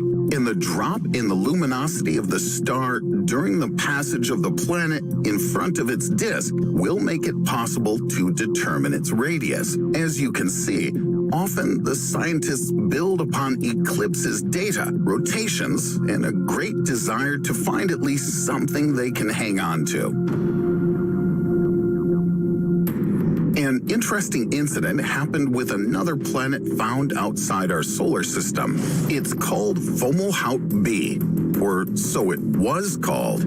After much noise about its discovery, it turned out, guess what? That instead of a planet, astronomers perhaps saw a large cloud of dust from two bodies of ice that had crashed into each other. The University of Arizona commented that which was heralded as one of the first exoplanets to ever be discovered likely never existed. In other words, you'd call it a facepalm of cosmic proportions. But people with poor eyesight, who at least once have confused a dog with a trash bin, will undoubtedly be able to understand astronomers with weak telescopes. This once again confirms that the results of hunting for exoplanets is very conditional and imprecise. So the media should be more careful about reporting on this kind of research before stirring up a sensational dust storm. So, what's the best place to live? While the media and astrobiologists can't figure out which planet is the best to hang a home sweet home sign on, I decided to address your need for information security. Therefore, I carried out my personal investigation, took into account all the proposed planets' data, and selected the best option for you in the nomination for New Home. This planet has decent enough characteristics. At least there was water spotted on it. The planet's atmosphere is dense enough to protect against ultraviolet radiation from the star it revolves around. It has complex terrain and tectonics, which leads to frequent tremors. And that's not all.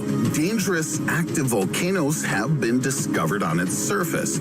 I can't tell you much about life on the planet, but we can assume that the inhabitants are unlikely to be friendly in such conditions.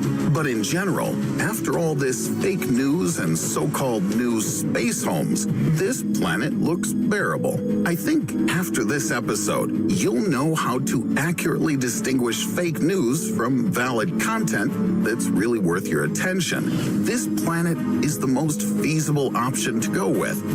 But unfortunately, they didn't include it in the catchy media headlines. To take a good look at it, Google right now, Terra Planet. After learning more about it, write in the comments, would you consider living there?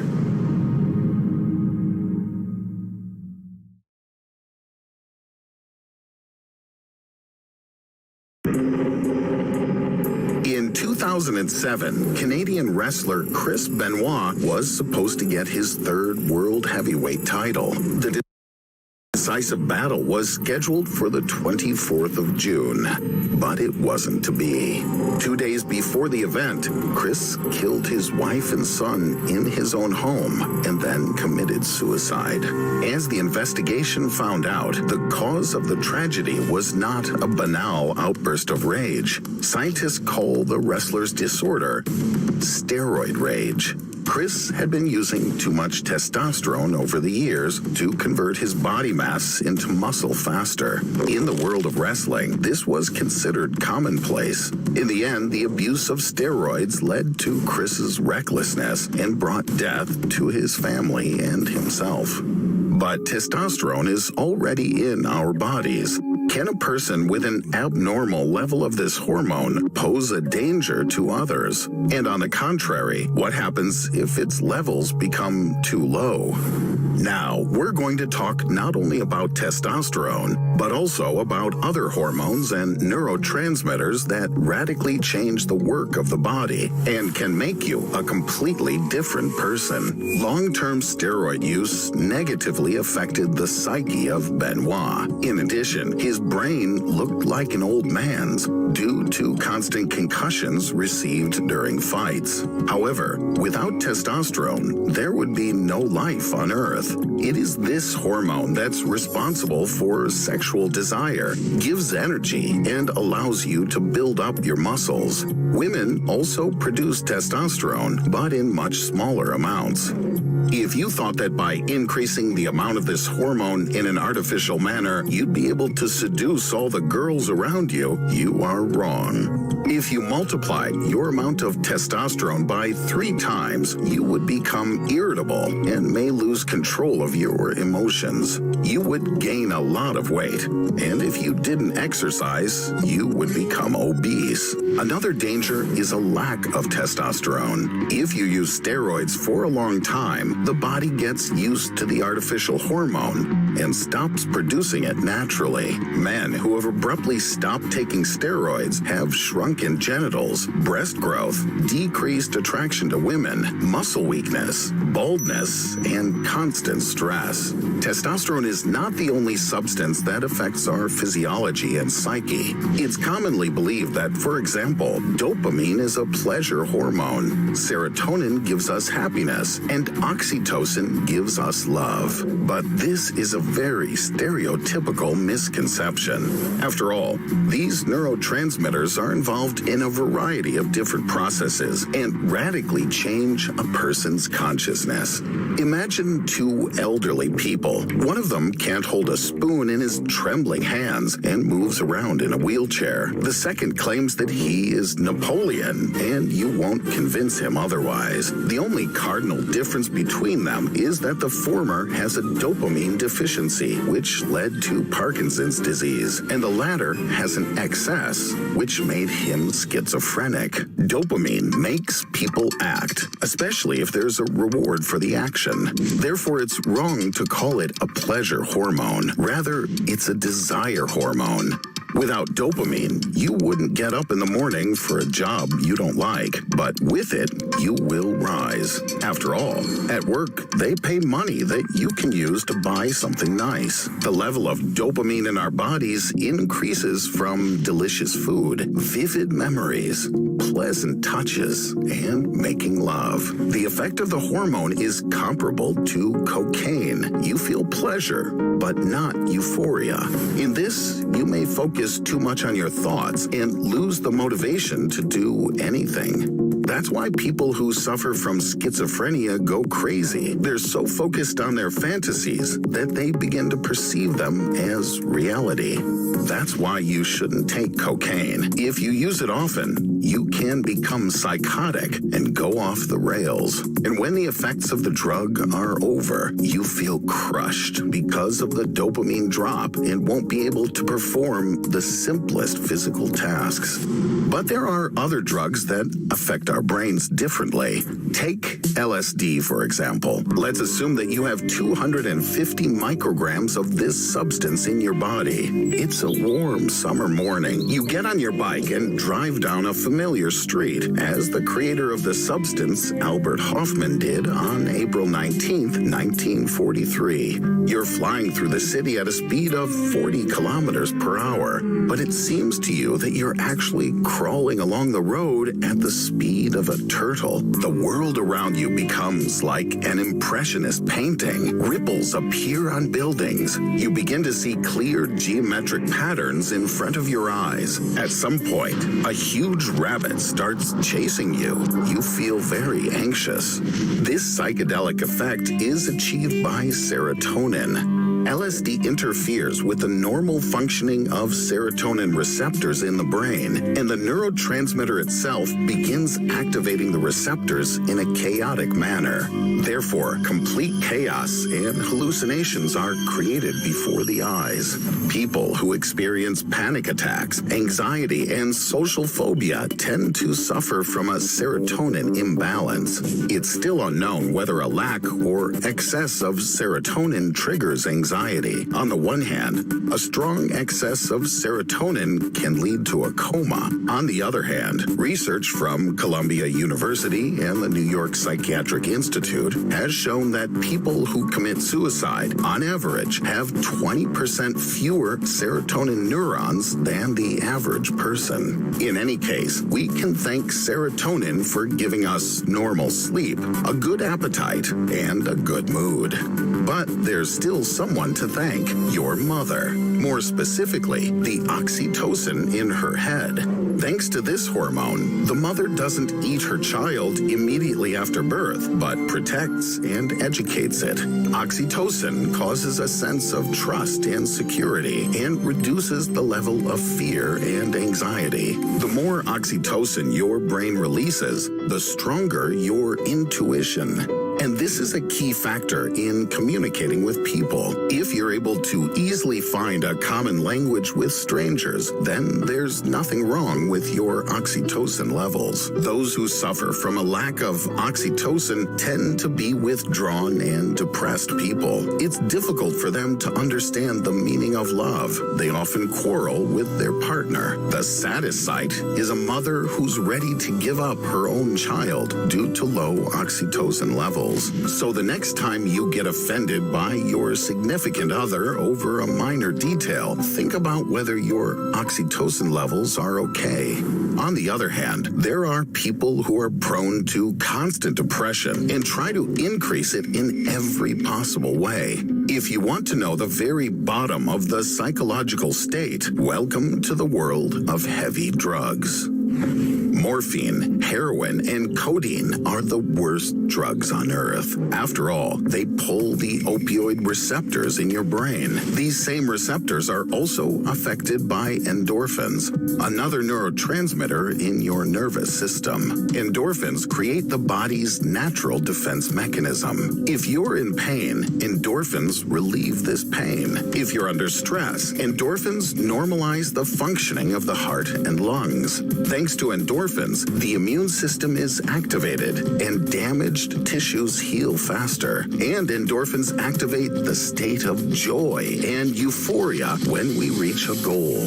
Nature understands that being in constant euphoria, humanity would not survive. Therefore, endorphins are released when necessary. That's why it's so dangerous to take opiates that mimic the effect of endorphins.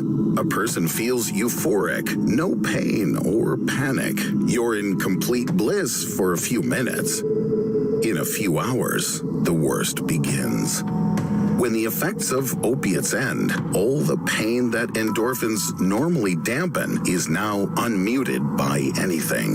The brain interprets every movement of a muscle or joint as a hell of a pain. You get hot and cold, aspirin won't help.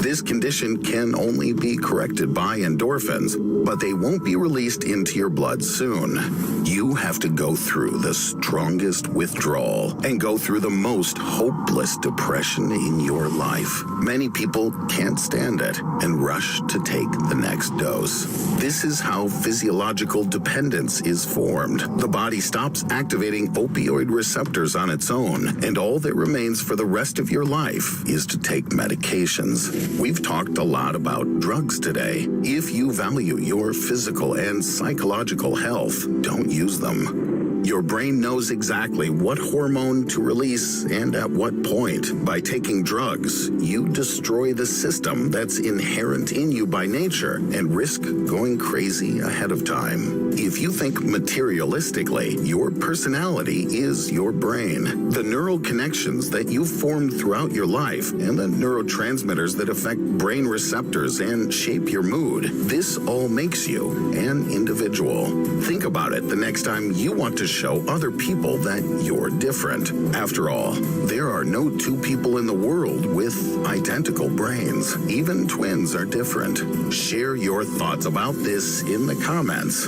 And thanks for watching.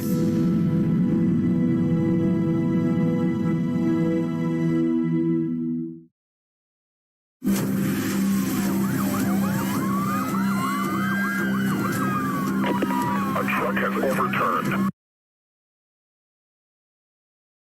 Acid has sprayed over people and cars. We need help urgently. At least 18 people have died. Send the entire reserve to the scene. In February of 2019, a truck loaded with sulfuric acid failed to reach the Mutanda mine, a copper and cobalt deposit in the southeast of the Democratic Republic of the Congo. The acid spill melted cars and asphalt, turning metal, bitumen, and human flesh into a single mass. There was no escape even on the side of the road. The acid vapor burned out lungs and eyes, and those who were lucky enough to save their lives were left disabled. But now, sulfuric acid will seem like table vinegar to you. If there had been enough fluoroantimonic acid in the truck's tank, it might have burned through our planet. This is used in the chemical industry, and it could also be used to make a real chemical apocalypse. But I have an idea for how to use this monstrous power for a noble purpose. Saving the Earth from garbage, dissolving it all to hell. Fluoroantimonic acid is more than 1 billion times stronger than the purest sulfuric acid. It instantly dissolves steel, concrete, glass, and of course, any garbage. It would be fun to replace the hydrochloric acid in our stomachs with fluoroantimonic acid. Then you could eat anything and digest nails and plastic packaging. But you'd have to have a Teflon stomach to do that. And most importantly, you couldn't drink water, in general, ever. And all because fluoroantimonic acid has several characteristics that distinguish it from others. If a couple of drops of this acid got on your hand, in a matter of seconds, it would burn through any workwear, gloves, overalls, and reach the skin. Of course, you have already guessed that a chemical burn and extreme pain would await you. Your skin would instantly dissolve, and it would begin melting the muscles and tendons.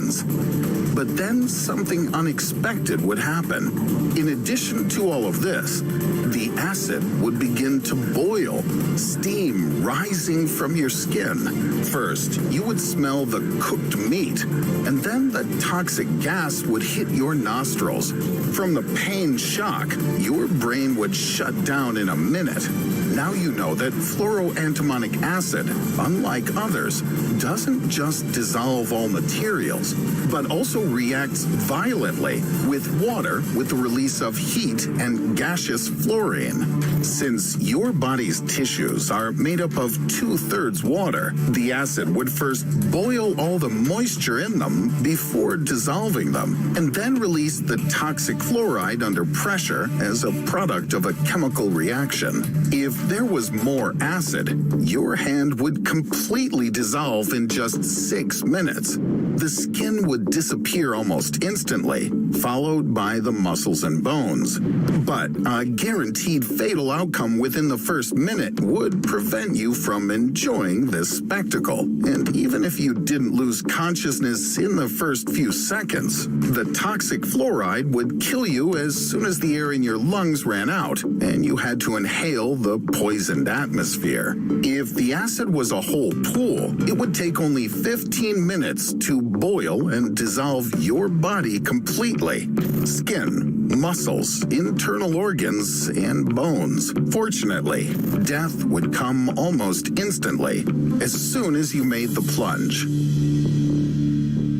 By the way, I'll soon need such pools to dissolve garbage, but what to build them from? Because they'll quickly melt in the superacid. There's one solution. For the storage of fluoroantimonic acid, only Teflon containers can be used. Teflon is based on hydrogen fluoride, the same component the acid itself contains, which allows it to withstand an incredibly aggressive environment. However, even if I managed to build a multi-mile wide Teflon pool, there'd be another problem. You already know which one. If you simply submerged the garbage in our super caustic liquid, the acid would react with the moisture, and we would get an instant increase in temperature and pressure. The garbage wouldn't have time to dissolve, as it'd be scattered by a thermal explosion, along with the remnants of boiling acid and clouds of toxic gas. I think that before we begin to rid humanity of garbage with superacid, we should assess the risks and develop safety rules. For example, what would we do when the accident that you saw at the beginning of the video repeated itself and a truck with fluoroantimonic acid, not sulfuric acid, overturned? This time, there would be significantly more deaths than you saw in the Congo, as well as blindness, gas poisoning, chemical burns for those who are lucky to survive. To neutralize the acid, you'd have to fill the spill site with tons of lime, which in itself is poisonous and harmful to all living things. Dozens of fog nozzles would flood what remained with water to neutralize the chemical compounds that would deeply permeate the soil. Reacting with water, the acid would release hundreds of cubic feet of toxic fluoride gas into the atmosphere. It would require the evacuation of all surrounding settlements, and the accident site would remain a poisoned spot for a long time where nothing could grow and live. But this would still be the best option. What if the emergency services weren't prepared for a local apocalypse when recycling garbage, and the acid continued to burn and dissolve the earth? The number of victims, of course, would be much higher. But I'll say right away, no, the acid would not burn through the planet. Reacting with the moisture in the soil or reaching the aquifer, the acid would give us a second Chernobyl. It would poison the air with fluoride gas, turn dozens of acres of land into a scorched desert for decades, but it wouldn't reach deep into the earth. The water would boil away along with the acid, and the planet's atmosphere would eventually absorb all the toxic gas. So it seems that we'd be able to cope with any accidents and acid leaks. Although, from the point of view of ecology, all this this wouldn't be so attractive. But even if we planned all the transportation with absolute safety, the difficulties will have just begun. To start, you'd have to dissolve only such garbage that doesn't contain moisture: glass, polymers, plastic, metal. For this, we'd need a giant screening plant for separation of the right kinds of garbage and tens of thousands of workers. Then it would be necessary to apply dewatering technology for ordinary types of garbage before dissolving it. First, we'd have to evaporate all the water or squeeze it out on giant centrifuges. We'd have to build huge factories for the preparation of garbage. By the way, special containers for dissolution would have to hold huge volumes of millions of cubic feet, special security systems, and most importantly, a full Teflon coating. If an accident with such a pool still happened, well, this isn't some tank truck. Acid would end up in rivers, seas, and oceans. And millions of tons of acid, boiling water, and fluoride gas would cause a catastrophe that would make mountains of garbage seem like an ecological paradise. It's obvious that the construction of giant marshalling yards, huge plants for dewatering garbage, and thousands of colossal Teflon pools with acid would require an investment of trillions of dollars. It seems that it would be cheaper to send all the garbage to a black hole than to dissolve it in acid. In addition, it seems that by solving some environmental problems, we'd create others, and much more serious ones. And instead of a littered planet, you could easily just get a scorched Earth and eternal life in gas masks and chemical protection suits. Well, I guess I got a little excited. My proposal to destroy the world's garbage with super acid is too radical. Of course, no one wants to risk the future of the planet so much and invest in such a dubious business with a budget comparable to the annual income of the United States. But perhaps humanity has an easier way out. Here is the Japanese village of Kamikatsu. Its residents don't need my crazy super acid ideas. They found a more reasonable system and even refused to build an incinerator at their own expense. But their voluntary system requires a total conscious discipline. Let us know in the comments, would you agree to sort your garbage into 34 types, take it out at certain hours, strictly according to a schedule, personally hand it over to the sorting point, and in order not to confuse anything, use the 27-page instruction? Or should we go back to the super acid idea?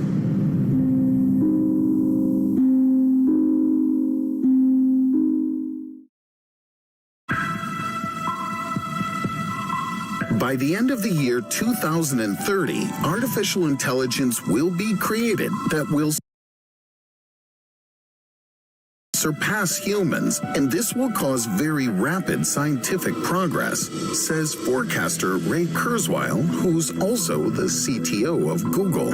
According to him, when it comes to inserting chips into people, we'll be able to do really crazy things. For example, if any disease is detected, the chip will give us an alert, and we can deal with any COVID at an early stage. We won't need to study in schools and universities because we'll be able to learn anything in an instant, thanks to the fast operation of a chip that will find information and deliver it into our brain in less than a second.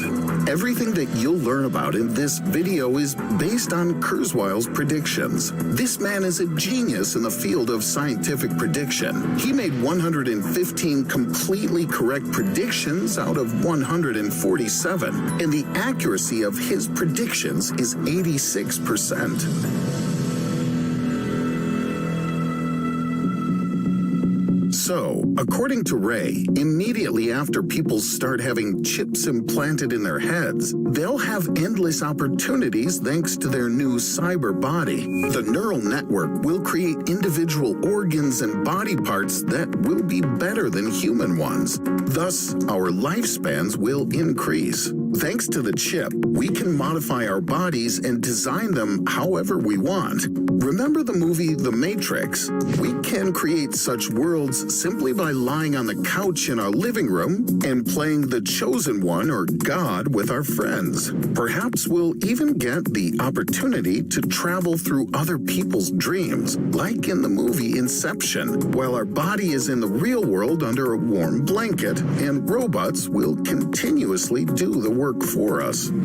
Humanity will reach a 0% rate of crime because any thief can be identified by finding his chip, and the police will not even have to use weapons to neutralize them because this can be done at a distance of millions of kilometers. By giving the chip a command to send a charge of electricity into the criminal's body, the police can paralyze them and then, without shooting or casualties, place them under arrest.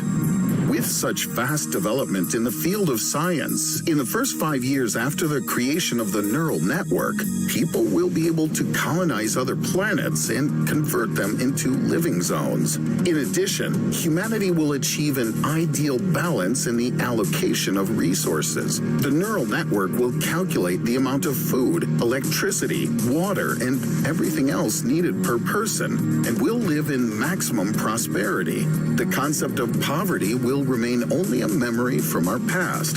Sounds like the ideal of communism. Speaking of politics, international relations will become much easier. The neural network will bring the leaders of countries to the most convenient terms of negotiations, and there will be no more conflicts between states. And if the countries unite their territories, then we will begin to live in one country according to a common set of laws. But every silver lining has a cloud. Of course, a big downside to chips in our brains is advertising. Corporations will spend their resources to get their product promoted in our heads. Advertising will be customized for each individual, depending on where they live, their preferences, and interests. In moments when we become more receptive to advertising, the chip will emit special impulses to certain areas of the brain and show us the advertisement. But that's not all. The chip will become one with you. In turn, your past will also become the property of the main server. What did you get sick from the last time? What kind of sex you like? Why you vote for a certain candidate? And that awkward and shameful memory from your childhood, all will not remain a secret. Life will cease to be intimate because any information will be recorded on the server where the creator of the chip can use it. And it's also possible that the chip will be hacked and fraudulent hackers will access all information about a person and their actions, which will lead to an incredible amount of blackmail. But the downsides don't end there. Work will become the privilege of the elite. To take a place in any enterprise, you'll need to endure heavy competition because most of the work will be done by robots, and vacancies will attract a huge number of people. In addition, it'll be much easier to lose your job because the chips in their system are very quickly updated, and new versions will come out as quickly as new iPhones. No matter how well you do your job, the advantage will remain with your competitors who receive new versions of the chip. If they attempt to chip all of humanity, then there will be those who will oppose it. The world will split into two factions, those who support chipping and those who resist. Imagine racism, but it will be about whether you have a chip in your head. The concepts of chipophobe, chipophile, and other positive or negative terms on this topic will appear.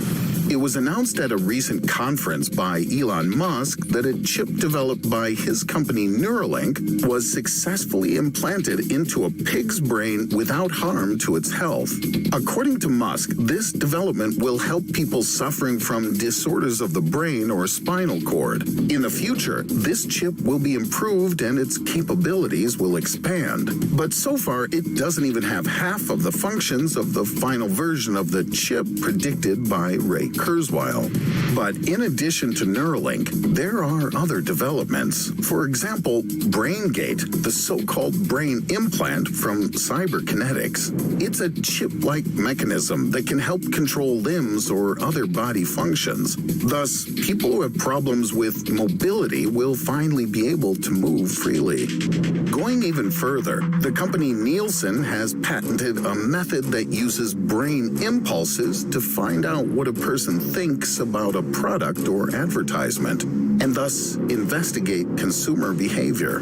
Microsoft already has a patent for technology that can measure a user's readiness to receive ads. And in the future, the new silicon chips developed in collaboration with the National Research Council, or NRC, of Canada, will help us to understand how brain cells work under normal conditions, which in turn will give us an understanding of the causes of mental illness and human taste preferences. Nobody understands what these developments will lead to. I still have no idea if I want to implant a chip in my brain when it becomes as common as smartphones. I think if Elon Musk were the first to implant his invention into his head, it would be the best advertisement for his product.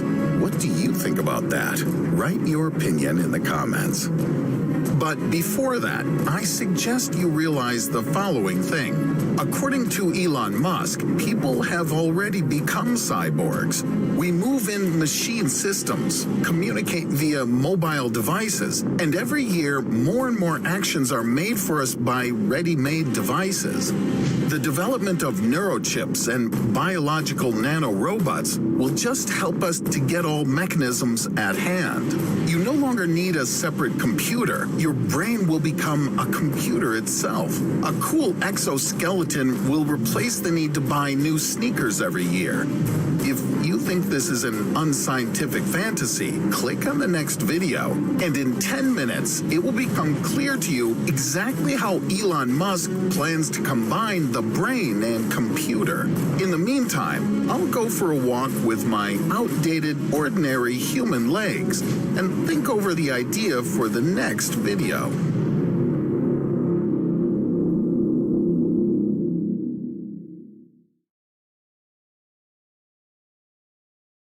Black holes fascinate us primarily because we know very little about them. Given their ability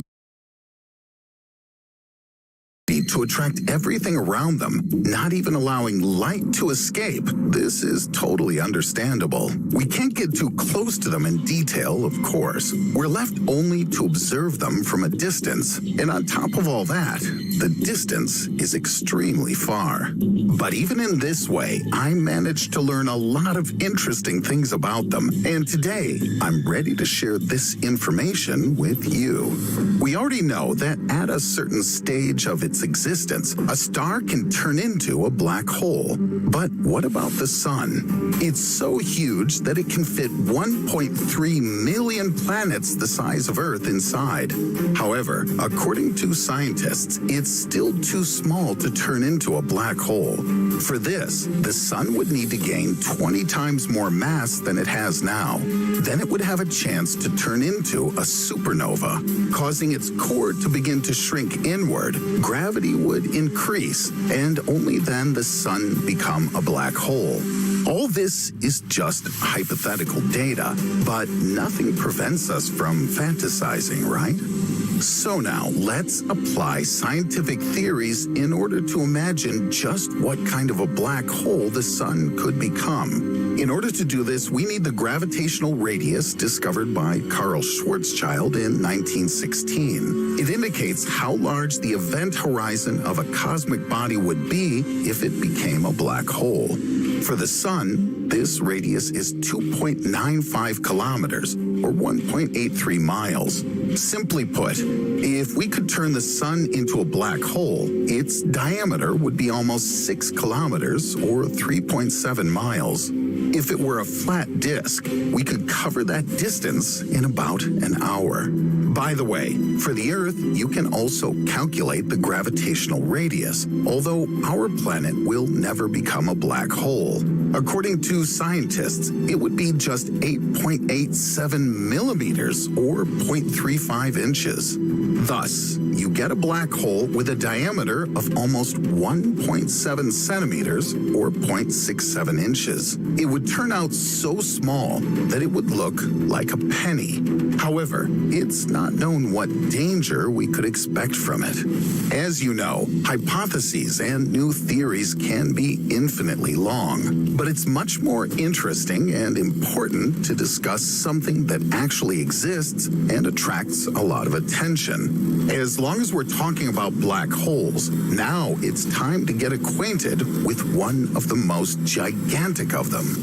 This incredible space object has a mass 40 billion times more than the sun. I know, it's simply hard to believe, but it's not fiction. I verified everything. This black hole is situated in the center of a galaxy called Holmberg 15A, located at a distance of about 700 million light years from us in the A-Bell 85 cluster.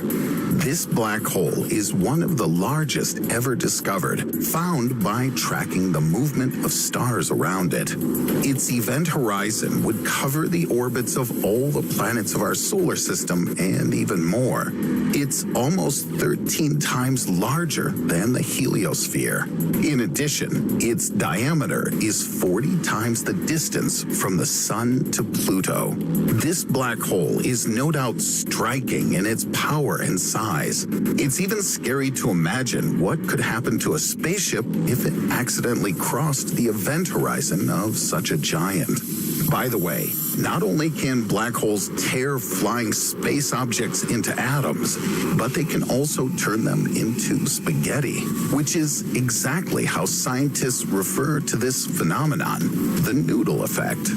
It's so powerful that no cosmic body can resist it, regardless of its characteristics. After everything that I've already said, it seems that black holes can only absorb and destroy things, but this isn't exactly true. They can also create objects, no matter how strange this may sound. According to some scientists, our universe was not born by the Big Bang itself, but by a black hole.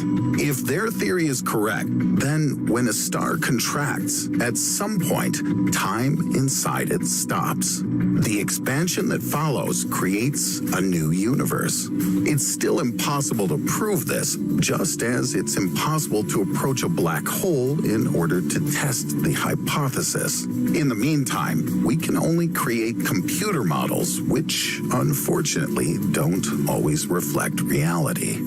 However, some of the abilities of black holes are no longer in doubt. So, when any matter comes close enough to a black hole, it forms an accretion disk, and its properties change. A new capability for this matter appears, the ability to transform other kinds of energy, for example, gravitational energy into radiation. This is a bit like a car. You put gas in the tank, and from it, energy is generated for movement. The same principle applies to black holes. This process is about 30 times more efficient than nuclear fusion, the energy conversion mechanism that can be found in the sun and other stars. Despite incredible power, black holes are not eternal. According to scientists, they're able to evaporate over time. The amount of time this takes depends on the size. As confirmation, the principle of Hawking radiation can be cited. Initially, it was believed that black holes can only absorb, but quantum physics and Stephen Hawking turned this belief around. Black holes, like many other objects, constantly emit tiny particles, thus losing energy. This is not a quick process, but eventually eventually it brings the cosmic body to the end of its existence, a bit like a burning candle. No matter how long it may be, the fire will gradually melt the wax and go out. The same goes for a black hole. It will gradually lose the particles of which it consists and disappear. But let's talk about what seems to be unchangeable rather than about such depressing things. I'm talking about the situation here in our own galaxy. According to astronomers, there are between 10 million and 1 billion stellar black holes in the Milky Way, with a mass that is on average 10 to 24 times the mass of the Sun. Such a wide range of numbers simply means that we don't know enough about the universe itself and its elements, including black holes. But on the other hand, this is a great incentive to continue our exploration of space, discovering more and more new properties of various objects. By the way, if it were not for the constant curiosity on the part of scientists, we wouldn't have learned about one interesting thing. Black hole gravity distorts the thermal radiation of an external accretion disk, bending it. I agree, that sounds pretty complicated, so let's simplify it a little more. Thermal radiation here doesn't behave the way we're used to. In the case of a black hole, light is first reflected from the internal accretion disk. Only then does it have the opportunity to break out of the gravitational field of the black hole so that scientists are able to detect it. Simply put, imagine that you launched a boomerang. It would fly away from you for some distance, and then, eventually, it would return back to you. This also happens with thermal radiation from the accretion disk of a black hole. But that's not all. Scientific research doesn't stop, and scientists discover new properties of black holes by observing the behavior of neighboring space objects. New hypotheses are constantly being put forth, sometimes contradicting what has already been said. So, it has been suggested that a black hole formed during the fusion of a neutron star rings like an echoing bell, which destroys the simple physics of black holes. Like many other hypotheses, this one still requires confirmation, or at least well-grounded arguments. If the echo really exists there, then it should come from the quantum space of a black hole. This is only possible if, rather than a void, there is a certain structure between the accretion disk and the event horizon. According to Stephen Hawking, we can be dealing not with the continuous boundary of the event horizon, but with a thinner, vague membrane that can transmit powerful radiation pulses. It's extremely difficult to confirm or refute this. Therefore, the theory remains a mystery and will require long and hard work on the part of scientific research. Maybe you will find the answer to this question. If you liked today's video, then give it a thumbs up. And be sure to subscribe to the channel if you still haven't done so. Click on the bells so you won't miss out on notifications about new, interesting episodes and to be in the loop about the latest scientific discoveries.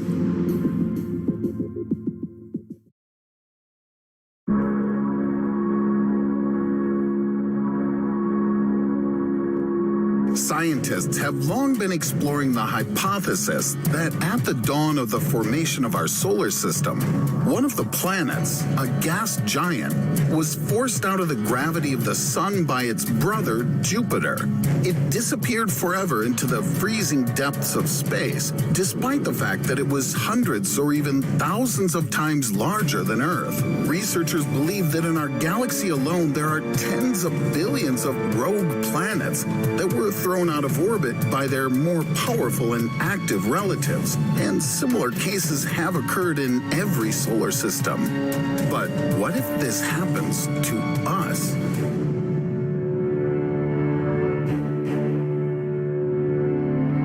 To begin with, let's imagine that some object's gravitational influence pushed our planet into the orbit of Mars. The good news is that humanity could survive. The bad news is that only a few of us would survive. As soon as the Earth begins to move away from the sun, everything will cool down. Even according to the most conservative estimates, within a few years, the entire surface of the Earth will be covered with a sheet of ice. The average temperature on the surface of Mars is minus 60 degrees. But unlike Mars, higher gravity and a powerful magnetic field would allow Earth to retain its atmosphere. The greenhouse effect would even out the temperature difference between day and night. And even global warming, triggered by emissions from our global industries, would work out to our advantage. Of course, at such a temperature, agriculture and the raising of livestock as it's done today would not be possible. And the planet will not be able to feed 8 billion inhabitants. You would have to leave your hometown and huddle in underground settlements closer to the equator. By using geothermal springs to grow the available types of food, you would only be able to eat mainly mushrooms and algae. I predict the emergence of a technocratic society with a rigid paramilitary structure and forced regulation of consumption and fertility, where everything is subordinated to a single goal: survival. But even in such extreme conditions, humanity would stand a chance of survival and possibly continue its existence. After all, we would still have water, atmosphere, and a significant amount of energy resources at our disposal. But let's try to push the Earth even further. For example, into the orbit of Pluto. I have to say right away, this time the atmosphere would not save us from the extreme cold. The average temperature on the surface of Pluto is minus 220 degrees Celsius, which means that nitrogen and oxygen in the atmosphere would turn into a liquid state, and the air would forever remain the only liquid on the surface of our planet. The Earth's crust and oceans would freeze under a sheet of ice that becomes thicker every year. Fleeing from the wild, murderous cold, humanity would be forced to bury itself in the Earth's crust, as close as possible to the red-hot, boiling mantle. At some point, the process of natural revival would begin. It would be quite cruel. Most of us would remain on the surface to freeze to death. But once this is over, select groups could descend into the depths of the Earth and begin a new underground existence. To survive, the remnants of the Homo sapiens species would have to make incredible efforts in the shortest possible time. Develop new technologies yet unknown to us in order to ensure access to energy and sufficient oxygen in order to breathe. But the good news is that the oceans would freeze from the surface downwards. And as they freeze, they would actually isolate the deeper layers. It could take hundreds of thousands of years before the oceans would freeze completely, which means that some living organisms would be able to survive in deeper parts for millennia, especially near active volcanoes, which would retain relative heat. In theory, if we have enough time, we could build an underwater habitat in the deep oceans as a refuge for humanity. But let's try to fly even further. Imagine that our planet has left the solar system along with a tiny fraction of 1% of the Earth's population and continues on its way through cold, inhospitable space at absolute zero. That is minus 273 degrees among streams of hard cosmic radiation. At first glance, the outcome seems obvious. The slow extinction of the last remaining representatives of the human race would be caused by cold and hunger in underground shelters. Perhaps they would be able to create and maintain nuclear reactors or use the heat of the Earth's core for decades or even centuries. But space is truly empty and boundless, and our frozen ball could fly through it for millions of years only to reach its inevitable death. There isn't any probability of accidentally flying to a suitable star and falling into just the right orbit, except perhaps unless you yourself turn your planet into a spaceship. At first glance, this looks like the plot of a fantasy novel, but sometimes fantastic theories turn into real life much sooner than we might think. Nuclear experts Mieczysław Taub and Walter Seifritz have calculated a mathematical model for the transformation of planet Earth into a gigantic spaceship. To implement this incredible plan, 24 engines must be installed at the equator, each of which would be a cluster of hundreds of rockets with 30-kilometer nozzles.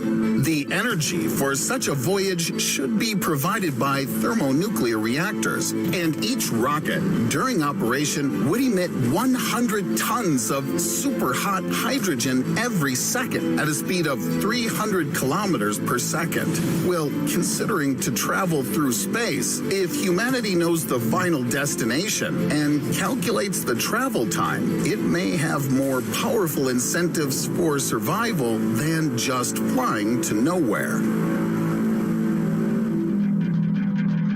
But who knows if we can figure out just where to fly? The universe is full of unpredictable dangers. Before you is the Toucan Cluster 47, one of the brightest and most numerous globular clusters in our galaxy. More than 500,000 stars reside here, and if we were located there, our sky would be completely strewn with all of these stars. At first glance, this is even quite beautiful, but the reality is much worse. These stars are so densely packed that supernova explosions would inevitably destroy any life on the surface of Earth. So there are many places in our galaxy that are completely unfriendly to settlers, and we shouldn't forget that even in its center, there's a real monster, a black hole. There's absolutely no need to fly through space and time only to eventually be swallowed up by it. So, when thinking about resettlement, we must first analyze everything carefully. But now we'll consider the most daring and insane scenario. Let's simulate the Earth in one of our neighboring galaxies. For example, in the Andromeda Galaxy. It is the largest galaxy in our local group, containing about 1 trillion stars. Of course, there would probably be a place for us there too. The task of surviving for humanity in this case is quite elementary. To find a suitable location on the outskirts of the galaxy, without active star formation and without supernova explosions, away from black holes and clouds of cosmic dust. Then carefully choose for yourself a calm new sun, without potential thermonuclear cataclysms and without the threat of asteroid bombardments. It should also not be too old, so that the settlers don't have to look for a new homeland after 1 billion years. We might even have to push some lifeless planet out of the system to ensure a safe orbit. It will probably be a little hotter than we're used to, or we will no longer have winter and summer. But those who emerge from the frozen stone depths under the new sun probably won't complain. And one more bit of good news. The moon will make all this long journey through the cold and darkness with us. It all sounds like a complete fantasy, but not so long ago, submarines and airplanes were also fantasy. Of course, we absolutely don't want to fly to a new world through an unforgiving space and live in the depths below the surface of the Earth, telling our grandchildren stories about forests and oceans. I hope that these prospects will remain only on the screens of smartphones and computers. In the meantime, everything is calm. Subscribe to my channel, and if something happens, the knowledge you learn might help you to find yourself among the survivors.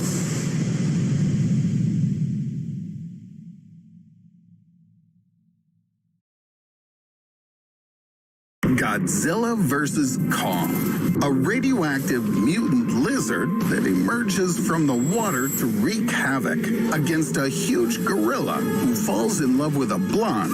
Many will say that both of these movies' characters don't stand up to any serious scientific criticism. However, the image of one of them was based on a book from 1861, which contains real stories from the life of African tribes, and the image of another inspired scientists to name a creature in its honor, which was, until recently, unknown to science. According to John Goodman's character from a previous film in the same franchise, monsters exist. Let's find out if this is possible and who would actually win the fight. Godzilla versus Kong versus real life. 36 feature films were made about Godzilla, 4 of which were made in Hollywood. The rest were made by the Japanese TV studio Toho.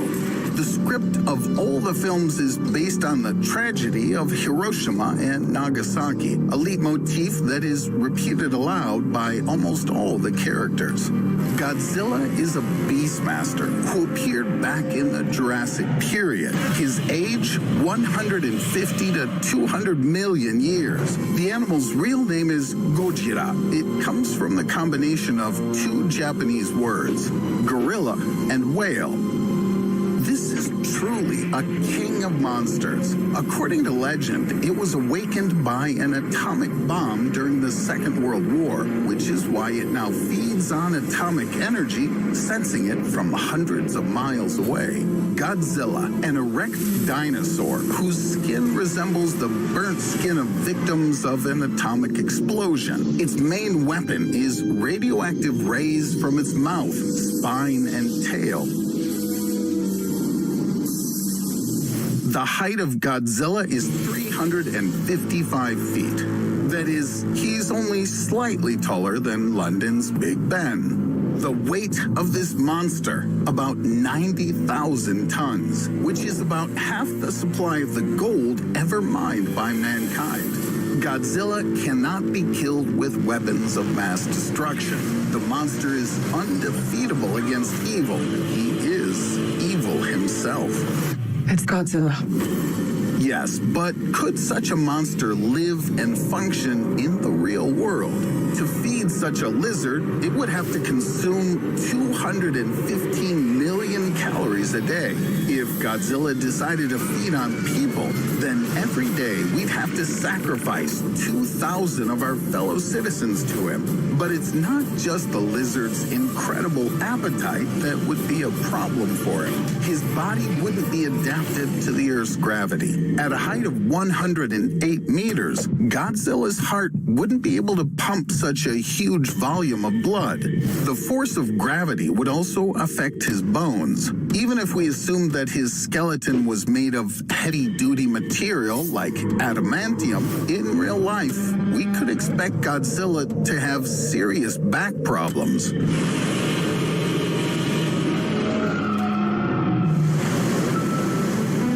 Of course, in the ocean, the Titan would feel a little better. The water would partially support his weight. For the same reason, ordinary whales can also reach an impressive size. However, when Godzilla took a step onto shore, with his foot he would create pressure on the solid surface. Under this weight, his bones might just crack. And since pain passes through the nervous system at a speed of about 24 inches per second, Godzilla could die even before the pain signals reached his brain. It seems the laws of physics are merciless to our favorite movie monsters, but maybe all's not yet lost. We need Kong. The world needs him. The white heterosexual male is right. After all, gorillas exist in the real world. However, they're much smaller. Kong from the movie Kong Skull Island was tall, 31.7 meters. The spire of the Empire State Building, which Kong so likes to climb, reaches a height of 62.2 meters. That is, the modern movie gorilla would overcome it in one reach. Kong's weight is 108 tons.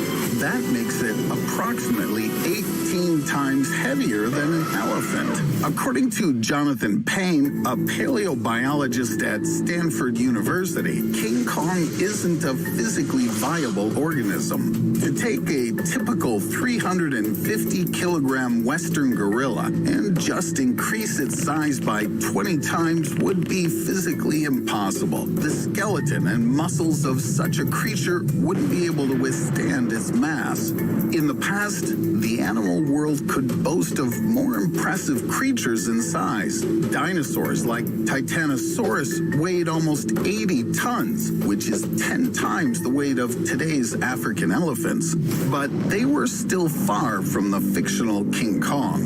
In real giant animals, the skull and brain would be disproportionately small. They would suffer from shortness of breath, wouldn't live long, and be foolish because their brains wouldn't be any larger than those of sauropods, the size of a walnut. Or with large sizes, they would explode from blood pressure as soon as the poor guys decided to bend over, and would abruptly straighten up. He would lose his lungs. The pressure would rupture his pulmonary arteries. As you can see, in real life, both titans, if they entered the ring, would be in very bad condition. What do you say, John Goodman? Have you changed your mind? Monsters exist. Well, Godzilla and Kong may indeed exist in real life, but in a slightly different form. More recently, a new species of parasitic wasp was discovered in Japan that can swim underwater.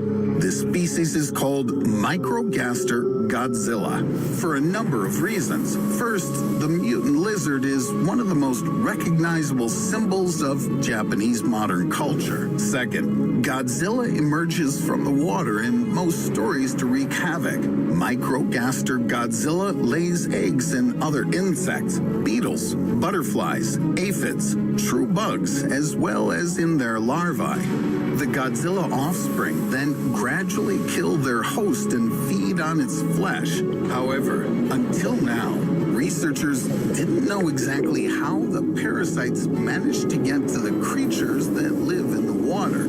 The idea to study this issue in more detail came to the mind of one of the authors of a new work, Jose Fernandez Triana, when he studied the caterpillars of the species Elophila turbata, which are found in the urban ponds of Japan. It turned out that in search of a suitable victim for laying female parasites, it first walks on the leaves of aquatic plants, and finding a caterpillar scares it, forcing it to move into the water.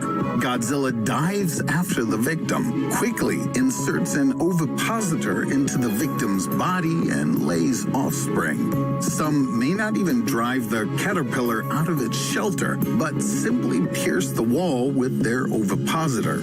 But while Godzilla looks much less intimidating in real life, the story of the real Kong seems more creepy than all the films about him combined.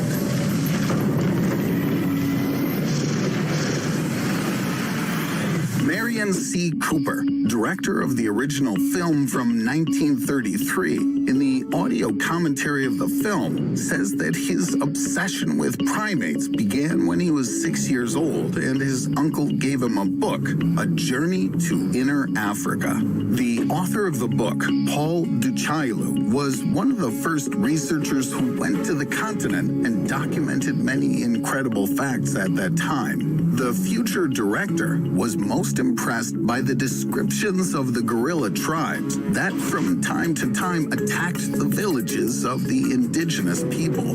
The images from the book were so etched into his memory that they wouldn't let him go for the rest of his life. The book from 1861 really contains a story about two women of the Mbandemo tribe who were walking through the jungle returning to the village when suddenly a gorilla appeared in their path. A huge gorilla. The gorilla grabbed one of the women with its hands and, despite their screams and attempts to escape, dragged one of them into the thicket. The tribe went on a fruitless search. The woman was presumed dead, but a few days later she returned to the village on her own. According to her, the gorilla abused her, but the woman managed to escape. Paul Duchailu describes in the book the special tribes of gorillas which, according to local residents, were possessed by the spirits of their dead tribe members. Such gorillas are much larger in size, and it's almost impossible to catch or, moreover, kill them. Their intelligence is much higher than that of other primates of the same species. They combine the cunning and resourcefulness of man with the power and fury of a beast.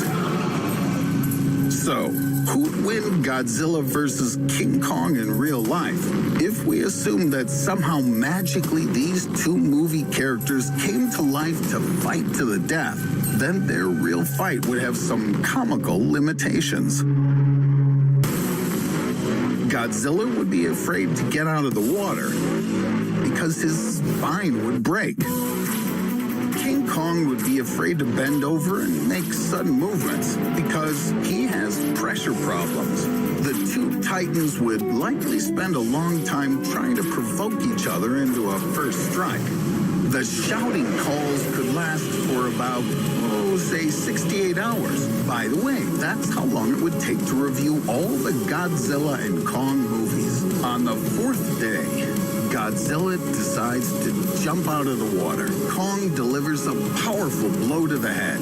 With the last of his strength, Godzilla releases a powerful nuclear pulse. Godzilla wins. But because of the laws of physics, both die. Of course, despite all the scientific inaccuracies, we still go to the movies to entertain our imagination. But if instead of going to the movies, you had only two options for entertainment, swimming in the ponds of Japan or walking in the African jungle, you would make your choice, knowing that monsters exist.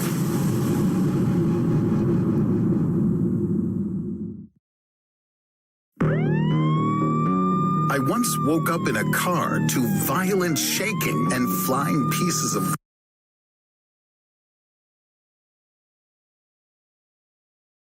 glass. I screamed and instinctively covered my head with my hands, wishing 100 times that I hadn't hitchhiked. The car I was riding in had been crashed into by a drunk driver's car. Everything was fine. I survived. But before I was dragged out of the back seat, every second I spent in the wrecked car felt like hell. When I hear the word danger, I remember this story, and my brain can't even imagine what kind of nonsense it really was against the background of real deadly nightmares that lie in wait for a person outside our blue ball.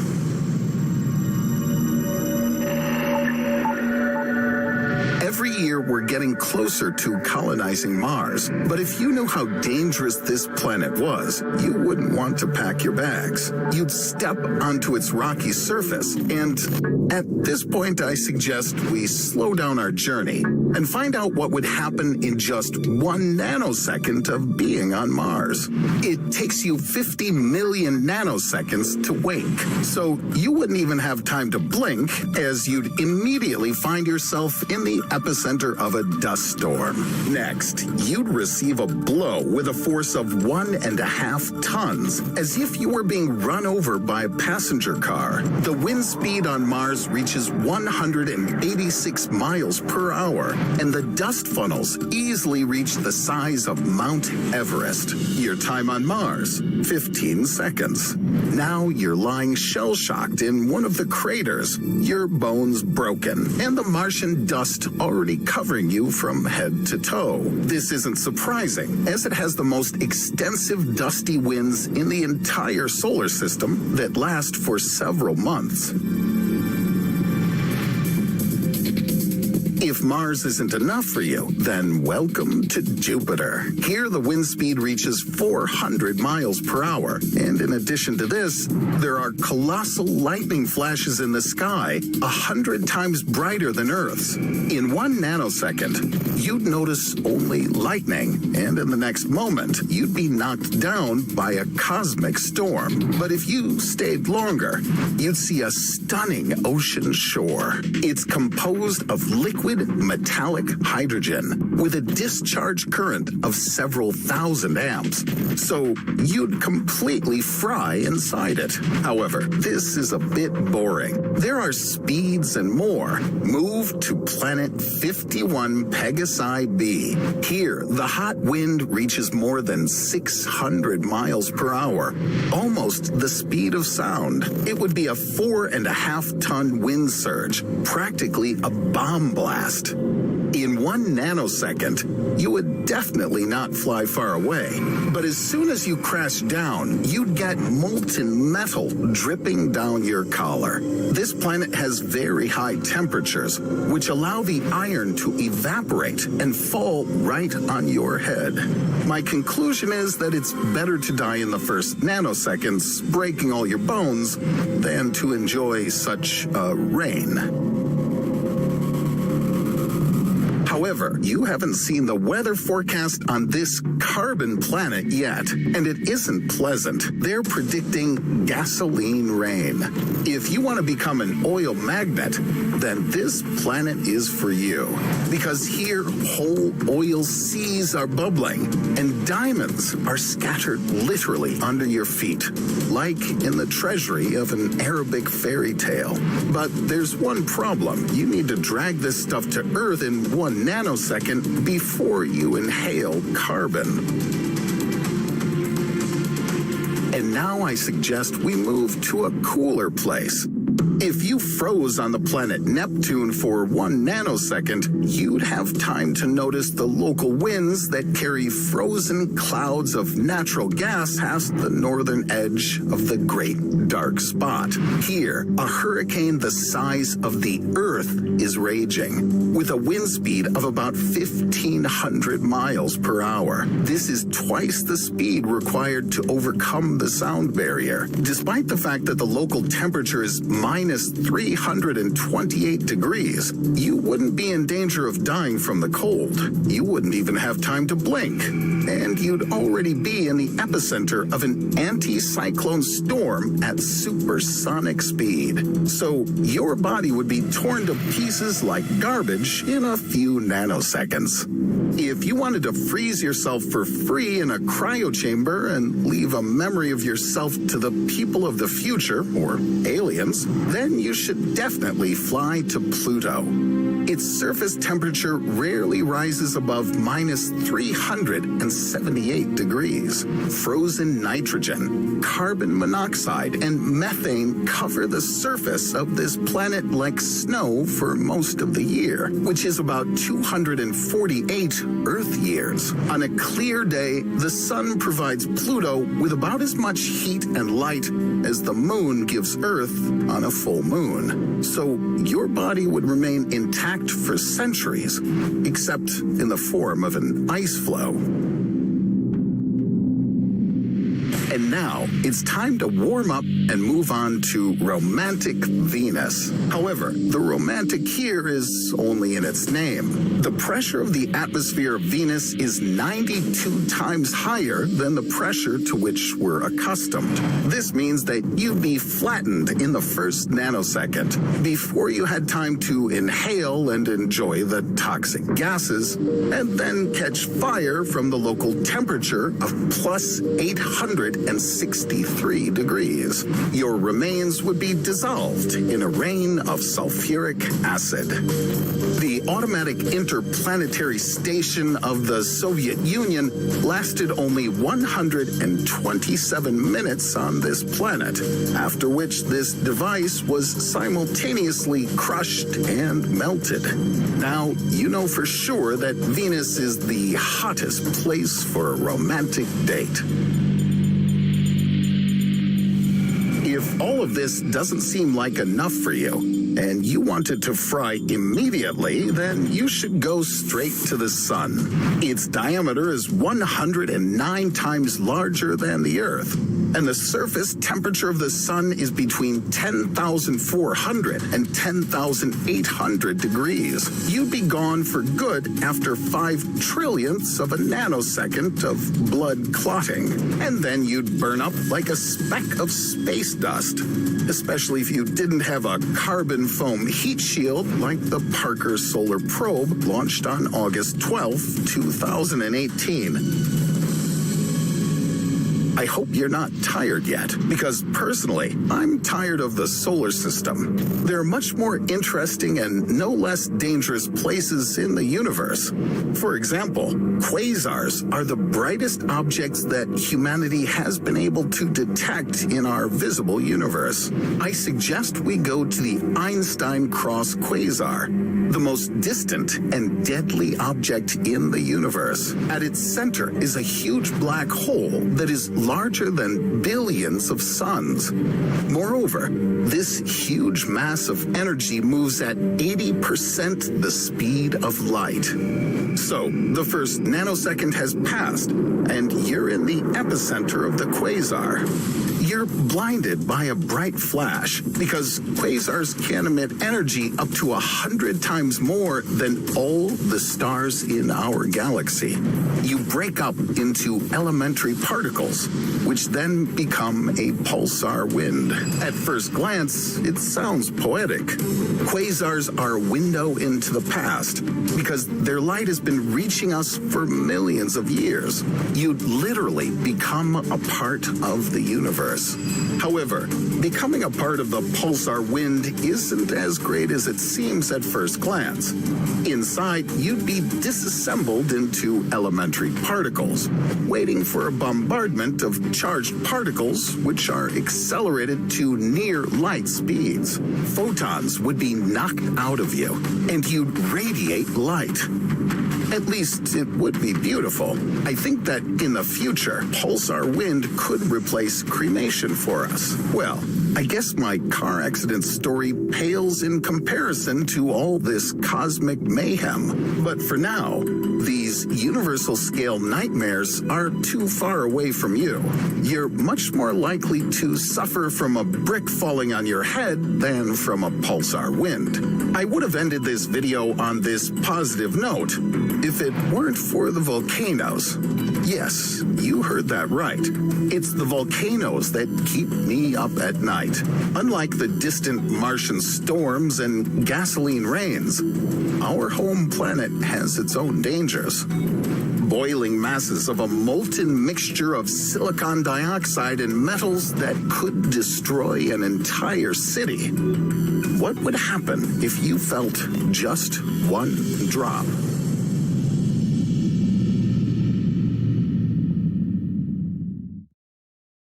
Almost 14 billion years ago, an event occurred that changed our world forever. Technically, it created it. I'm talking about the Big Bang. But what if it happens again? Will we get another universe, an infinite number of universes, a parallel reality? Will time restart? Or will the new Big Bang be the end of the world? Today, I'm going to tell you about one of the most mysterious theories in cosmology. I'll start with the main thing. Our planet is doomed.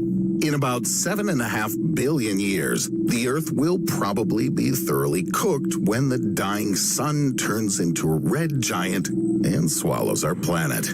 But this is just one of the planets in the solar system. Our star is one of a huge number of other stars in the universe.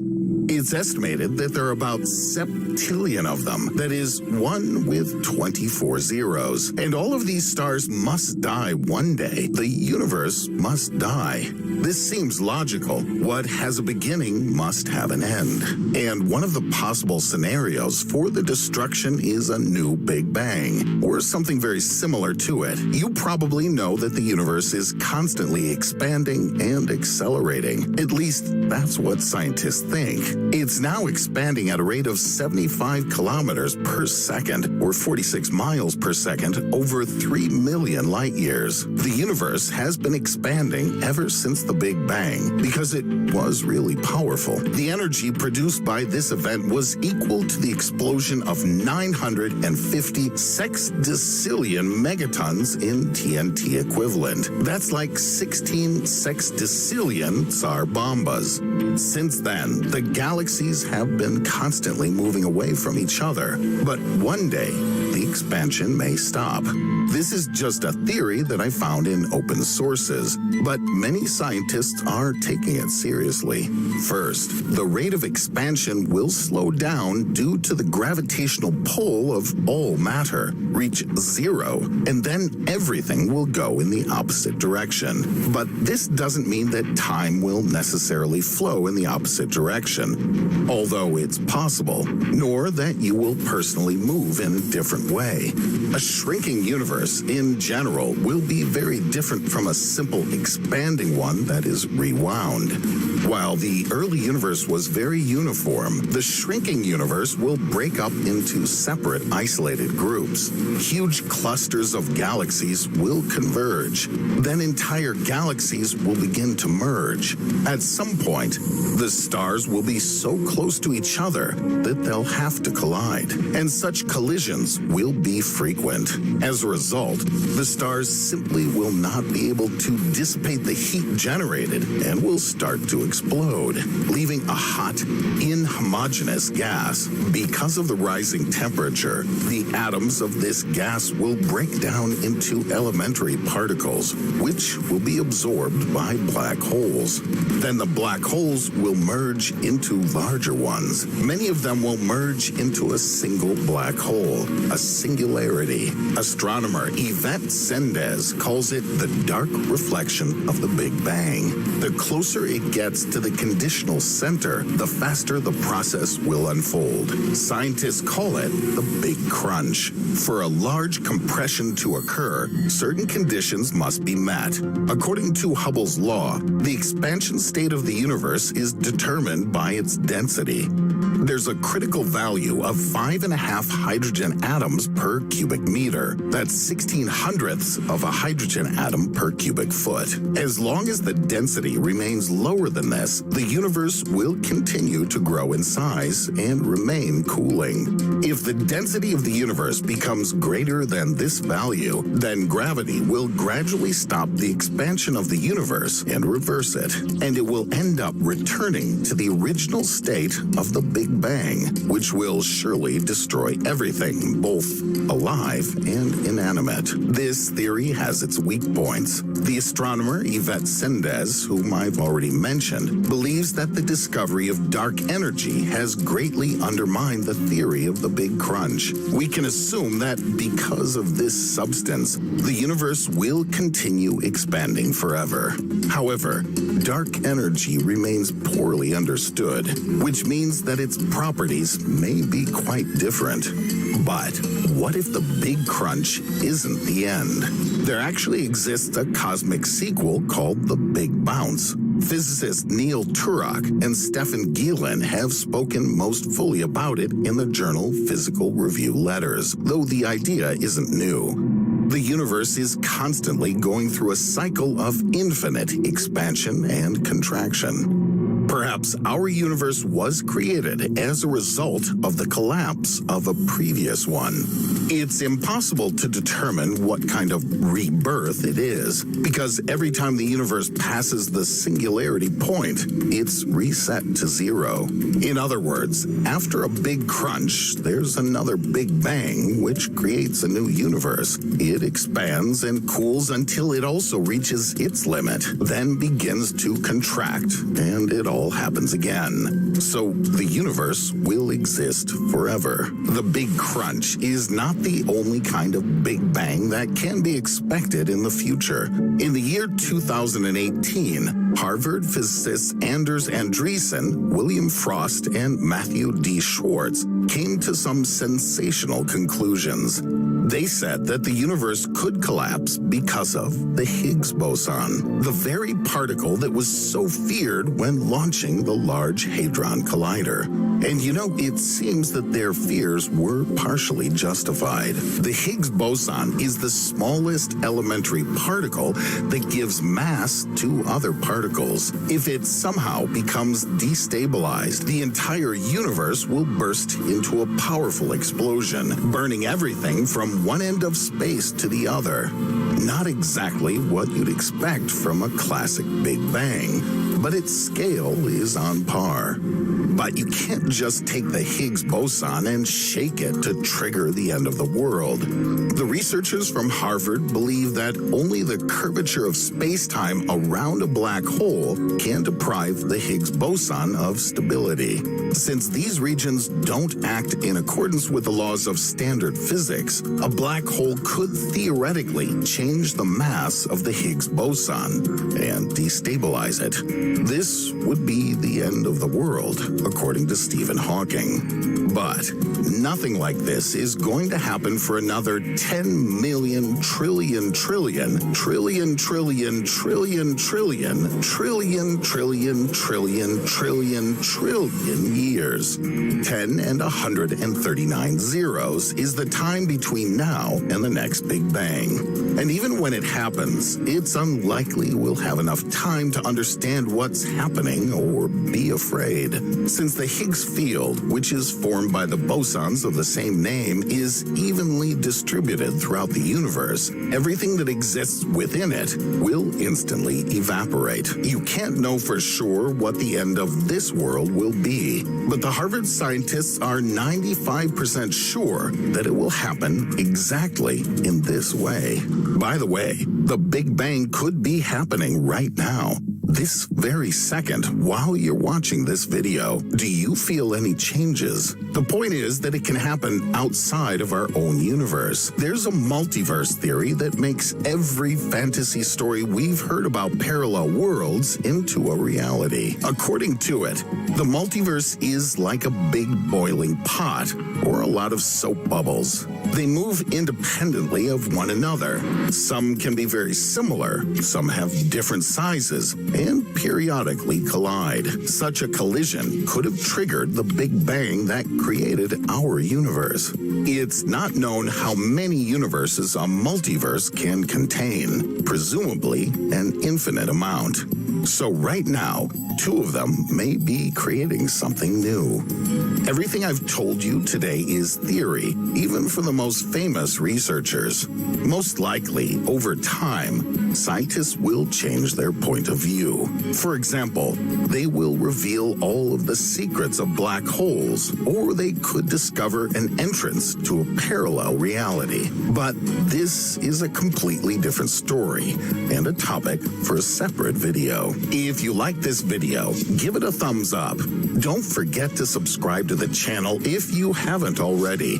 Click on the bell to receive timely notifications of the release of new interesting videos that are waiting for you ahead.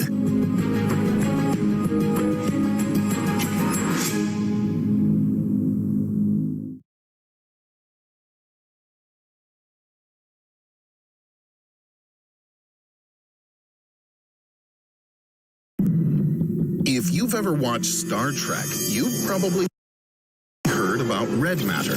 With the help of this substance, the film created a bomb and epically destroyed a planet.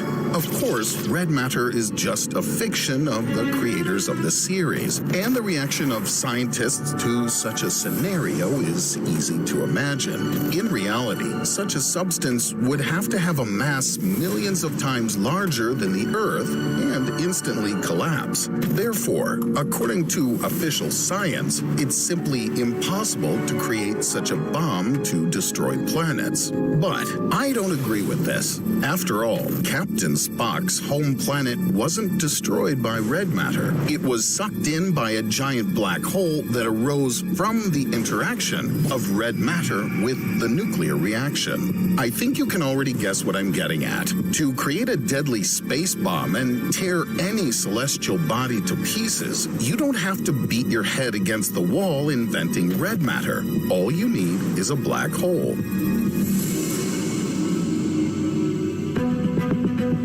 Before you is microquasar GRS 1915. It's here at a distance of 1,600 parsecs from Earth that there's a black hole suitable for my experiment. Its mass is about 14 times the mass of the Sun, and like most black holes, it rotates on its axis, 1,150 revolutions per second. This speed of rotation forms a special elliptical region around the black hole, the ergosphere. All objects that fall into this zone inevitably begin rotating along with the black hole. It's like an energy vortex, but an object that's trapped in the ergosphere can still escape. As it spins, it receives some of the black hole's energy, accelerates, and then, like a dart from a sling, it flies back, taking with it a huge supply of kinetic energy from the ergosphere. This phenomenon is called the Penrose process, and it allows you to use a black hole as humans have used all the energy sources that they have mastered for two purposes: to create and destroy.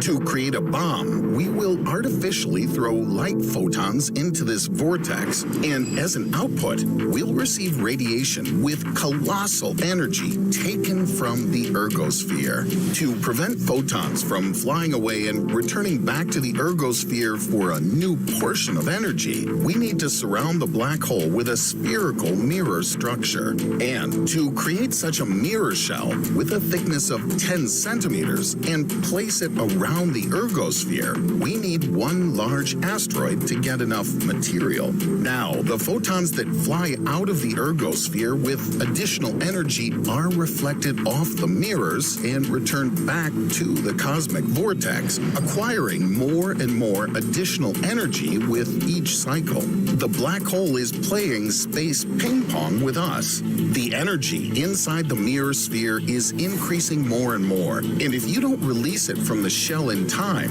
then sooner or later, the hole will explode, and then it will spew out so much energy that it could really destroy not only a planet, but an entire star system. The power of the explosion of such a hole would be about 40 octillion megatons of TNT, the amount of energy released during the explosion of a supernova.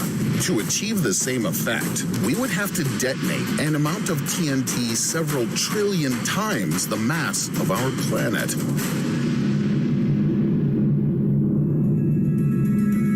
But let's hope that by the time humanity is able to reach a black hole, we'll no longer need to fight with our own kind, and humans will be able to acquire this energy for peaceful purposes. And to do this, a simple method is already well known. Replace the mirrors around the black hole with panels that generate energy from photon radiation. I'm certain that the colossal energy obtained from the black hole would allow civilization to make a huge leap in its development, and our dreams of colonizing other planets will finally come true. I hope that if humans invent red matter, it will become a source of energy for peaceful purposes, and that it will never be used to destroy anything living. I don't know about you, but after preparing this video, I wanted to turn off all the electricity in my virtual laboratory and light a candle to sit in silence out of reach and think about the great things that future civilizations are waiting for. Our lives were turned upside down by the discovery of electricity and nuclear power, and our distant descendants will come to develop ways of harnessing stars and black holes. I hope they can direct their discoveries in a reasonable way and not create bombs that will destroy our galaxy. Write in the comments what you think about it. But if we return to the Star Trek series, which I mentioned at the beginning of the video, there are much more interesting discoveries for science. How about a photon torpedo that's equipped with antimatter warheads? It is much more realistic to create such a weapon, but I cannot vouch for the consequences.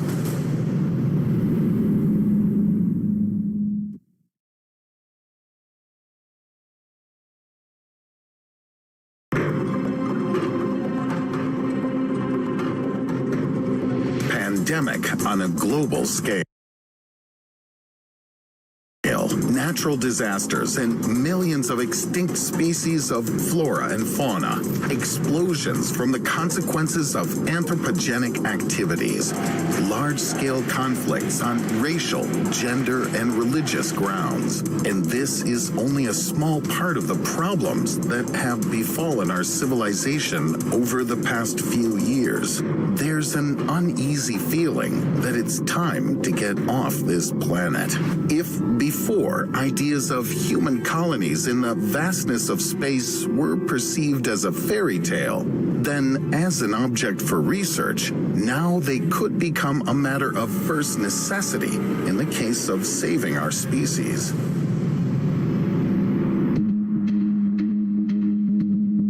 Elon Musk's promised colonies on Mars are only 30 years away. So to speak, 30 summers to Mars. Therefore, you have enough time to save up for a ticket to the Red Planet if you save only $400 a month. But if I were your intergalactic realtor, I would suggest another good option. What about Titan? Mountains, methane seas, skydiving, a great year-round resort at your disposal. This idea is supported by the sensational news that signs of life have allegedly been found on Titan. The chemical is called acrylonitrile, a complex organic substance that can form cell membranes and azotosomes resembling cells based on lipids, from which terrestrial organisms are built. The acrylonitriles have already emerged, so are we any worse? Colonization of this moon has two possible outcomes. Your life on Titan is quite long and happy, or a fleeting death. Why Titan? The habitable area on Titan is quite large. It's the largest moon of Saturn and the second largest moon in the solar system. It's almost half the size of the Earth. And in its magnitude, it looks like the size of Eurasia and Africa combined. On our planet, about 5,834,000,000 people inhabit such a territory. Not a bad size for a space move. Perhaps there's a place for you. Let's say you decided to make a change in your environment, but you immediately had many questions. How long will the journey last? How many seats will there be? How much are the tickets? The closest distance between Titan and Earth is about 746 million miles. That's roughly the same as if you circled the Earth's equator 33,000 times. The duration of the flight would last 7 years, quite a long time spent in a confined space. And I think that could be a big problem. Perhaps the coronavirus quarantine was a training that gradually prepared us for the long move. And as you've seen, to sit for even 3 months in your own apartment is unbearable, bordering on madness. In the process of colonization, you'd find a real emptiness, uncertainty, and a large scope of work. Moreover, you, as the first visitor to this new home, would have to create everything from scratch. If you, like many people now, have problems with inconsolable job searches, know this: on Titan, you certainly wouldn't have to stand with your hand outstretched at some crater begging for alms. There would be plenty of vacancies here.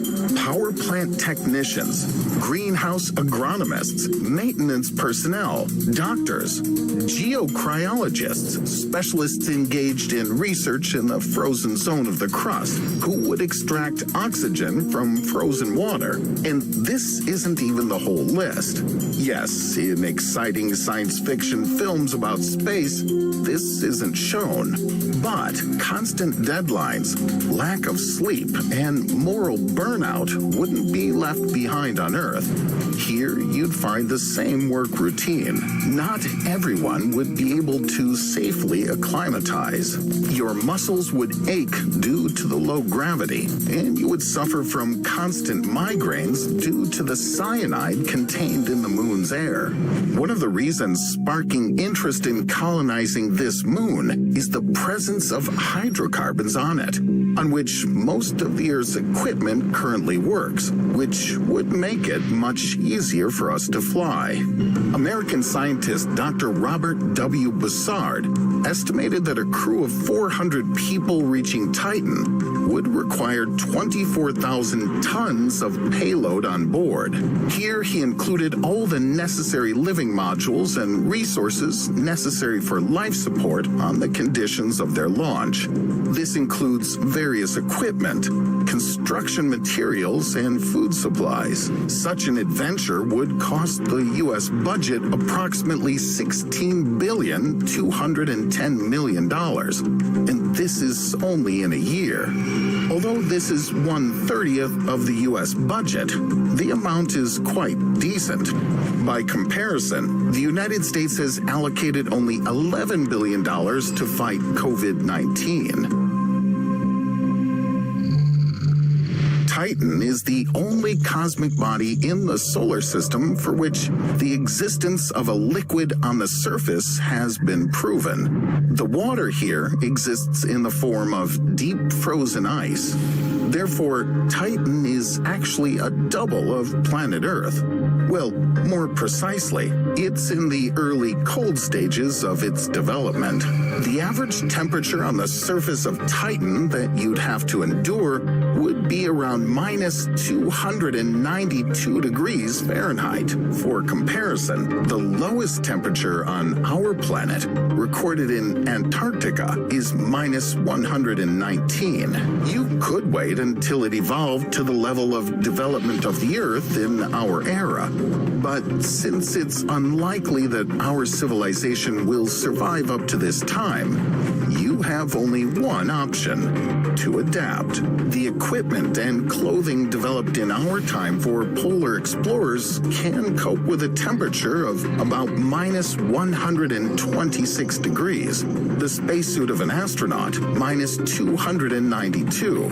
But at the same time, Titan's atmosphere is 50% denser than Earth's, and it has a magnetosphere. This would protect you from radiation, unlike Mars, where we'd have to go in spacesuits because there's a very thin and vulnerable atmosphere.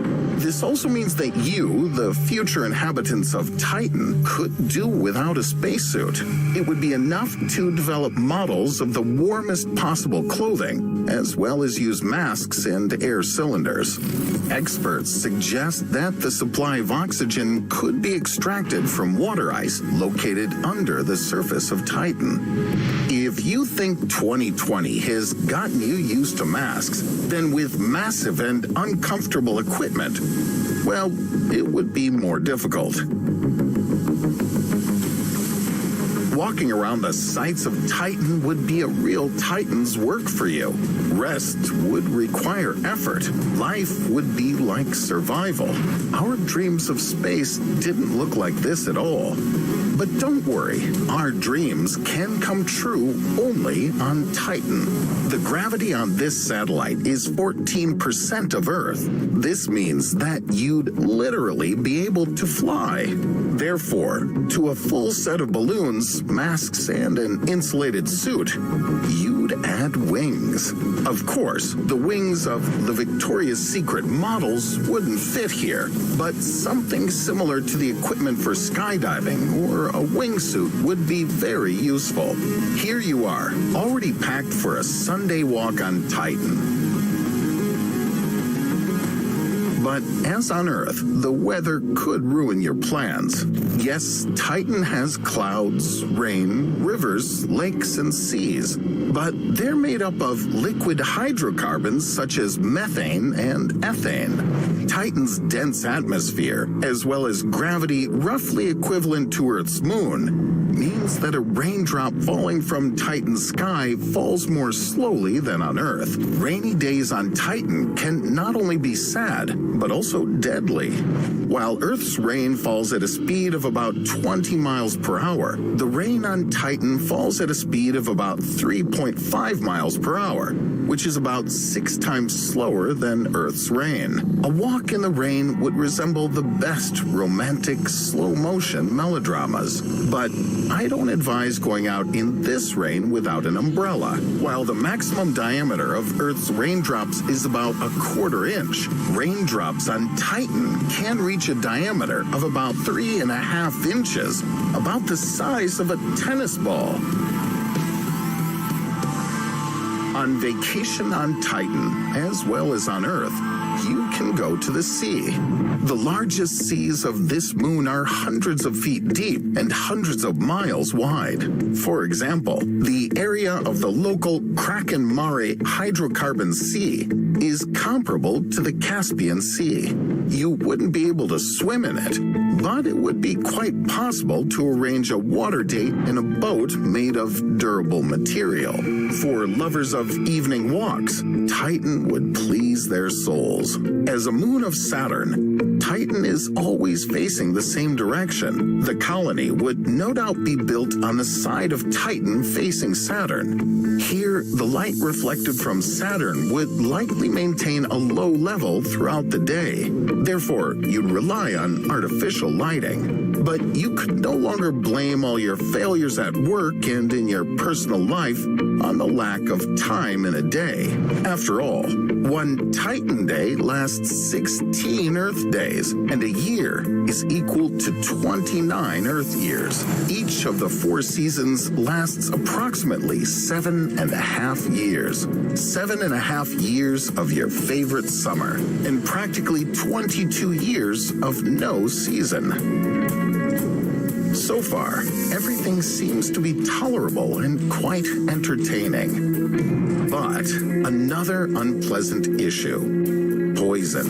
It's important for you to know that a poisonous cloud with an unusual composition has been found in the stratosphere of Titan, but you shouldn't be afraid of it. Methane, which predominates on the moon, is non-toxic, but at high concentrations in the air, resembles ammonia. It also has a mild narcotic effect, so I think it would be the perfect planet for Snoop Dogg. The only thing more shocking than exposure to airborne drugs is vinyl cyanide. NASA experts confirmed its presence in the atmosphere of Titan in 2018. Vinyl cyanide is a compound that may be a component of cell membranes in microorganisms, possibly living in the methane oceans of Saturn's moon. Planetologists haven't ruled out the possibility that on the basis of this substance, extremely exotic life forms could be born, capable, for example, of enduring severe colds of minus 328 degrees Fahrenheit, which most of the animals of our planet, even those living in Antarctica, cannot endure. So perhaps in our new home, we'd still be someone's guests, and there's no guarantee we'd be welcome. I suspect that since reading science fiction writers and their stories about the colonization of wild space, you've already begun feeling admiration and excitement about this topic. You're already packing your oxygen tanks and 10 pairs of warm knitted socks in your suitcase. But don't hurry. In fact, this process is quite risky and costly. Wars, famine, violence. Humanity wants to leave this all behind and begin everything on a clean cosmic sheet.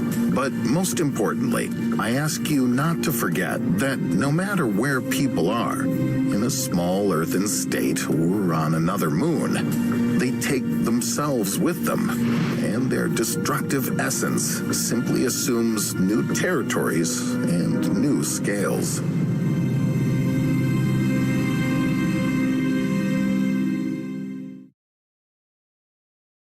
We often hear about astronauts who've gone into or returned from orbit. Each such flight is a test of strength, a huge risk, defying the laws of physics. But humans aren't the first living beings to have been in space. The real pioneers were animals. Different creatures, from mice to monkeys, opened the door to the stars for humanity. But what happened to them? Scientists don't like to talk about it, and it's not for no reason.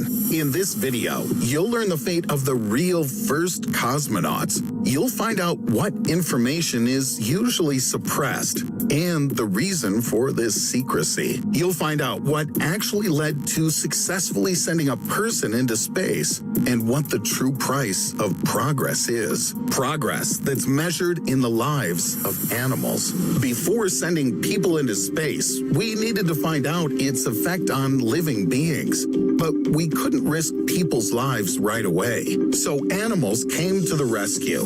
They've been used in aeronautical research since the late 18th century. Back then, a ram, a duck, and a rooster were sent up in a balloon. Every single one of the participants in these experiments survived. In general, that's nothing surprising. But let's move beyond the era before the airplane. We're interested in space. The first living creatures specially sent into space were common fruit flies. They traveled aboard an American V-2 rocket and returned to Earth alive. The overload didn't hurt such tiny creatures. And then 2 years later, a monkey was sent into space. It was necessary to study the effect of microgravity on the vertebrate organism. And what could be closer to a human than a monkey? The subject was a rhesus macaque named Albert II. Albert I was also sent up and could have become the first ape in space, but its rocket didn't go high enough. At the same time, almost all of the documentation related to the flight is missing, perhaps for a reason. Albert II's flight ended tragically. The parachute failed.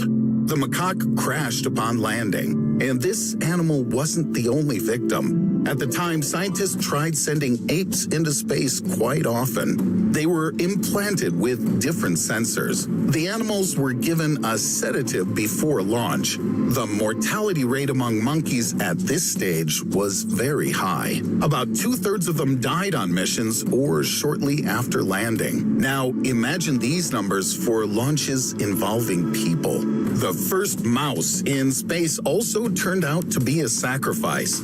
The V-2 rocket it was flying in crashed. Other space mice were also unlucky. Few of them could have expected to live long and happy lives, but this was only the beginning.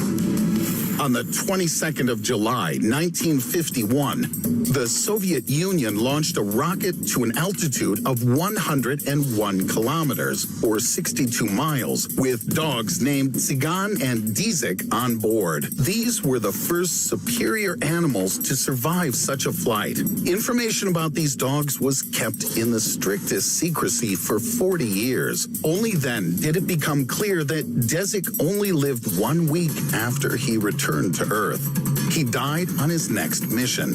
Sigan was more fortunate. He lived another 10 years. But there was a trip to orbit ahead, and this one was fatal. An ordinary stray dog named Laika became the first animal to enter the orbit of our planet. At first, she spent a long time in the onboard mock-up, and before the flight, she also underwent an operation to implant breath and pulse sensors. But scientists already knew that Laika wouldn't return to Earth. In orbit, about 7 hours after launch, she died. This was due to overheating and tremendous stress. It's simply impossible to imagine. How does it feel for a small dog to be in orbit when it's completely surrounded by lifeless, dangerous space? Some believe that the lack of a thermal regulation system is to blame for Laika's death. According to another version, she died as a result of an interruption in her oxygen supply. There are many possibilities, some more terrible than others. With the dog's body on board, the satellite made more than 2,000 orbits around the planet before burning up in the atmosphere. People were told about Laika as if she was still alive. The truth was revealed much later. After Laika's flight, scientists attempted sending other dogs, monkeys, rabbits, frogs, and mice into space. Not all managed to even leave the ground. The rockets often exploded during launch, but this didn't stop scientists' efforts. After Laika's tragic flight, they decided to send other dogs into orbit.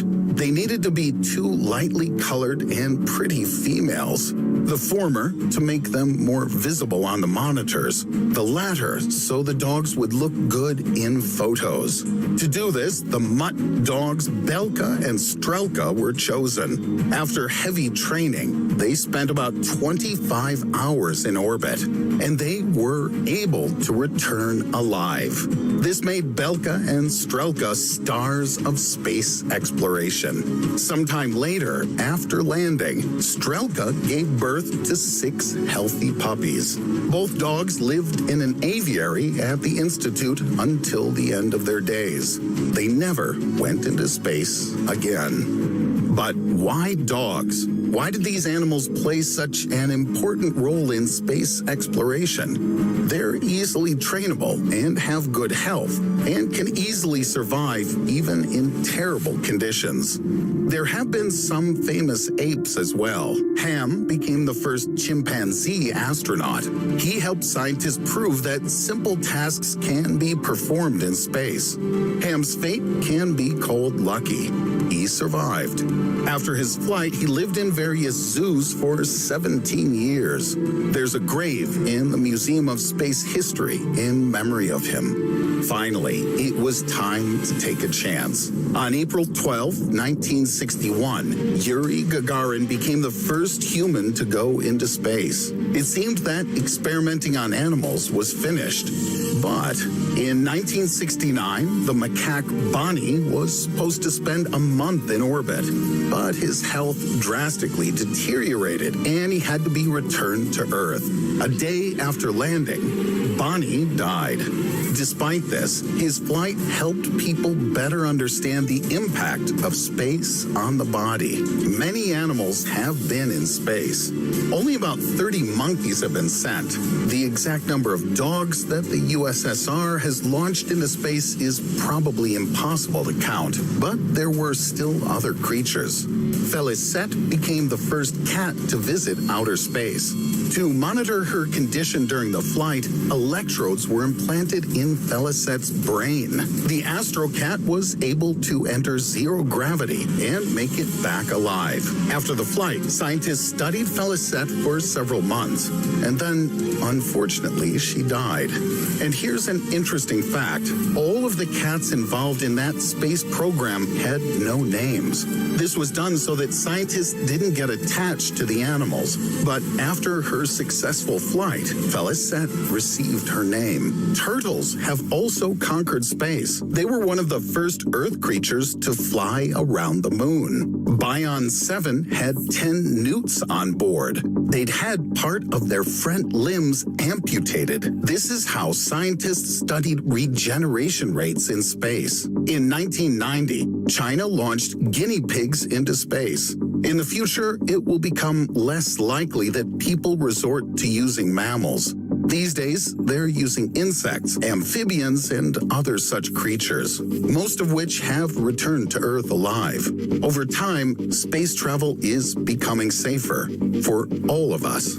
Throughout the history of space exploration, people have used animals. But despite the losses, these animals have taught scientists a lot. These furry astronauts gave their lives in the name of technological progress, and they opened the way to the stars for us. If you like this video, give it a thumbs up. Don't forget to subscribe to the channel if you haven't already. And click on the bell to receive timely notifications about the release of new, interesting videos that are waiting for you ahead.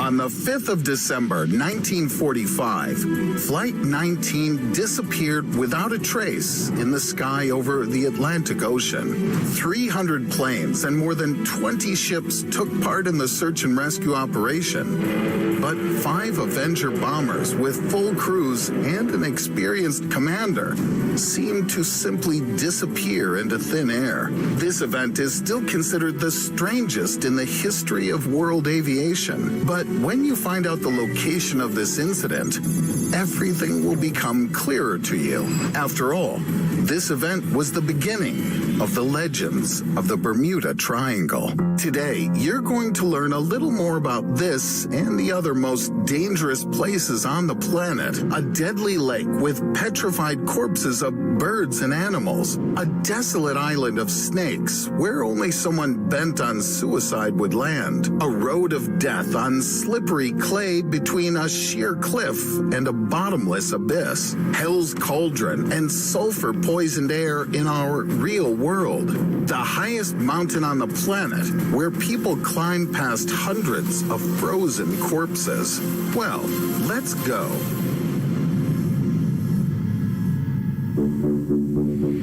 The Bermuda Triangle is located in the Sargasso Sea in the Atlantic Ocean. The facts about it are shocking. The disappearance of about 100 ships in the 20th century alone. Empty ships abandoned by their crews. Planes that disappeared without a trace. Indeed, in the Bermuda Triangle, danger lurks at every turn. Reefs and shoals in the most unexpected places. Methane emissions from the ocean floor. Impenetrable fogs on the border of atmospheric fronts. Currents that carry ships into the unknown. Deadly hurricanes traveling 400 feet per second. Tornadoes generating enormous water columns. Infrasound, which is generated by the ocean and causes panic and waking nightmares among crews. Just one of the natural conditions of the Bermuda Triangle is enough to rid anyone's desire to travel on the Sargasso Sea. It's not for nothing that they spread rumors about it, as if a teleport to a parallel universe is in effect here. But I won't dwell on this, because I personally haven't checked it. Let's move on. here's another body of water, much smaller in size, but no less dangerous. Before you is Bloody Lake Natron in northern Tanzania. The bright red color of the water in it is explained by the activity of microorganisms that stain the salt crust on its surface. Rainwater washes away huge amounts of calcium carbonate from a nearby volcano, which the Egyptians used to mummify bodies. The temperature of this solution reaches 120 degrees, which turns the lake into a giant chemical test tube. The poisonous contents of the lake guarantee a chemical burn if you try to touch its surface. It would cause extreme pain and require immediate professional help. But if you slipped and fell into this aqueous solution, well, it's better to see for yourself what would happen. These are the carcasses of careless birds and animals that the lake instantly killed and then mummified. It soaked their tissues in a cocktail of chemical compounds that stopped the processes of rotting and decomposition forever. But a place where no amount of caution could save you is the tiny island of Queimada Grande, state of Sao Paulo, Brazil. Its rocky shores are completely covered with green thickets, and only a single white lighthouse tower indicates that there were once people here. Today, the Brazilian authorities have imposed a complete ban on visiting the island, and it's not surprising. For every 11 square feet of territory, there are 5 venomous snakes. They bask on rocks, hang on the branches of bushes, and hide in cracks. If you believe the legends, the lighthouse works in automatic mode after several caretakers and their families died in terrible agony. Queimada Grande, the only place in the world inhabited by the Bothrops insularis, or the golden lancehead snake. Its venom causes tissue necrosis, internal bleeding, and kidney failure. The lancehead's venom can dissolve human tissue, and as such, there's no antidote. But even if you're prudent and stay clear of Snake Island, North Yungas Road could serve you a completely unexpected and foolish death. The Road of Death, connecting the Bolivian cities of La Paz and Coroico. In the rainy season, the washed-out clay sticks to the wheels and makes them slide down. In the hot summer, the dust in the air is a solid wall that blocks visibility. Rock slides from steep cliffs threaten to overturn cars, and the bottomless abyss holds the memory of thousands of people who disappeared in it forever. The abyss used to swallow more than 24 cars every year, and in 1983, it even sucked up a bus and more than 100 passengers at once. Now, the authorities have built a bypass road, and the deadly journey along North Yungas Road is no longer necessary. But tourists still try risking their lives for a memorable photo that may become posthumous. But even more dangers await you in the Danakil Desert in northern Ethiopia. 40,000 square miles of bare-scorched territory of volcanic origin. Volcanoes, geysers, pools of sulfuric acid, salt fields, toxic oil lakes in the hottest place on the planet. Yes, nature has done its best here. The air temperature in the Danakil Desert rarely drops below 120 degrees, and the surface temperature warms up to 160. Even staying for a couple of hours in this hell would cause irreparable damage to your health. The extremely high concentration of sulfur vapors, the toxic fumes of lakes, and the lack of the usual proportion of oxygen in the hot air would burn your lungs if you didn't have time to get away. But even if you held out for some time and came across other people, don't count on receiving help. Local tribes are ready to kill a person without hesitation for a pitiful profit. And now, I suggest we cool off and move to the highest point on our planet, Mount Everest, 29,032 feet of granite and basalt. The average temperature in midsummer is -2 degrees and drops to -76 in winter. Sudden storms with wind gusts of up to 525 feet per second, which can simply blow an expedition off the face of the mountain like a grain of sand. Avalanches, rock falls, steep slopes, precipices and crevices, temporary blindness from glittering snow. This is just a list of deadly dangers that lie in wait on the approaches to the stone giant. But the most dangerous thing that awaits at this extreme altitude is the rarefied atmosphere and oxygen concentration on the verge of making it impossible for the human body to survive. Already at an altitude of 12,000 feet, each breath gives you only 60% of your usual volume of oxygen. Weakness, nausea, and dizziness. You don't yet understand why, but oxygen starvation has begun. Now, let's go even higher, to 20,000 feet. You feel completely powerless. Every step is difficult.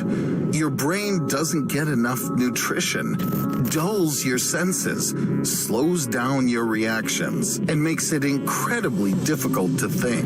The heart tries to support your organs and beats jumping out of your chest. At this altitude, you can't just lie down and relax. Your body only loses strength with each passing hour. It's simply impossible to recover and gain energy. What's next? Beyond 23,000 feet, only 14 mountain peaks rise above this mark on Earth. At this altitude, the oxygen content in the blood doesn't rise above a quarter of the required level. The heart beats at a frequency of 140 beats per minute. The risk of a heart attack or stroke increases by the minute. Not everyone passes the last 100 feet. But even if you were lucky enough to reach the top, know that most of the dead have lost their lives on the way back. Unable to move, they died in the snow for long hours. No one wanted to help them. The rest of their strength was needed for the long descent. It's every man for himself. But back to comfortable reality. What places on Earth do you think are the most dangerous? Let us know in the comments. And as always, thank you for watching.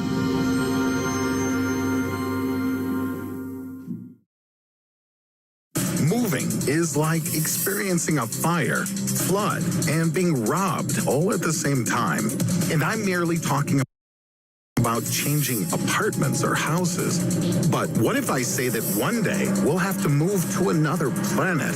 For example, to Mars. In truth, this is quite likely, given what's happening on Earth. You've probably heard that the population of our planet is growing faster than nature can produce what we need. Currently, the population of the Earth is about 7.8 billion people. According to scientists, by the year 2057, it will already be 10 billion, and by 2100, almost 11. Have you ever lived in the same apartment or house with 20 or 30 relatives? A similar situation will soon happen on Earth. It's time to think about inhabiting a neighboring planet. For example, Mars. Not Neptune, it's too far away. I must tell you that the number of people inhabiting Earth isn't the only reason to pack our things, jump into a rocket, and rush to another planet. Yes, there are many of us. And yes, there aren't enough resources for everyone. But while we somehow are learning to survive in these conditions and doing it well, what if an asteroid crashed into the Earth?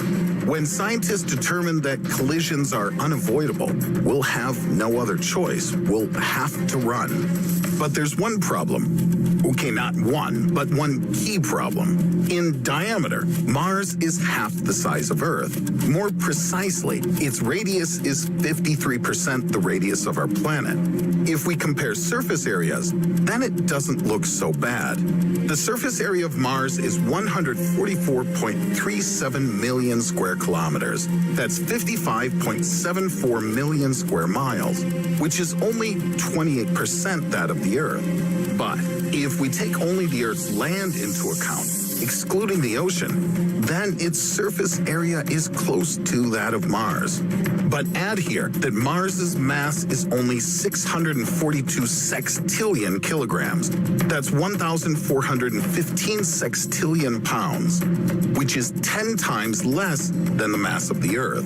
Now, these aren't just dry numbers from a textbook. A planet's mass directly influences our ability to survive on it, because mass affects the force of gravity. The longer you live on Mars, the more problems you'll have in your muscles and spine.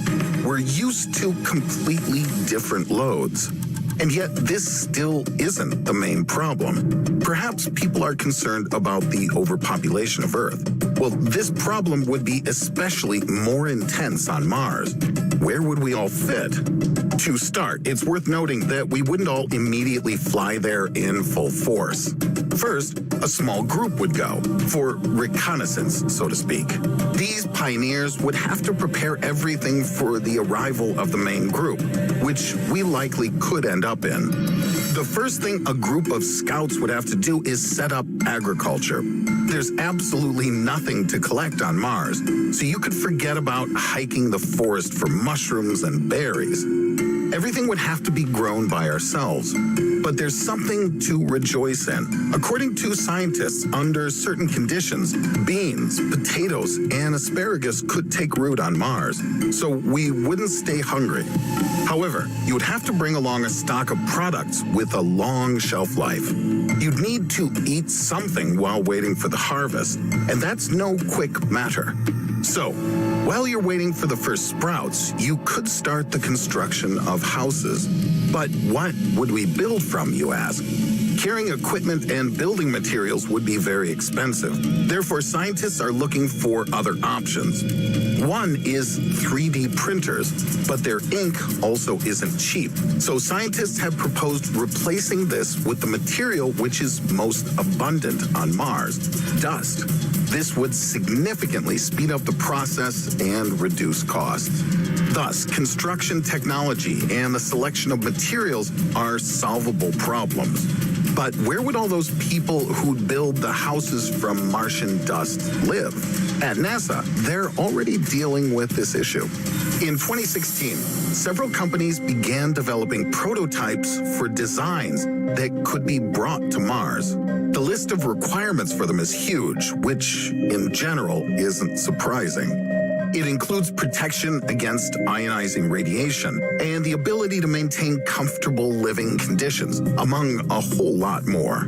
Of course, people still have no experience with life on other planets, but the developers are relying on the principles of the life support systems already operating on space stations. Except, perhaps, their tight quarters.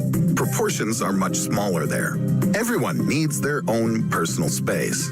Let's hope that in the permanent homes for life on Mars, this would be accounted for. So, preparations for the relocation to the red planet are in full swing.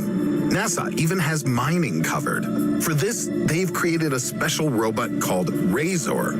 In the big picture, it looks like their progress is moving in the right direction. They're giving attention to the smallest details and searching for solutions to potential problems. But some questions regarding life on the red planet don't have answers. For example, how would we deal with Mars's atmosphere? You can't stay in the closed confinements of a space station. Before you go out for a walk on Mars, remember that about 95% of the planet's atmosphere is carbon dioxide. This means you couldn't go outside without pressurized spacesuits and oxygen tanks. Mars also doesn't have a global magnetic field comparable to Earth's geomagnetic field. Combined with a thin atmosphere, this means that a significant amount of ionizing radiation reaches its surface. In other words, you need reliable protection for your whole body if moving to Mars is on your to-do list. In addition, in the harsh Martian conditions, there's an extremely unpleasant phenomenon for all humans. All the water that reaches the red planet begins boiling at 4 degrees Celsius or 39.2 Fahrenheit. So the first settlers of Mars, alas, couldn't do without a spacesuit. And the problems don't end there. The temperature on the red planet varies greatly. At the poles, it's in the minus 153 degrees Celsius area. That's around minus 243 Fahrenheit. In the daytime, half of the air warms up to 20 degrees Celsius, or about 68 Fahrenheit. And at the equator, even up to 27 degrees Celsius, or about 81 degrees Fahrenheit. So you think you can easily stand the heat and cold? Mars would quickly convince you otherwise. If you want more comparisons of the red planet with ours, here's an important fact for you. Mars revolves around the sun more slowly than Earth. So 1 year there takes 669 Martian days, or 687 Earth days. Its seasons are similar, however, they last longer than 3 months. But let's get back to the main question we all gathered here for. How would we all fit on Mars? First, let's calculate how many of us there would be. Not everyone could fly. To go to space, you need to go through some tough training. So if you have health problems, you may not be allowed into space. But imagine we solve this problem somehow. For example, as in the film Passengers, everyone could go to bed in special capsules with full life support. Another problem is that many travelers drop out during the flight. Out of the 45 spacecraft sent to Mars since the 1960s, in 26 cases, something went wrong. Therefore, the risk of flight failure is really serious. Taking off can also lead to a disaster. But even still, there may not be enough space on Mars, so what could we do? Unfortunately, scientists still don't have an answer. One suggestion is to create underground dwellings. By building a series of tunnels connecting the underground habitats, colonists could abandon oxygen tanks and pressurized suits while away from home, so all is not lost. It's possible that you could be among those who first moved to Mars.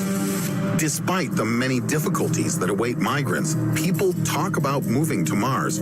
For example, Elon Musk, who was going to colonize the red planet and turn Earthlings into a multi-planetary civilization. This was one of the key goals of creating SpaceX. Over time, many of the problems facing life on Mars could still be overcome through the use of geoengineering, or rather terraforming. Using organisms like cyanobacteria and phytoplankton, colonists could gradually convert most of the carbon dioxide in the atmosphere into breathable oxygen. It's also possible that we could use orbital mirrors to heat the surface and bombard the red planet with comets. Regardless of the method, all existing options for terraforming Mars could make it inhabitable for humans in the long term. If you like this video, give it a thumbs up, subscribe to the channel if you haven't already done so, and click on the bell so notifications of new, interesting videos arrive on time.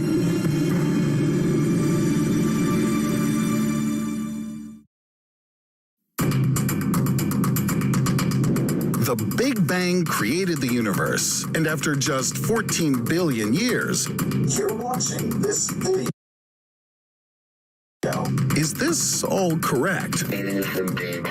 Says Stephen Hawking. The Big Bang created an infinite number of parallel universes, and each of them with its own galaxies, black holes, and possibly great civilizations. Today, this theory implies that the physical laws in all worlds must be the same, which means that the universes are similar, but can develop in different ways. As a result, on a general scale, our universe is like an infinite fractal, with a mosaic of different pocket universes, in each of which events develop slightly differently compared to the neighboring one. Just imagine, in one parallel universe, all life on our planet was destroyed by a giant asteroid. Shockwaves, earthquakes, volcanic eruptions, tsunamis, fires. In the end, we don't exist, and the empty Earth rotates senselessly around the sun. In another world, the gravity of Jupiter pushed our planet out of the solar system, and the frozen ball of Earth is flying millions of years through the darkness and cold to nowhere.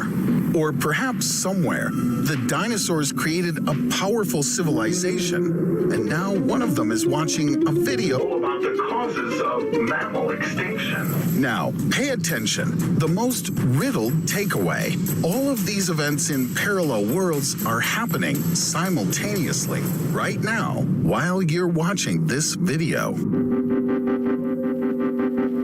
This isn't the only theory that suggests the existence of an infinite number of worlds. For example, Hugh Everett created his own interpretation of quantum mechanics. The fact is that every recorded event actually creates a new universe every moment of our lives. It might be easier to explain in this way.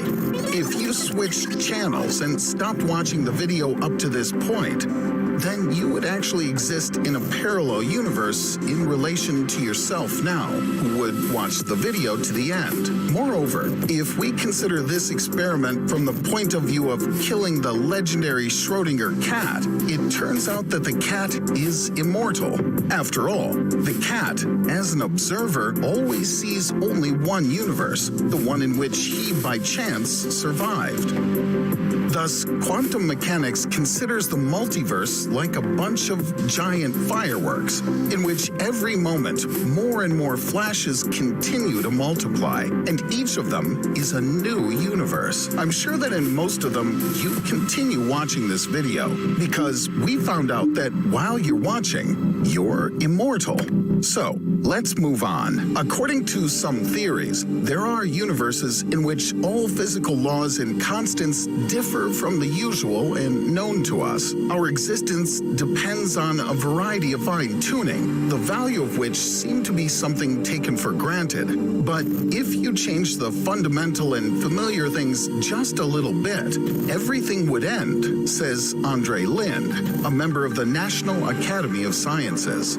For example, if protons were only 2,000ths more massive, they would be unstable and would break up into simpler particles. There would be no atoms in the universe, and no us. Another example is that if gravity were increased, gravity would compress the stars, making them hotter and denser. Instead of existing for billions of years, the stars would burn their fuel for a few million and go out before life had a chance to develop.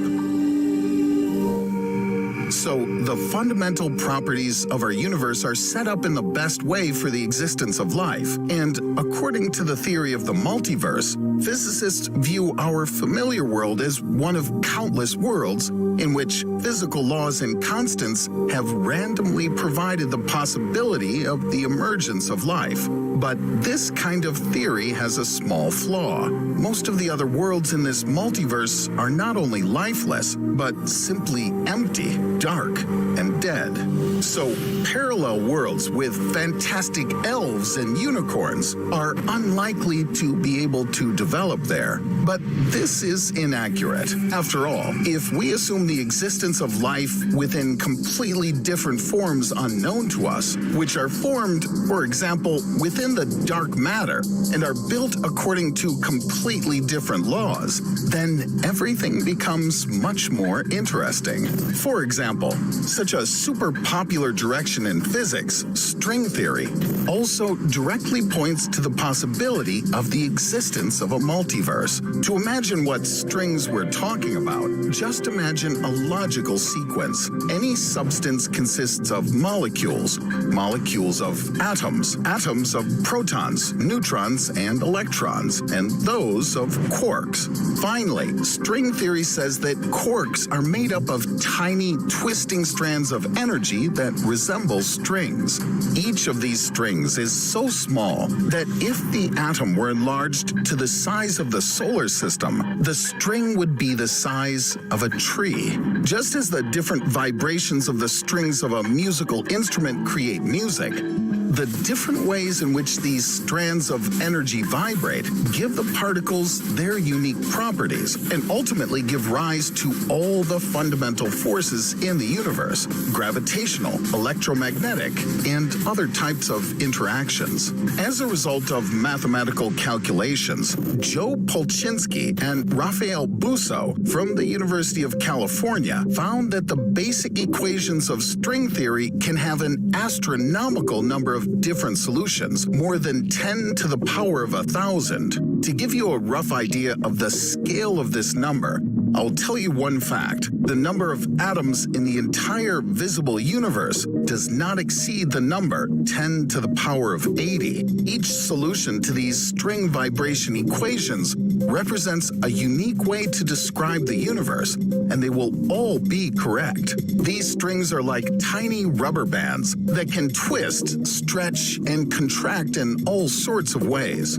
All this, however, doesn't mean that they can't play the symphony of the universe, because these threads, according to string theorists, consist of everything that exists. Leonard Susskind, a professor of theoretical physics at Stanford University, considers it an obvious fact that various solutions to string theory describe a huge variety of real universes, among which our universe is the only one that was born with the right physics for our kind of life. Apart from the question of how and why the universe is tuned exactly to us, scientists are still unable to explain many other things. For example, antimatter. The science of cosmology, which studies the evolution of the universe and its properties, believes that in the universe there should be equal parts of matter and antimatter. But in fact, in the visible part of the universe, it simply isn't so. To solve this paradox, scientists at the Canadian Institute of Theoretical Physics created a theory of the mirror universe. According to this theory, our universe can only be a mirror image of a parallel world. The new model suggests that two symmetrical universes formed during the Big Bang. In one, where we live, time flowed in the usual way. In the other, a mirror began to recede into the past with the same speed. After calculating all of the possible pairs, physicists came to the conclusion that the anti-universe must be extremely similar to our own, but is not an exact copy of it. Lastly, the idea of a multiverse isn't new. Ancient Indian religious texts, for example, are filled with descriptions of many parallel worlds. And the ancient Greeks claimed that there are an infinite number of worlds scattered in the same infinite void. Unfortunately, all this still cannot be confirmed or refuted experimentally. For scientists, parallel worlds exist only as mathematical models. However, I'm personally inspired by the fact that the very concept of the multiverse is not considered pseudoscientific speculation, but the subject of controversy in scientific circles and scientists of various fields. Who knows? Maybe all my videos about what if the supercontinent Pangea came back? Or what if we blew up all nuclear weapons in space? Were suddenly happening in real time in parallel universes and randomly flying into my head in the form of imagination. Let me know about your most insane versions in the comments. How do you think our universe is really built? And as always, thank you for watching.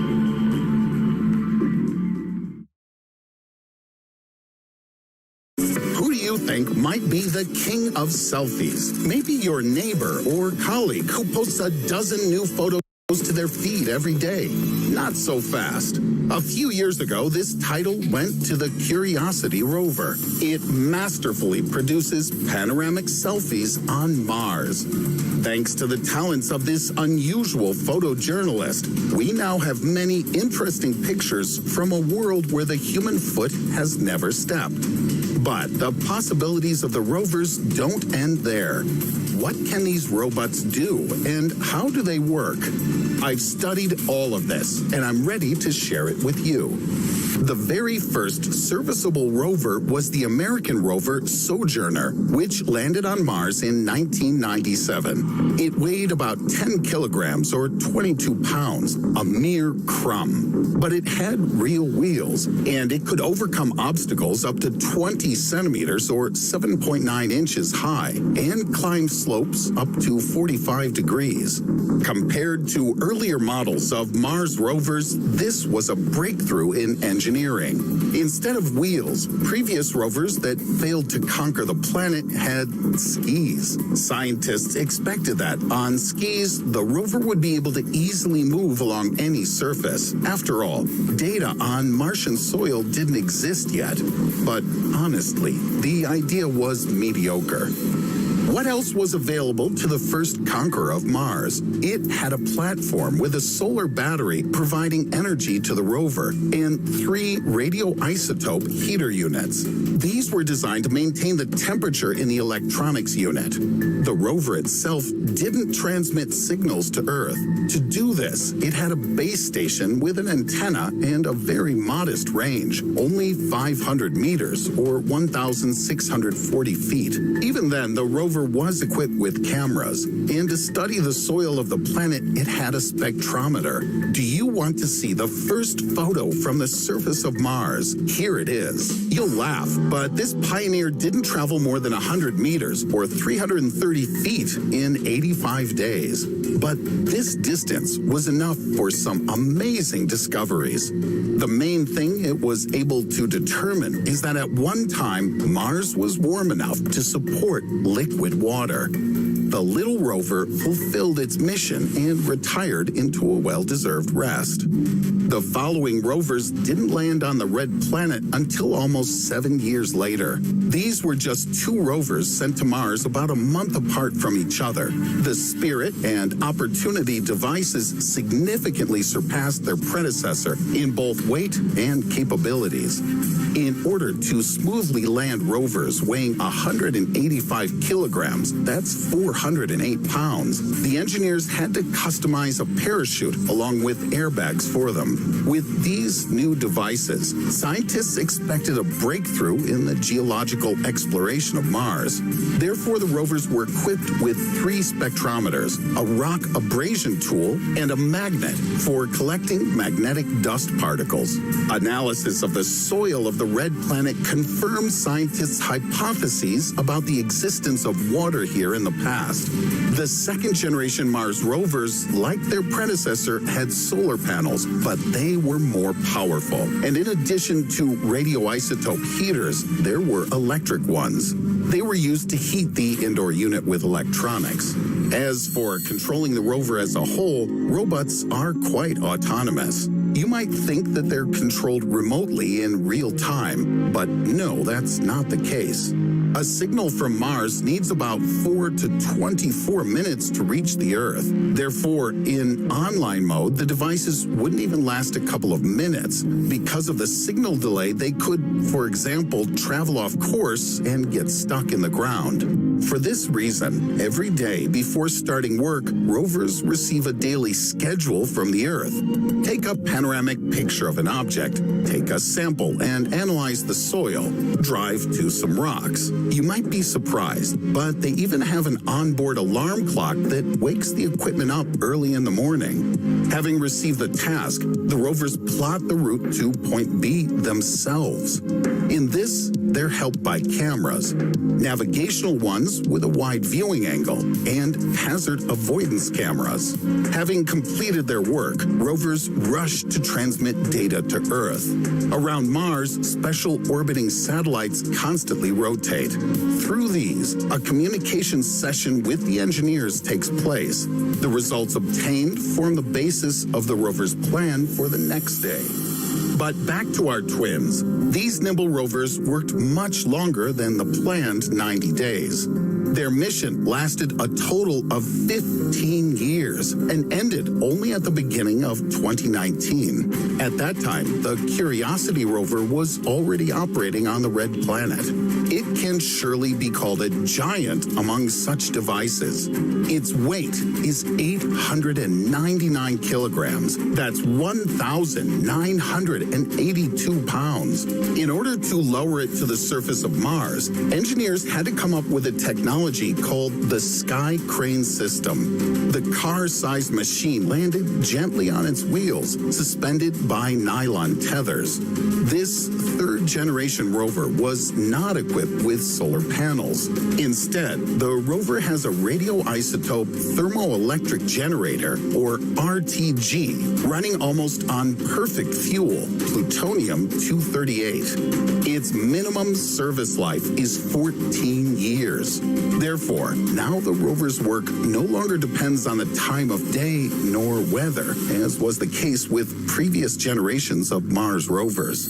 As for the insides of the rover, it's a real autonomous scientific laboratory. Its many cameras, spectrometers, augers, and microscopes wouldn't surprise anyone, but its ChemCam is a curious little thing. It's an infrared laser that can vaporize rock and analyze the spectrum of emitted light. The rover still has a lot of work to do, but soon it'll be joined by its almost complete twin, the Perseverance rover. Its landing is scheduled for February 2021. It will descend to the surface of Mars with modified wheels and an updated set of tools and a sampling system. But that's not the main point. For the first time, an unmanned aerial vehicle will be sent to the red planet together with a rover. This will be the Ingenuity helicopter. A device weighing less than 2 kilograms or 4 pounds is more like a compact drone.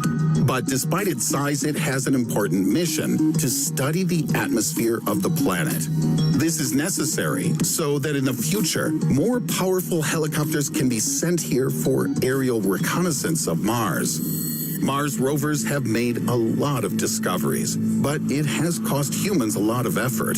For a long time, Mars was extremely unfriendly to any device that approached it. Of the 56 attempts to conquer the red planet, only 26 have been successful. Probes and rovers have crashed on the hard surface of Mars or flown past it. It took engineers years to perfect the technology.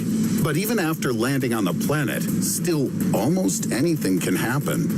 The Sojourner rover, for example, could still be traversing Martian soil, but its substation failed and stopped its mission.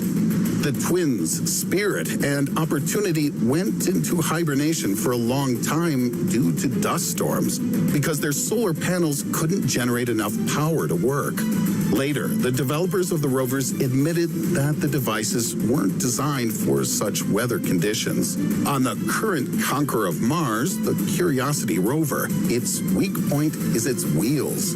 They already have damage and scuffs, and this can't be fixed from here on Earth. And the mission ExoMars, scheduled for 2022, is generally shrouded in mystery. Initially, the lander crashed on the hard surface of Mars, which itself was supposed to lower a rover to the surface later on.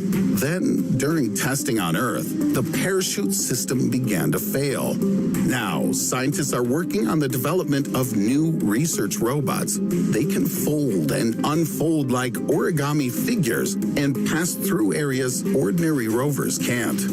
It turns out that in a couple of years, the number of Mars explorers will have dramatically increased. I believe that with such a well-coordinated team, they'll definitely find traces of life. What do you think? Let us know in the comments. And your like and subscription to the channel are the only things that can save us from all of the Martian dust in this video.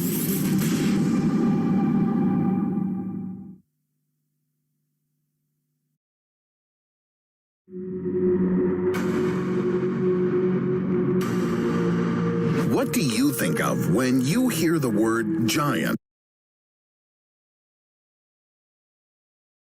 Niagara Falls, Mount Everest, or maybe the Andromeda Galaxy. There are 4 planets in our solar system that are called giants. The largest of them is Jupiter. To understand its size, imagine this. All the inner planets, namely Mercury, Venus, Mars, and our native Earth, are only 0.4% of the mass of all the planets in the solar system. Do you know how much of the total mass went to Jupiter? 71%. That is, Jupiter is many times more massive than any other object in our planetary system. But the most interesting thing is that Jupiter is a ready-made thermonuclear bomb of monstrous power, and not just a piece of stone hanging in space. This means it remains to be blown up properly. The planet belongs to the so-called gas giants.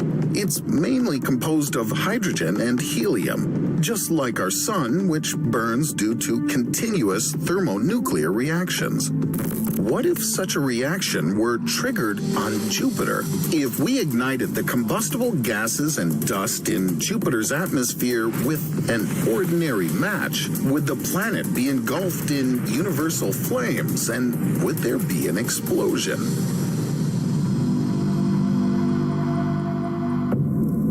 In fact, in the atmosphere of Jupiter, about 250,000 such matches are lit every second. Or rather, meteors. They're attracted to the planet from space and burn up in the atmosphere. But this doesn't lead to ignition, because there's no free oxygen on the gas giant. And fire doesn't burn without oxygen. Try lighting a candle and covering it tightly with a glass flask. You'll notice that after a few seconds, it goes out, because all the oxygen in the flask simply burns up. Hydrogen, which makes up almost 90% of the planet, is explosive only in the presence of oxygen. So we can't start a thermonuclear reaction with a normal match. Jupiter simply doesn't have the kind of fire we're used to seeing on Earth. If it could be set on fire, small meteors would have done so long ago. But matches aren't the most technologically advanced invention of mankind. We could try to start a thermonuclear reaction with something more powerful. For example, a nuclear bomb. In fact, we don't need to detonate a bomb on Jupiter to know what would happen. Over the past 30 years, the planet has experienced such terrible disasters, even the most powerful nuclear warhead on Earth wouldn't be able to repeat them. In 1994, astronomers, for the first time in history, were able to record the collision of a large cosmic body with a planet in the solar system. From the 16th to the 22nd of July, a veritable apocalypse was taking place on Jupiter. 21 fragments of comet Shoemaker-Levy 9 hit the gas giant, causing severe surface disturbances. In less than a week, the southern hemisphere of Jupiter was covered with traces of collisions.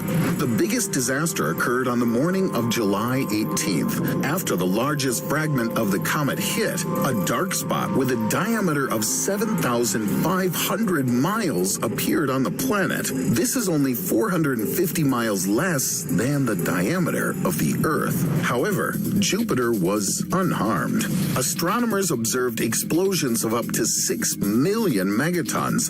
This is 750 times more powerful than an explosion of all the nuclear weapons that man has managed to create.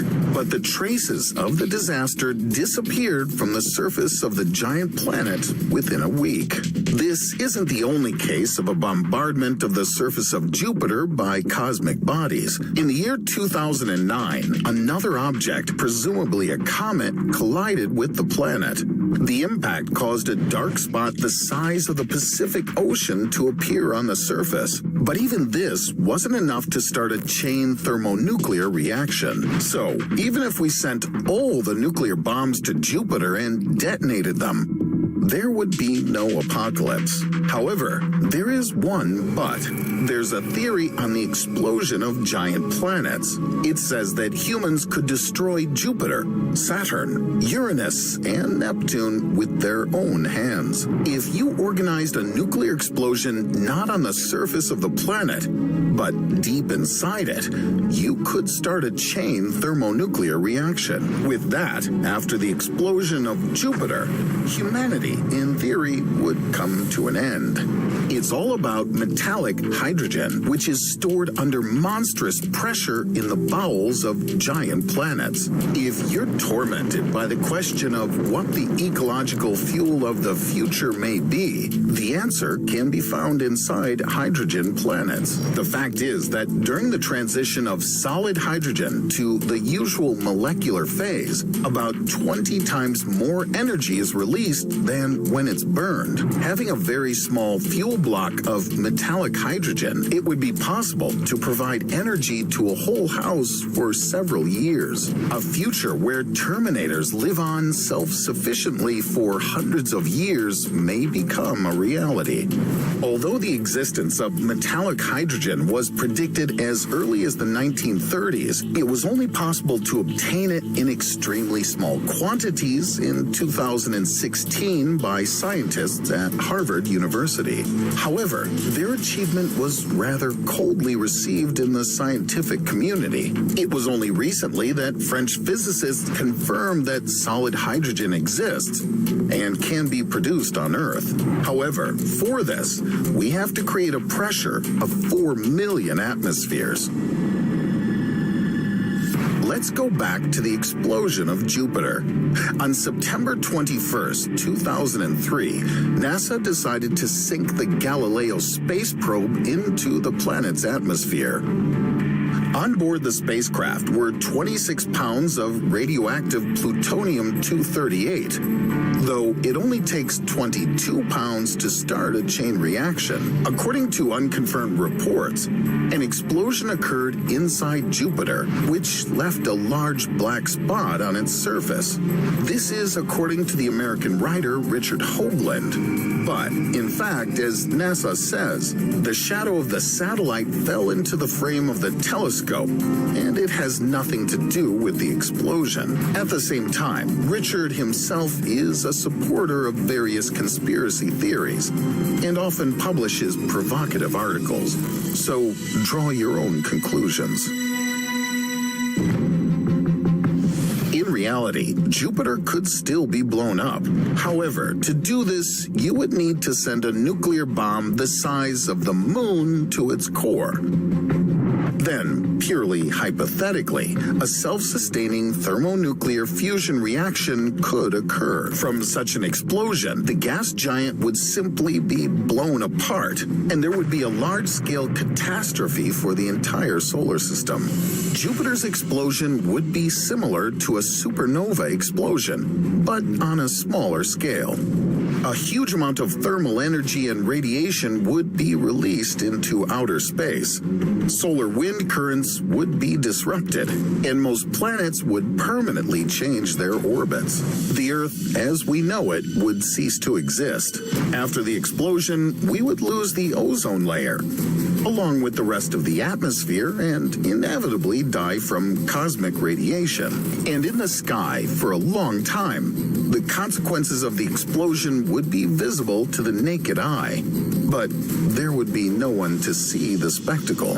Only one question remains. If Jupiter has so much hydrogen, why doesn't it turn into a star instead of remaining a planet? This is because the mass of the gas giant remains too small for such a transformation. Hydrogen in stars is in a plasma state.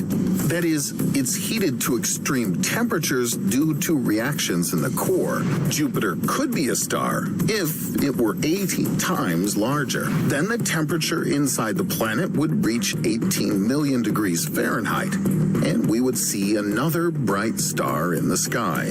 One thing we know for sure, in our lifetime, no matter how hard we try, we won't be able to blow up Jupiter. Therefore, don't be afraid to leave the house because of a supernova explosion. It's better to wait until dark. Take a small telescope and look at the largest planet in the solar system with your own eyes. And as always, thank you for watching.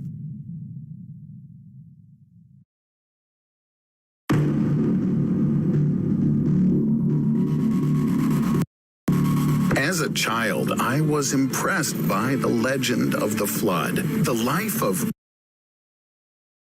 our civilization was coming to an end. The days of the people were numbered. The water level rose higher and higher, and the last of the people on the mountain peaks were drenched in rain. People who were punished for disobeying an angry deity didn't know their guilt. They just wanted to live. They just loved their children. They just wanted to go back to their homes. From a scientific point of view, all the water on the planet isn't enough to drown all life. But what, by and large, is the difference between them and us? After all, if a monstrous element flooded your city or your country or an entire continent, could you survive? Or would the fate of Noah be waiting for only a lucky few?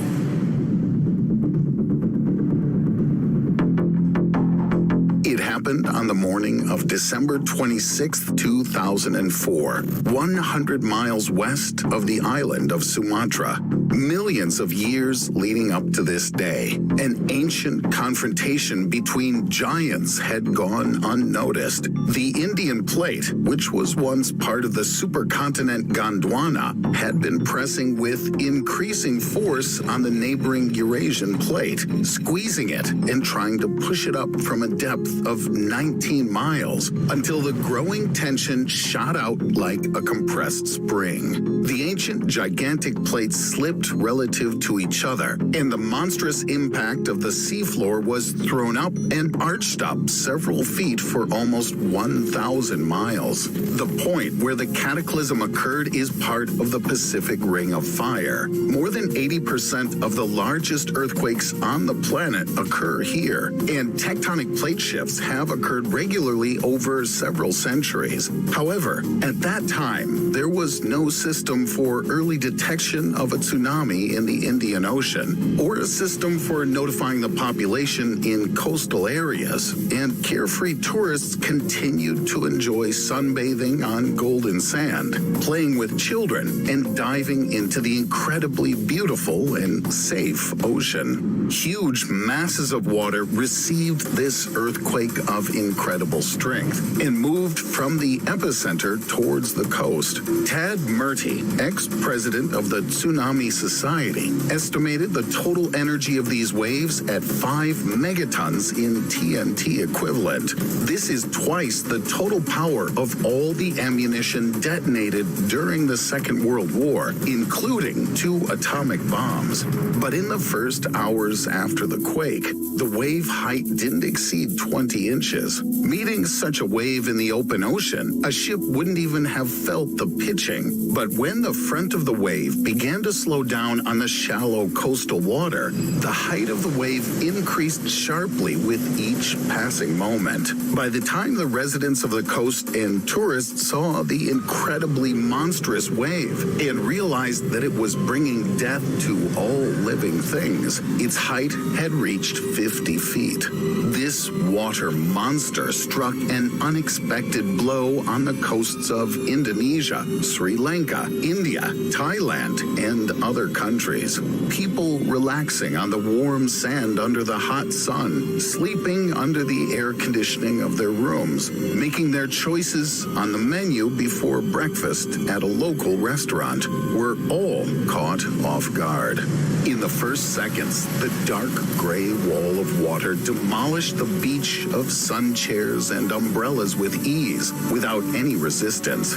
Within a minute or two, it was crushing overpasses, hurling cars, destroying man-made metal and concrete. It didn't even matter who could swim better. The flood of overturned cars, uprooted palm trees, and thousands of tons of smaller debris swallowed up everything in its path, dragged it several miles inland, and dumped everything there, regardless of the twisted metal and corpses. An hour after the catastrophe, those lucky enough to survive the first killer blow continued to die without medical attention in destroyed buildings, under fallen trees, and from their injuries just lying in the mud. Only a day later was first aid able to break through the garbage barricades built by the giant wave and help those who managed to survive to that point. Later, it was estimated that 300,000 people drowned on the coast, were left under the rubble of buildings, or were crushed by the flood. Some of them were never found and are considered missing. The greedy ocean must have taken their bodies when the water receded. It's a terrible tragedy, but it seems that such a tsunami cannot threaten all of humanity, only certain regions. But what if the source of the wave isn't an earthquake, but something more terrible? This is the ancient crater Chicxulub. Its monstrous size is 112 miles in diameter, and its original depth is up to 12 miles. It was formed almost 67 million years ago when an asteroid with a diameter of more than 6 miles crashed into the peninsula known to us as the Yucatan at great speed. The impact power of the asteroid is estimated at 100 teratons in TNT equivalent, which is exactly 1 million of the earthquakes in the Indian Ocean. How would you like the size of a tsunami 160 feet high or 330? It's difficult to imagine the consequences of waves that could sweep across continents from end to end across the planet. But one thing is clear, the survivors would be few, and it's not guaranteed that under the conditions of their new life, they would be happy. And now look carefully. After all, the asteroid just fell on the shore and the volume of water thrown out was actually very small. If it had hit the open ocean, for example, in the Mariana Trench, the depth of which is exactly the size of the asteroid, as if they were created for each other, we would now be in the same situation as the dinosaurs were. Yes, a tsunami is a monstrous, deadly disaster, but its impact is instantaneous, and afterwards, humanity has time to restore its strength and take up some measures. For example, build an early tsunami detection system for rapid evacuation of coastal areas. But there may be more terrifying flood scenarios when the water level rises for a long time or even forever. In 2015, NASA experts showed that the level of the world ocean is growing faster than expected, and in the coming decades, it will rise by 3 feet. If the warming trend continues, the glaciers at the poles of our planet will continue to melt, and the level of the world ocean will rise and rise as all the ice on the planet turns into liquid. Here's a map of the continents of this future. At first glance, it may seem that the land on it looks the same as before, but then as we approach Asia, the scale of the tragedy becomes clear. Huge cities like Kolkata and Shanghai, with a combined population of almost 19 million people, will be swallowed up by the ocean. The real catastrophe will occur in densely populated areas of Southeast Asia, in China, Bangladesh, and Indonesia. Territories with more than 1 billion inhabitants will be hidden underwater. The annual reduction of land will present new challenges to humanity. The area of arable land will be reduced, and there will no longer be enough food for humanity. New ocean expanses will increase the humidity of the atmosphere with their evaporation, and eternal rains will flood the crowded cities of the continents. But there's also good news. The rising water level and flooding of the land will occur over a period of decades or even centuries, and we'll have a chance to do something in time to ensure the possibility of survival on the smaller territory that remains. Most likely, this will be enforced by birth control, mass production of chemical food, and a new architecture of multi-tiered cities. Of course, humanity considers itself safe when considering possible scenarios of the apocalypse. A pandemic or world war usually appears, but not a flood.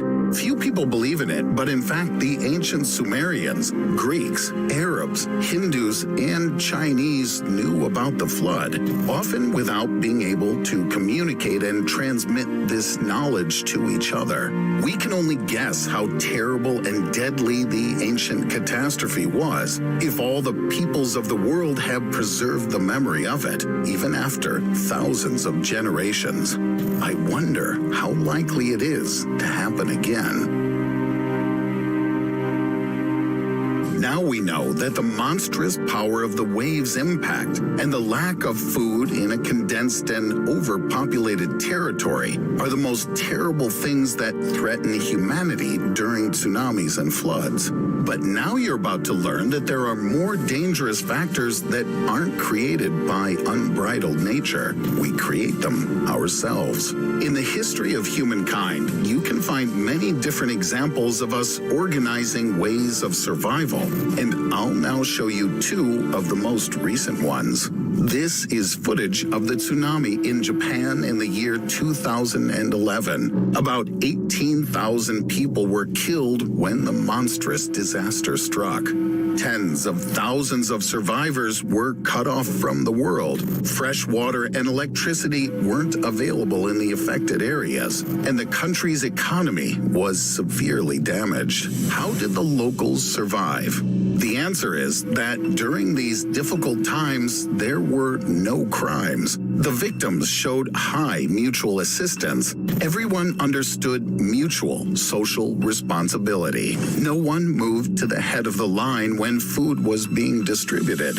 No one pushed ahead of women and children in the queue for rescuers. Thousands of ATMs were overturned and smashed all along the coast, but not a single yen was lost. The best human qualities shown by the victims in relation to each other helped to rescue and save many lives. But there are other rules of survival to cast aside all stages of evolution and turn into an animal. This is footage of New Orleans. As a result of Hurricane Katrina in 2005, 80% of the city was flooded. Most of the residents were evacuated in advance. The lives of the remaining people were objectively not threatened by anything except other people. Gangs of looters on boats first took over the gun shops, then the jewelry stores. The city was captured by a wave. No, not a tsunami, but a wave of human violence. Just 2 weeks later, the main human values in the captured city were food and women, just like tens of thousands of years ago. It got to the point where the police were able to enter the city to restore order only with the support of the National Guard. So, if we want to be ready for the apocalypse, whether it's a flood or any other disaster, we need to start not with fuel and food supplies, not with the ability to hunt and get water. First, we must ask ourselves, who are we? People who built a civilization with the support of their own kind, or predators who survive at the expense of the weak? Share your opinion in the comments, but remember, the truth about ourselves we learn only in practice, and it may surprise us.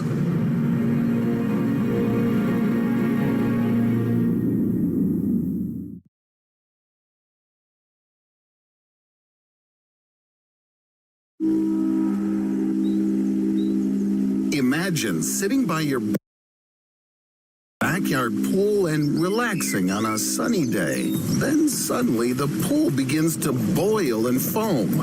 Everything is covered with hot steam. You're burned by light and penetrating radiation, and the remaining embers of your body are blown away by a shock wave. Only the charred walls of the pool remain. Nothing special has happened. Just a small object hit nearby at the speed of light. In the last video about a falling needle, I made a mistake in some calculations. But thanks to your comments, we're now going to consider a more real situation.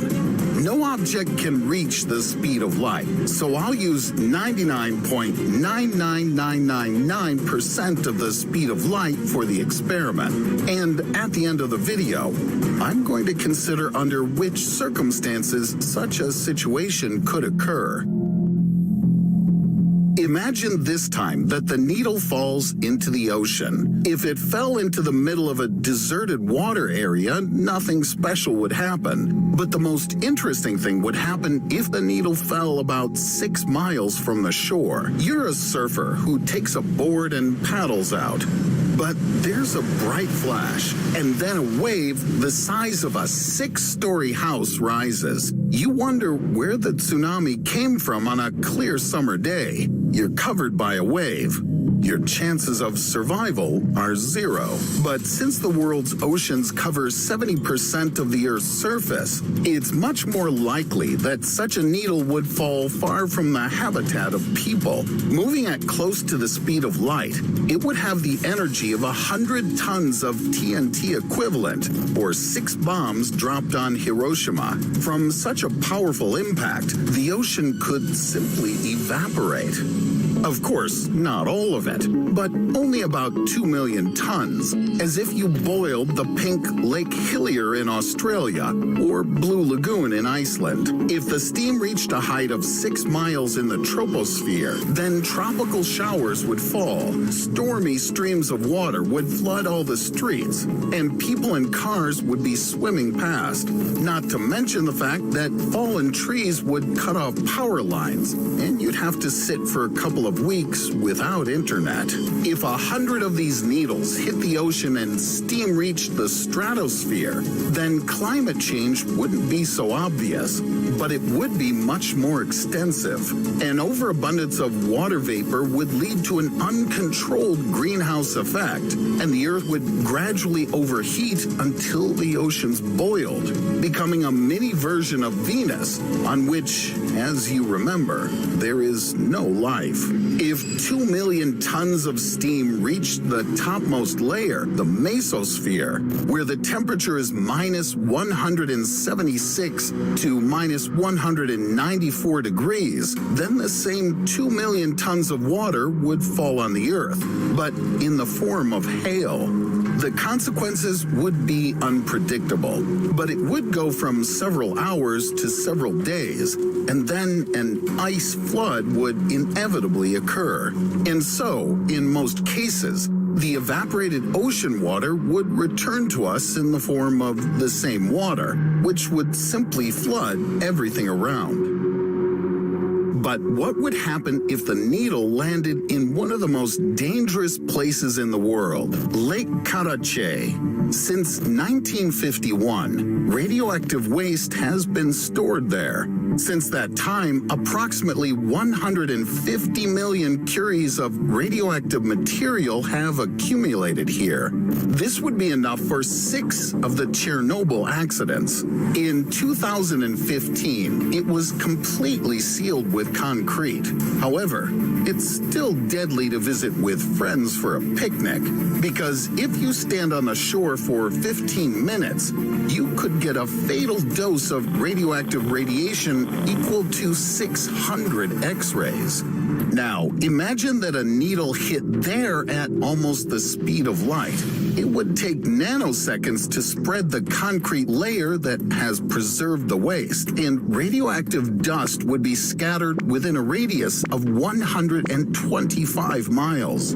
And how do you like the idea of a cloud of steam in the form of a nuclear mushroom and the smell of rotten eggs for hundreds of miles? If the needle landed near the geysers of Yellowstone National Park at close to the speed of light, then all 3,000 underground springs, including the world's largest geyser, Steamboat, would instantly evaporate. Of course, this wouldn't be a nuclear mushroom, but it would also not be pleasant. The 8% concentration of carbon dioxide would lead to death within 30 to 60 minutes, not to mention the smelly and poisonous hydrogen sulfide.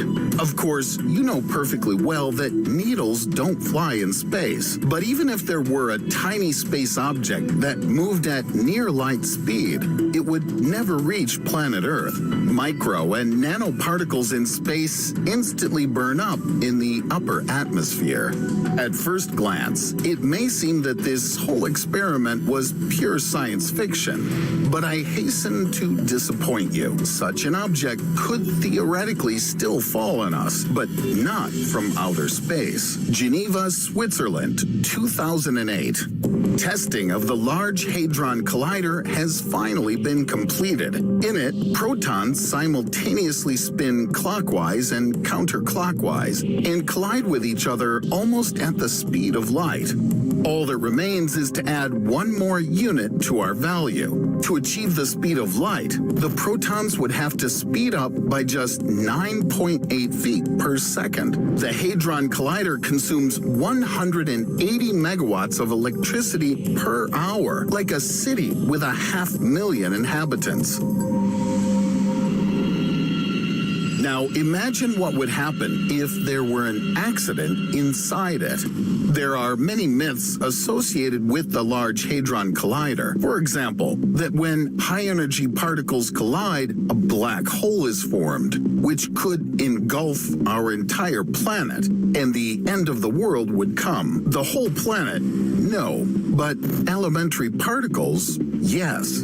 Imagine that in the collider, there was a failure in the control system and a superpowered magnetic funnel like a transparent tornado rushed into space. At the base, the diameter of the vortex would be 16 miles, and the top would cover the entire sky for several hundred miles. The flow of microparticles from space would tighten and be accelerated by the electromagnetic field and rush directly to the center of the collider. The particles would burn up right in the atmosphere, and we could be sure that we would see the comet's beautifully flying tail until the nuclear explosion that would blow up half of Switzerland. So, in the most beautiful place in Europe, among the lakes and mountain pastures, no stone would be left unturned. Swiss residents would have one last hope: a protective screen against microparticles. But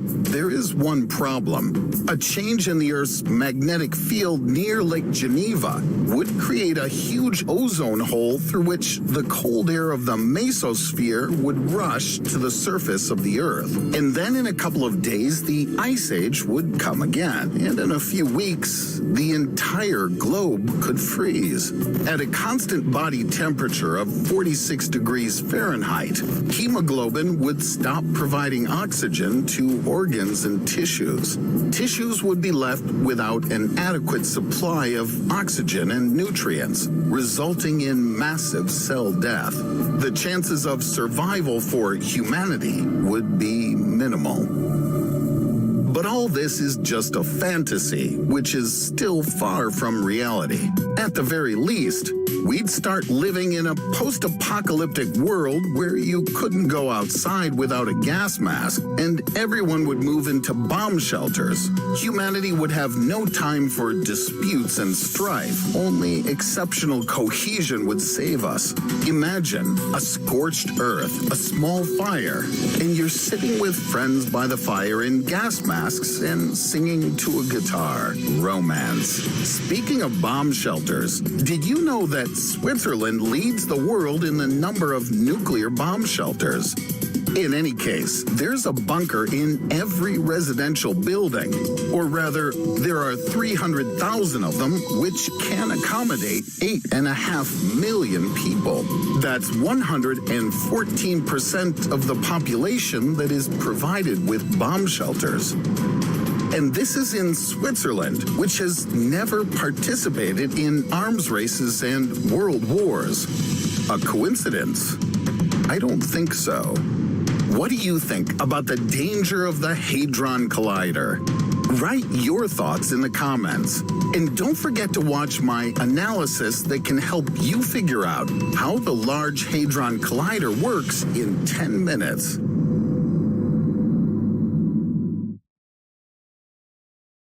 There are so many amazing places and things to see on our planet. For example, the Hang San Dong Cave is the largest on Earth. Or the halo effect. Or, for example, diamonds.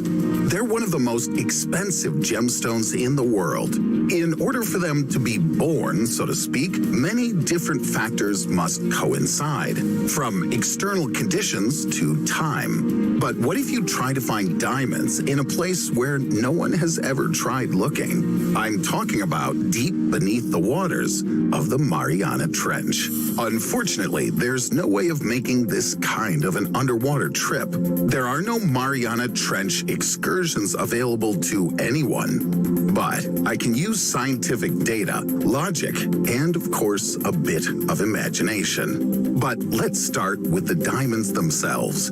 To understand whether it's possible for them to form naturally at the bottom of the Mariana Trench, we first need to understand what exactly a diamond is all about. In a broad sense, a diamond is a form of carbon, the most stable form, which, under normal conditions, lasts indefinitely.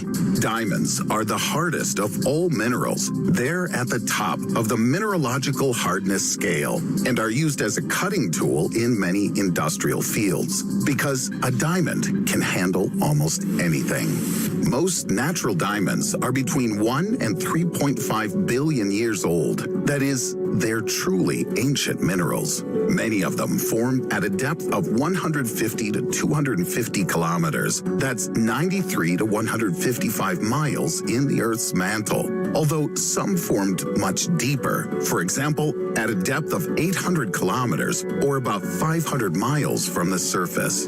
Diamonds don't appear at these depths by themselves. They need a sufficient amount of pressure and temperature, under which the carbon atoms form a cubic crystal lattice. The formed stones are then carried to the surface by volcanic magma during the formation of diatremes, the explosion tubes or vents that magma forms when pushed up through the rock. Then people mine the diamonds. It's worth noting that diamonds are a rare, but at the same time, widespread and even popular mineral. Yes, this is the diamond paradox. Industrial diamond deposits have been found on every continent except Antarctica, and their mining began in the 9th century BC. About 26 tons of diamonds are mined annually for a total value of about 14 to 15 billion US dollars. And this isn't even counting synthetic diamonds, specially created in laboratories, which are also formed from carbon, crystallized in an isotropic three-dimensional form. According to various estimates, up to 98% of the diamonds used for industrial purposes are made artificially. And actually, that's not surprising. Considering the cost of natural diamonds, it wouldn't make much sense to use them, for example, in a dentist's drill. However, diamonds, oddly enough, can be found outside of our planet because in space there really are a lot of them. In meteorites, about 3% of the carbon is in the form of nanodiamonds, and some of the space diamonds studied by scientists were clearly formed outside of the solar system. Additionally, diamonds can also be present in carbon-rich stars, especially in white dwarfs. Honestly, I never suspected that the universe was so rich. Just imagine if people had access to even a fraction of these diamond reserves. Anyway, I got a little distracted. Let's get back to Earth. And not just to Earth, but now to the Pacific Ocean near the Mariana Islands, to the Mariana Trench. I suppose that almost anyone, even a little interested in the geography of our planet, knows that the highest peak on Earth is Mount Everest, and the deepest point is in the Mariana Trench. But what about the specifics? The Mariana Trench is a crescent-shaped depression, 2,550 kilometers, or 1,584 miles long, and 69 kilometers, or 43 miles wide. So, if you ever see photos of some kind of circular underwater hole called the Mariana Trench, that's definitely not it. The trench is located at the junction of two tectonic plates in the zone of movement along the faults where the Pacific Plate goes under the Philippine Sea Plate. The maximum known depth of the Mariana Trench is 10,920 meters. That's 35,827 feet. This place is called the Challenger Deep. The depth of the trough is often measured in Everests. The entire mountain would fit inside it with a couple of kilometers remaining above. You could even stack Mount Vesuvius on top of Mount Everest, and it still wouldn't reach the surface. Such a huge column of water can't help but affect the pressure. In the Challenger Deep, it measures 108.6 megapascals, which is more than 1,071 times higher than normal atmospheric pressure at sea level.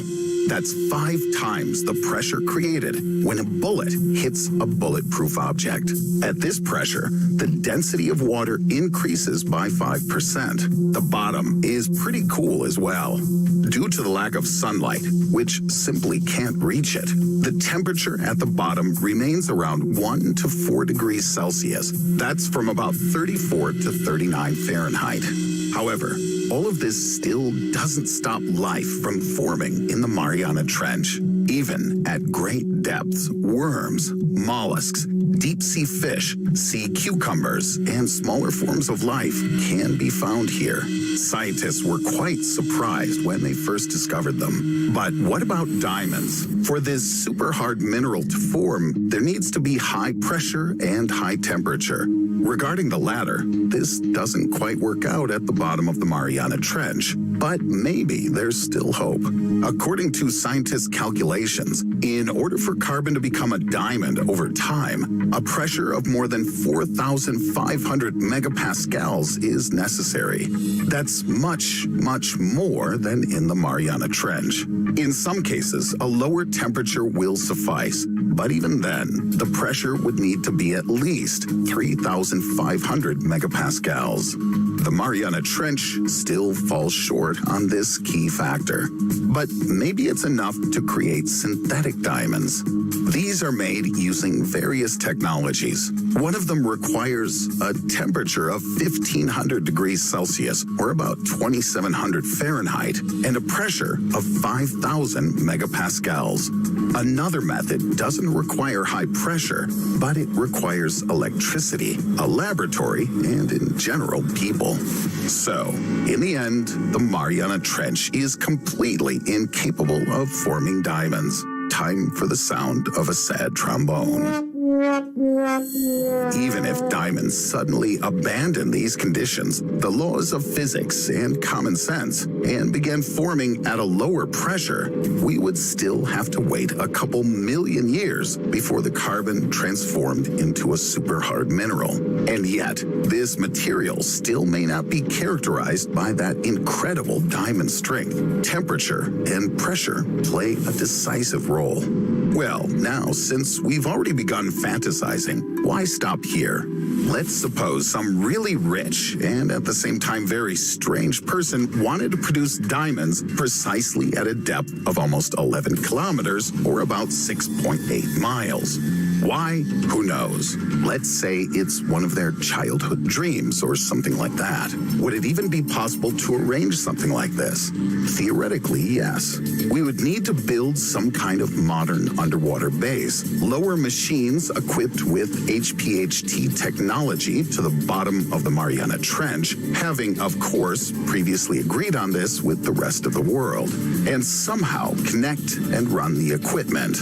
But we would still need to not only service the expensive equipment, but also remove the results, the diamonds. It's just too complicated. After all, the Mariana Trench isn't some office in the center of a metropolis. You can't just call an Uber to take you there. In the entire history of mankind, there haven't been many deep water dives to its bottom, and this isn't by coincidence. Would it really be worth it? Absolutely not. Even taking into account the fact that diamonds created in the Mariana Trench could be sold for much more than conventional ones.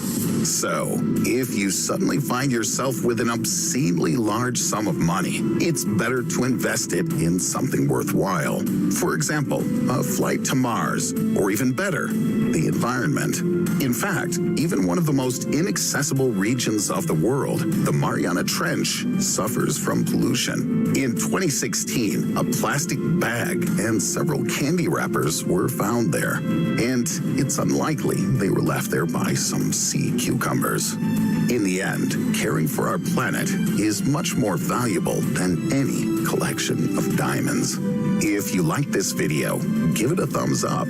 Don't forget to subscribe to the channel if you haven't done so already, and click on the bell to receive notifications of new interesting videos that are waiting for you ahead.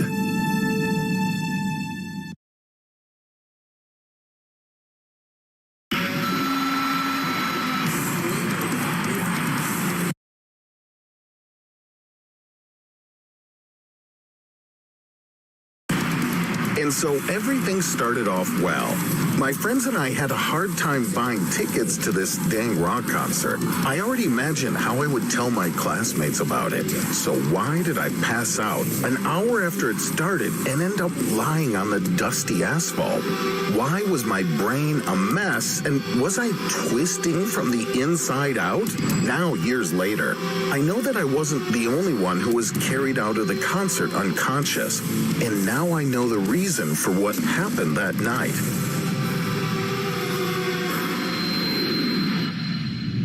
The battle between rock bands for the loudest concert has been going on for many years.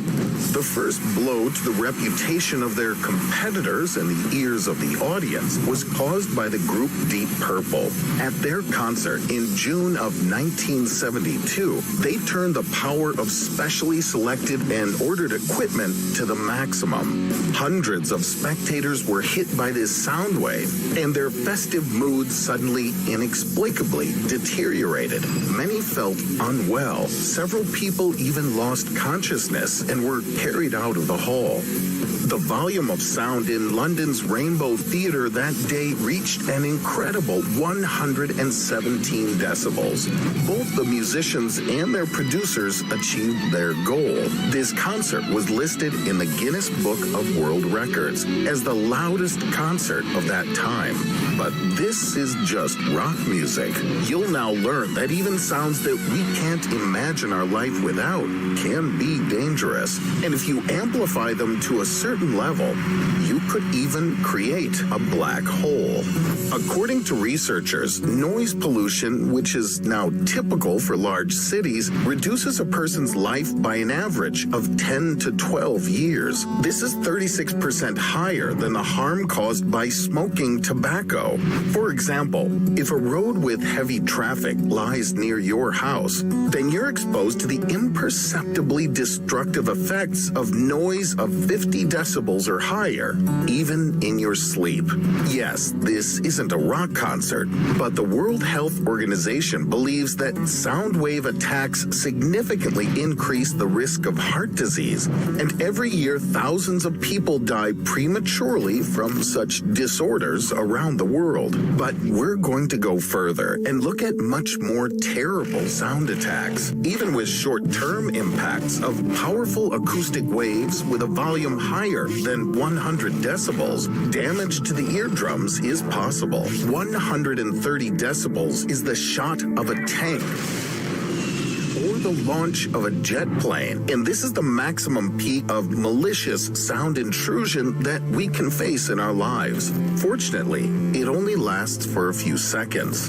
But if a person falls under the destructive influence of such extreme acoustic effects for long hours, their brain, heart, and internal organs will be working at the limit of their capabilities, releasing maximum hormones, raising blood pressure, pumping liters of blood at the maximum load. The nervous system will be doing everything to somehow protect the unfortunate person and get them to faint, as I did at that rock concert. In the end, the answer to the question of how long a person would live in this state is very simple, as long as their body was able to resist. It may last a few more hours, or even a day, but I'm sure none of us are going to find out this answer experimentally. But in the pursuit of technological power, humanity has created more terrible sounds.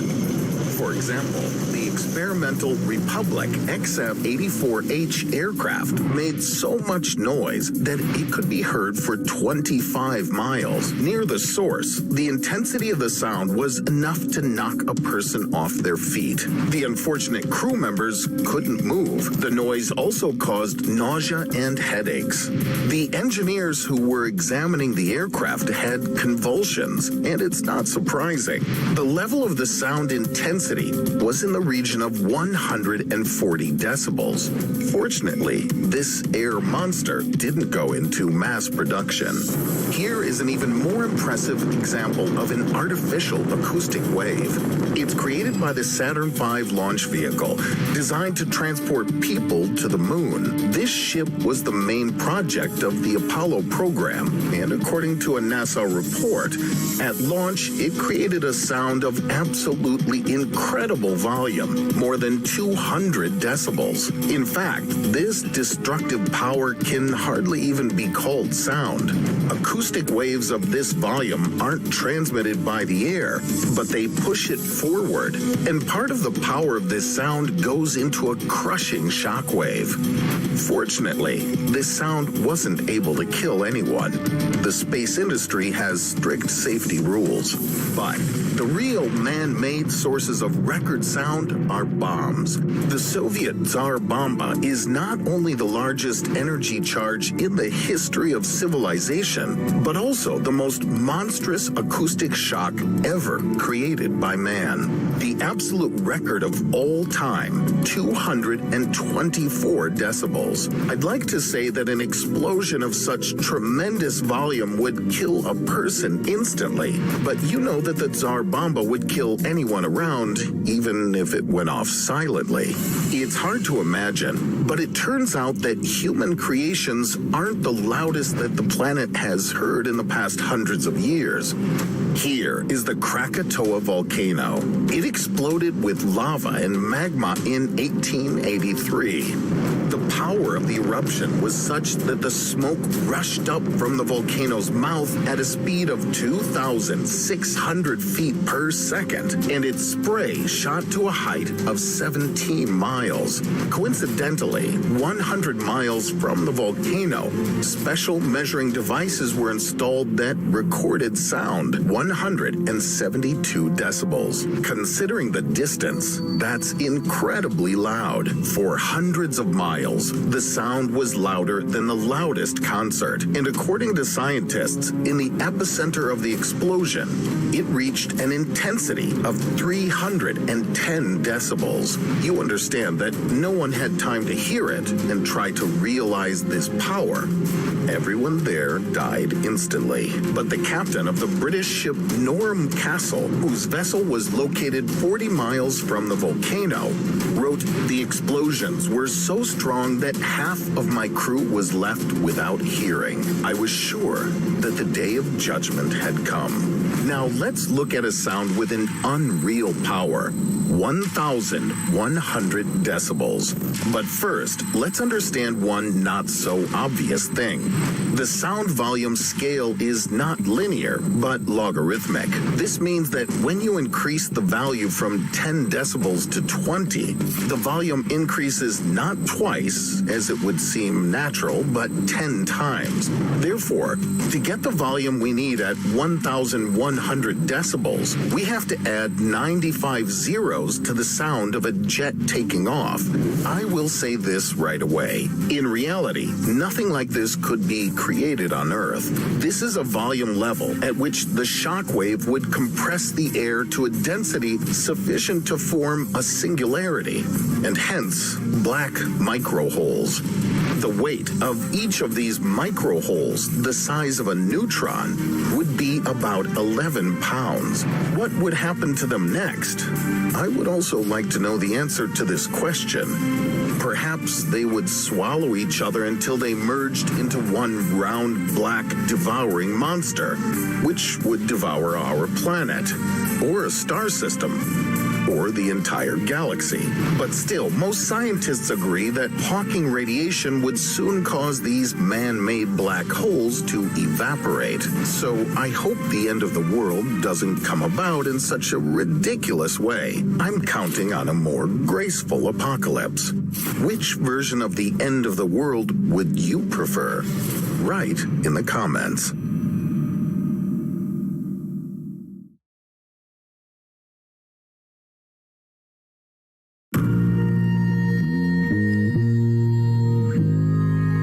Nothing seemed to pretend trouble. Suddenly you wake up in the middle of the night and don't know what's going on.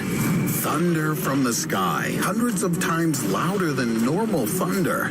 Blinding white sky, the wail of hundreds of car sirens. The sky is ablaze, and you can only see blinding flashes on the horizon. Your heart jumps out of your chest. Adrenaline makes your lungs pump air faster and faster. Your unruly hands tremble. Nothing. Soon everything will be clear. You reassure yourself. Everything will be as before. And indeed, soon everything ends. An air shock wave. Hundreds of billions of tons of dust and ash will cover the city and darken the sky for decades. There's not enough food for everyone. If you're lucky to survive, it's unlikely you'll feel reassured by the fact that the planet has once again in its history been rammed by a giant asteroid.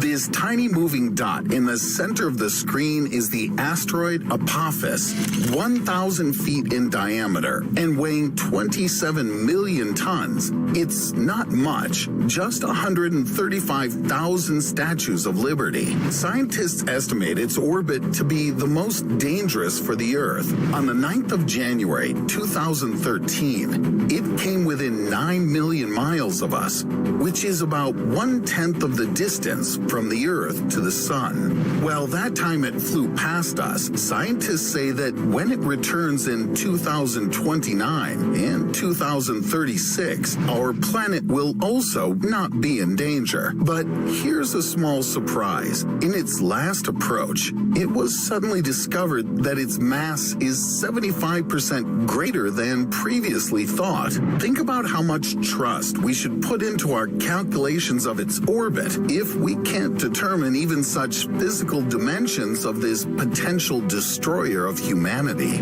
The energy of its potential collision with our planet is estimated by NASA experts to be more than 500 megatons. This is the energy of 25,000 plutonium bombs detonated over Nagasaki in 1945. But at the same time, the 300-meter Apophis is just a small grain of sand compared to the real giants.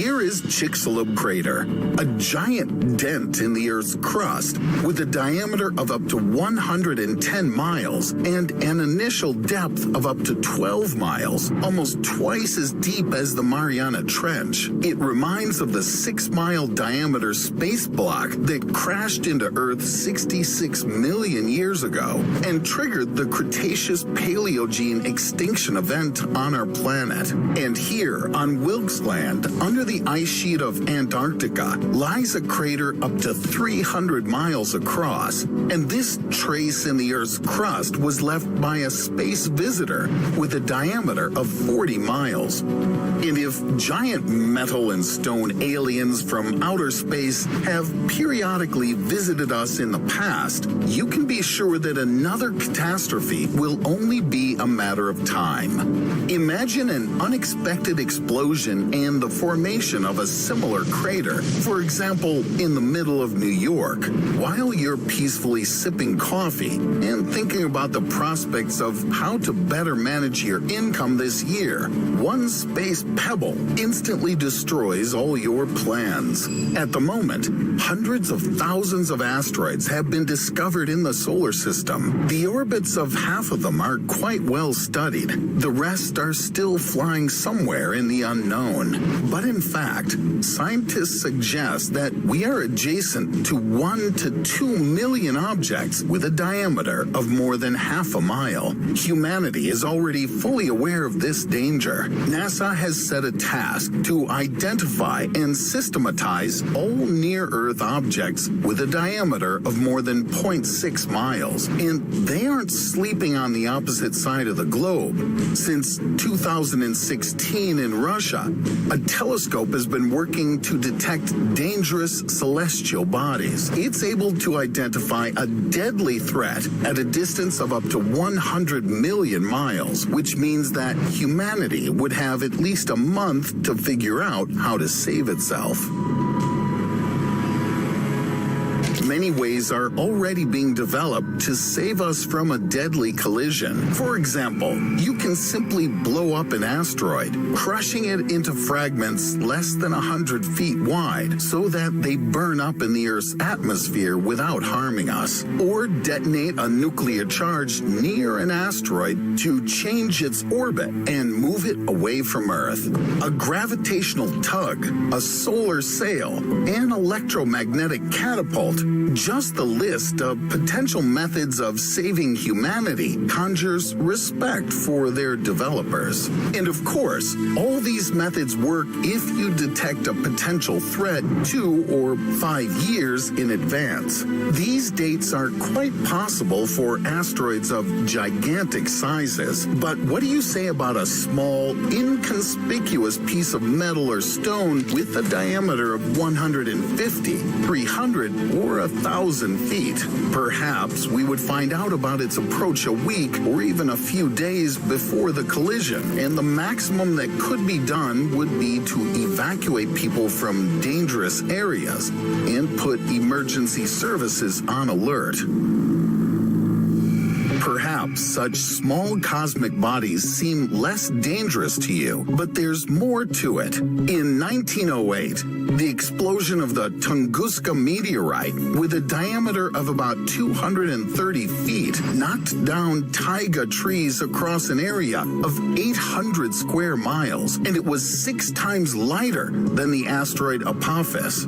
At the same time, the Tunguska meteorite didn't leave a crater, which means that it didn't even crash into the Earth's surface, but exploded at an altitude of 6 to 7 miles. Nevertheless, the power of that explosion is estimated to be more than 20 megatons in TNT equivalent, which is comparable to the most powerful modern thermonuclear bombs. At that time, we were lucky that this cataclysm occurred far from populated areas. But you don't need to be a scientist to know there are fewer and fewer uninhabited places on Earth, and the population density of the planet is constantly increasing. And next time, you and I will have a hard time counting on such luck.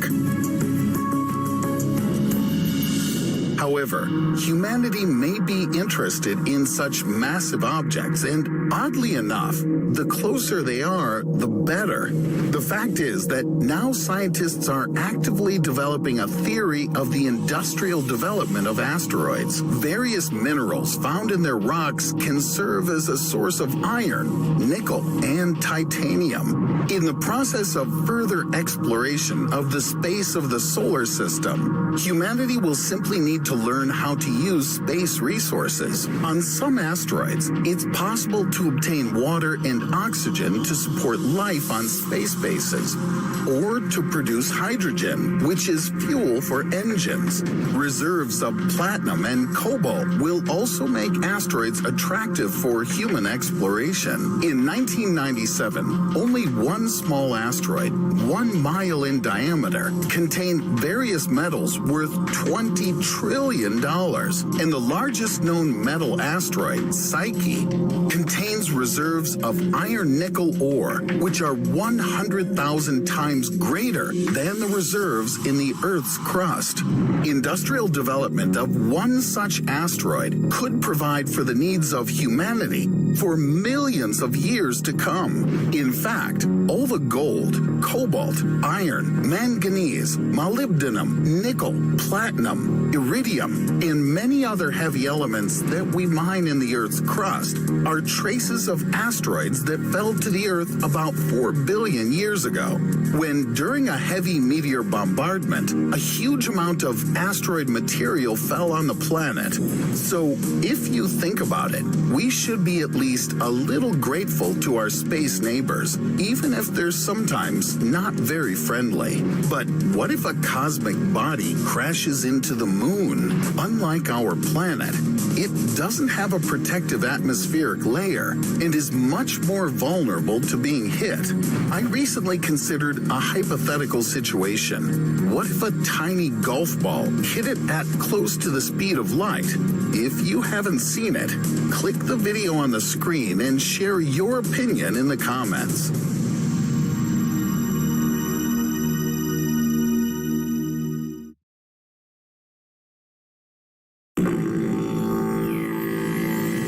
Have you ever been to Australia? In this country, you can find the world's largest crocodile in an ordinary puddle. Countless bats spread deadly diseases. Earthworms in this country reach colossal sizes, and there are so many flies that they're almost constantly landing on people. Every day, you run the risk of finding a poisonous snake in your wash basin that got there through a pipeline. But the main Australian nightmare is spiders. People with arachnophobia will find this country a living hell. After all, only here can you see a similar picture when you want to go to the toilet or take a bath. But don't worry, although such situations do occur, deadly animals are extremely rare in cities. Only a few people die from the same types of spider bites each year. Every hospital has an antidote for their poison. Over the past 13 years, 41,000 cases of people being bitten by poisonous animals and insects have been recorded. Only 64 people have died. It's much more likely to die from an accidentally falling brick than from a spider bite. Now imagine that luck wasn't on your side and you still came across the most venomous spider. And even worse, you swallowed it. Would you be able to survive? If you accidentally swallow a spider, for example, while dreaming, nothing bad will happen to you. Spider venom is dangerous if it gets directly into the bloodstream. Its molecule is very long and poorly absorbed by the body. The acid inside the stomach deactivates most of the proteins in the poison, after which it becomes inert, harmless, and easily excreted. There's a myth that every year a person, on average, swallows 6 spiders, but there are no confirmed facts about this. In any case, try not to swallow spiders, especially if you have stomach problems and don't want to spend the whole night in the bathroom. The real danger comes when a spider bites you. The consequences of a bite can be very unpleasant. Although Australia is famous for exotic animals, it remains the safest country for tourism, unlike, for example, India, Africa, and South America. The world's most venomous spider lives in Brazil. Its name is the Brazilian wandering spider. You would most likely die from its bite within 20 to 30 minutes. Do you think these spiders live somewhere in the rainforest? It's not so. The wandering spider likes to visit people and settle in old attics. Within 20 minutes, the venom of the wandering spider causes symptoms of intoxication, paralysis of the respiratory muscles, and severe pain in the body. If you are bitten by this individual, you feel something like this. Your head feels like a balloon. Your chest constricts, preventing you from breathing. Your blood pressure skyrockets. You feel your heart pounding. The feeling of near death becomes more apparent than ever before. A wandering spider usually doesn't attack first, but only defends itself when startled. In general, it doesn't like human flesh that much, but it likes bananas, for which it received a second name, banana spider. So if you decide to buy a crate of bananas somewhere in South America, be careful.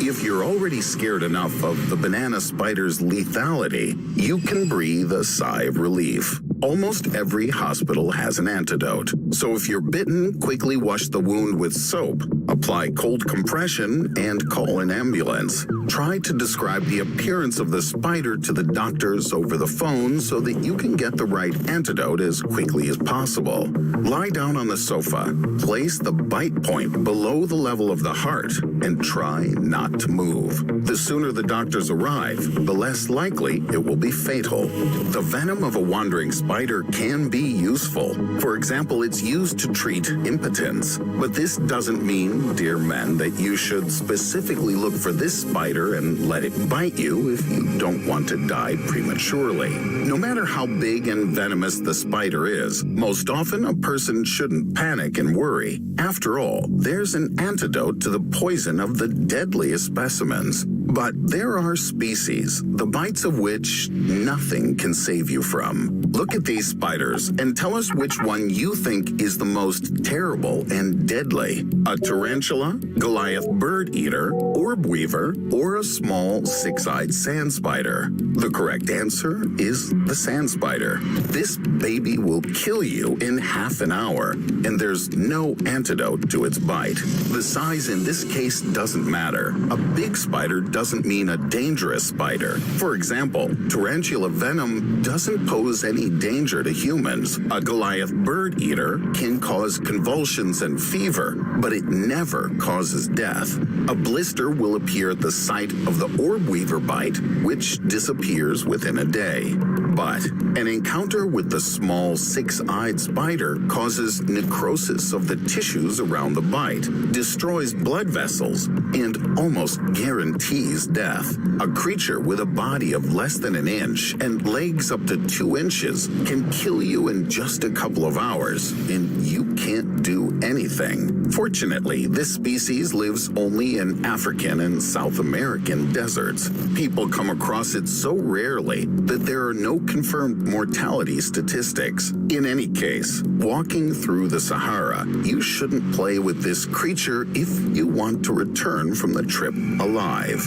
There's an even smaller spider whose bite causes extensive necrosis, rotting, and destruction of the skin. Its length is only half an inch, and its name is Lacacellis Tenochtitlan, in honor of the ancient capital of the Aztecs, on the territory of which it was first found. The spider lives only in Mexico and often gets into people's homes. Although its bite isn't fatal, you may well lose an entire limb if you don't consult a doctor in time. And here's another spider that can kill you even if the doctors are around: the famous black widow. A whole genus of spiders is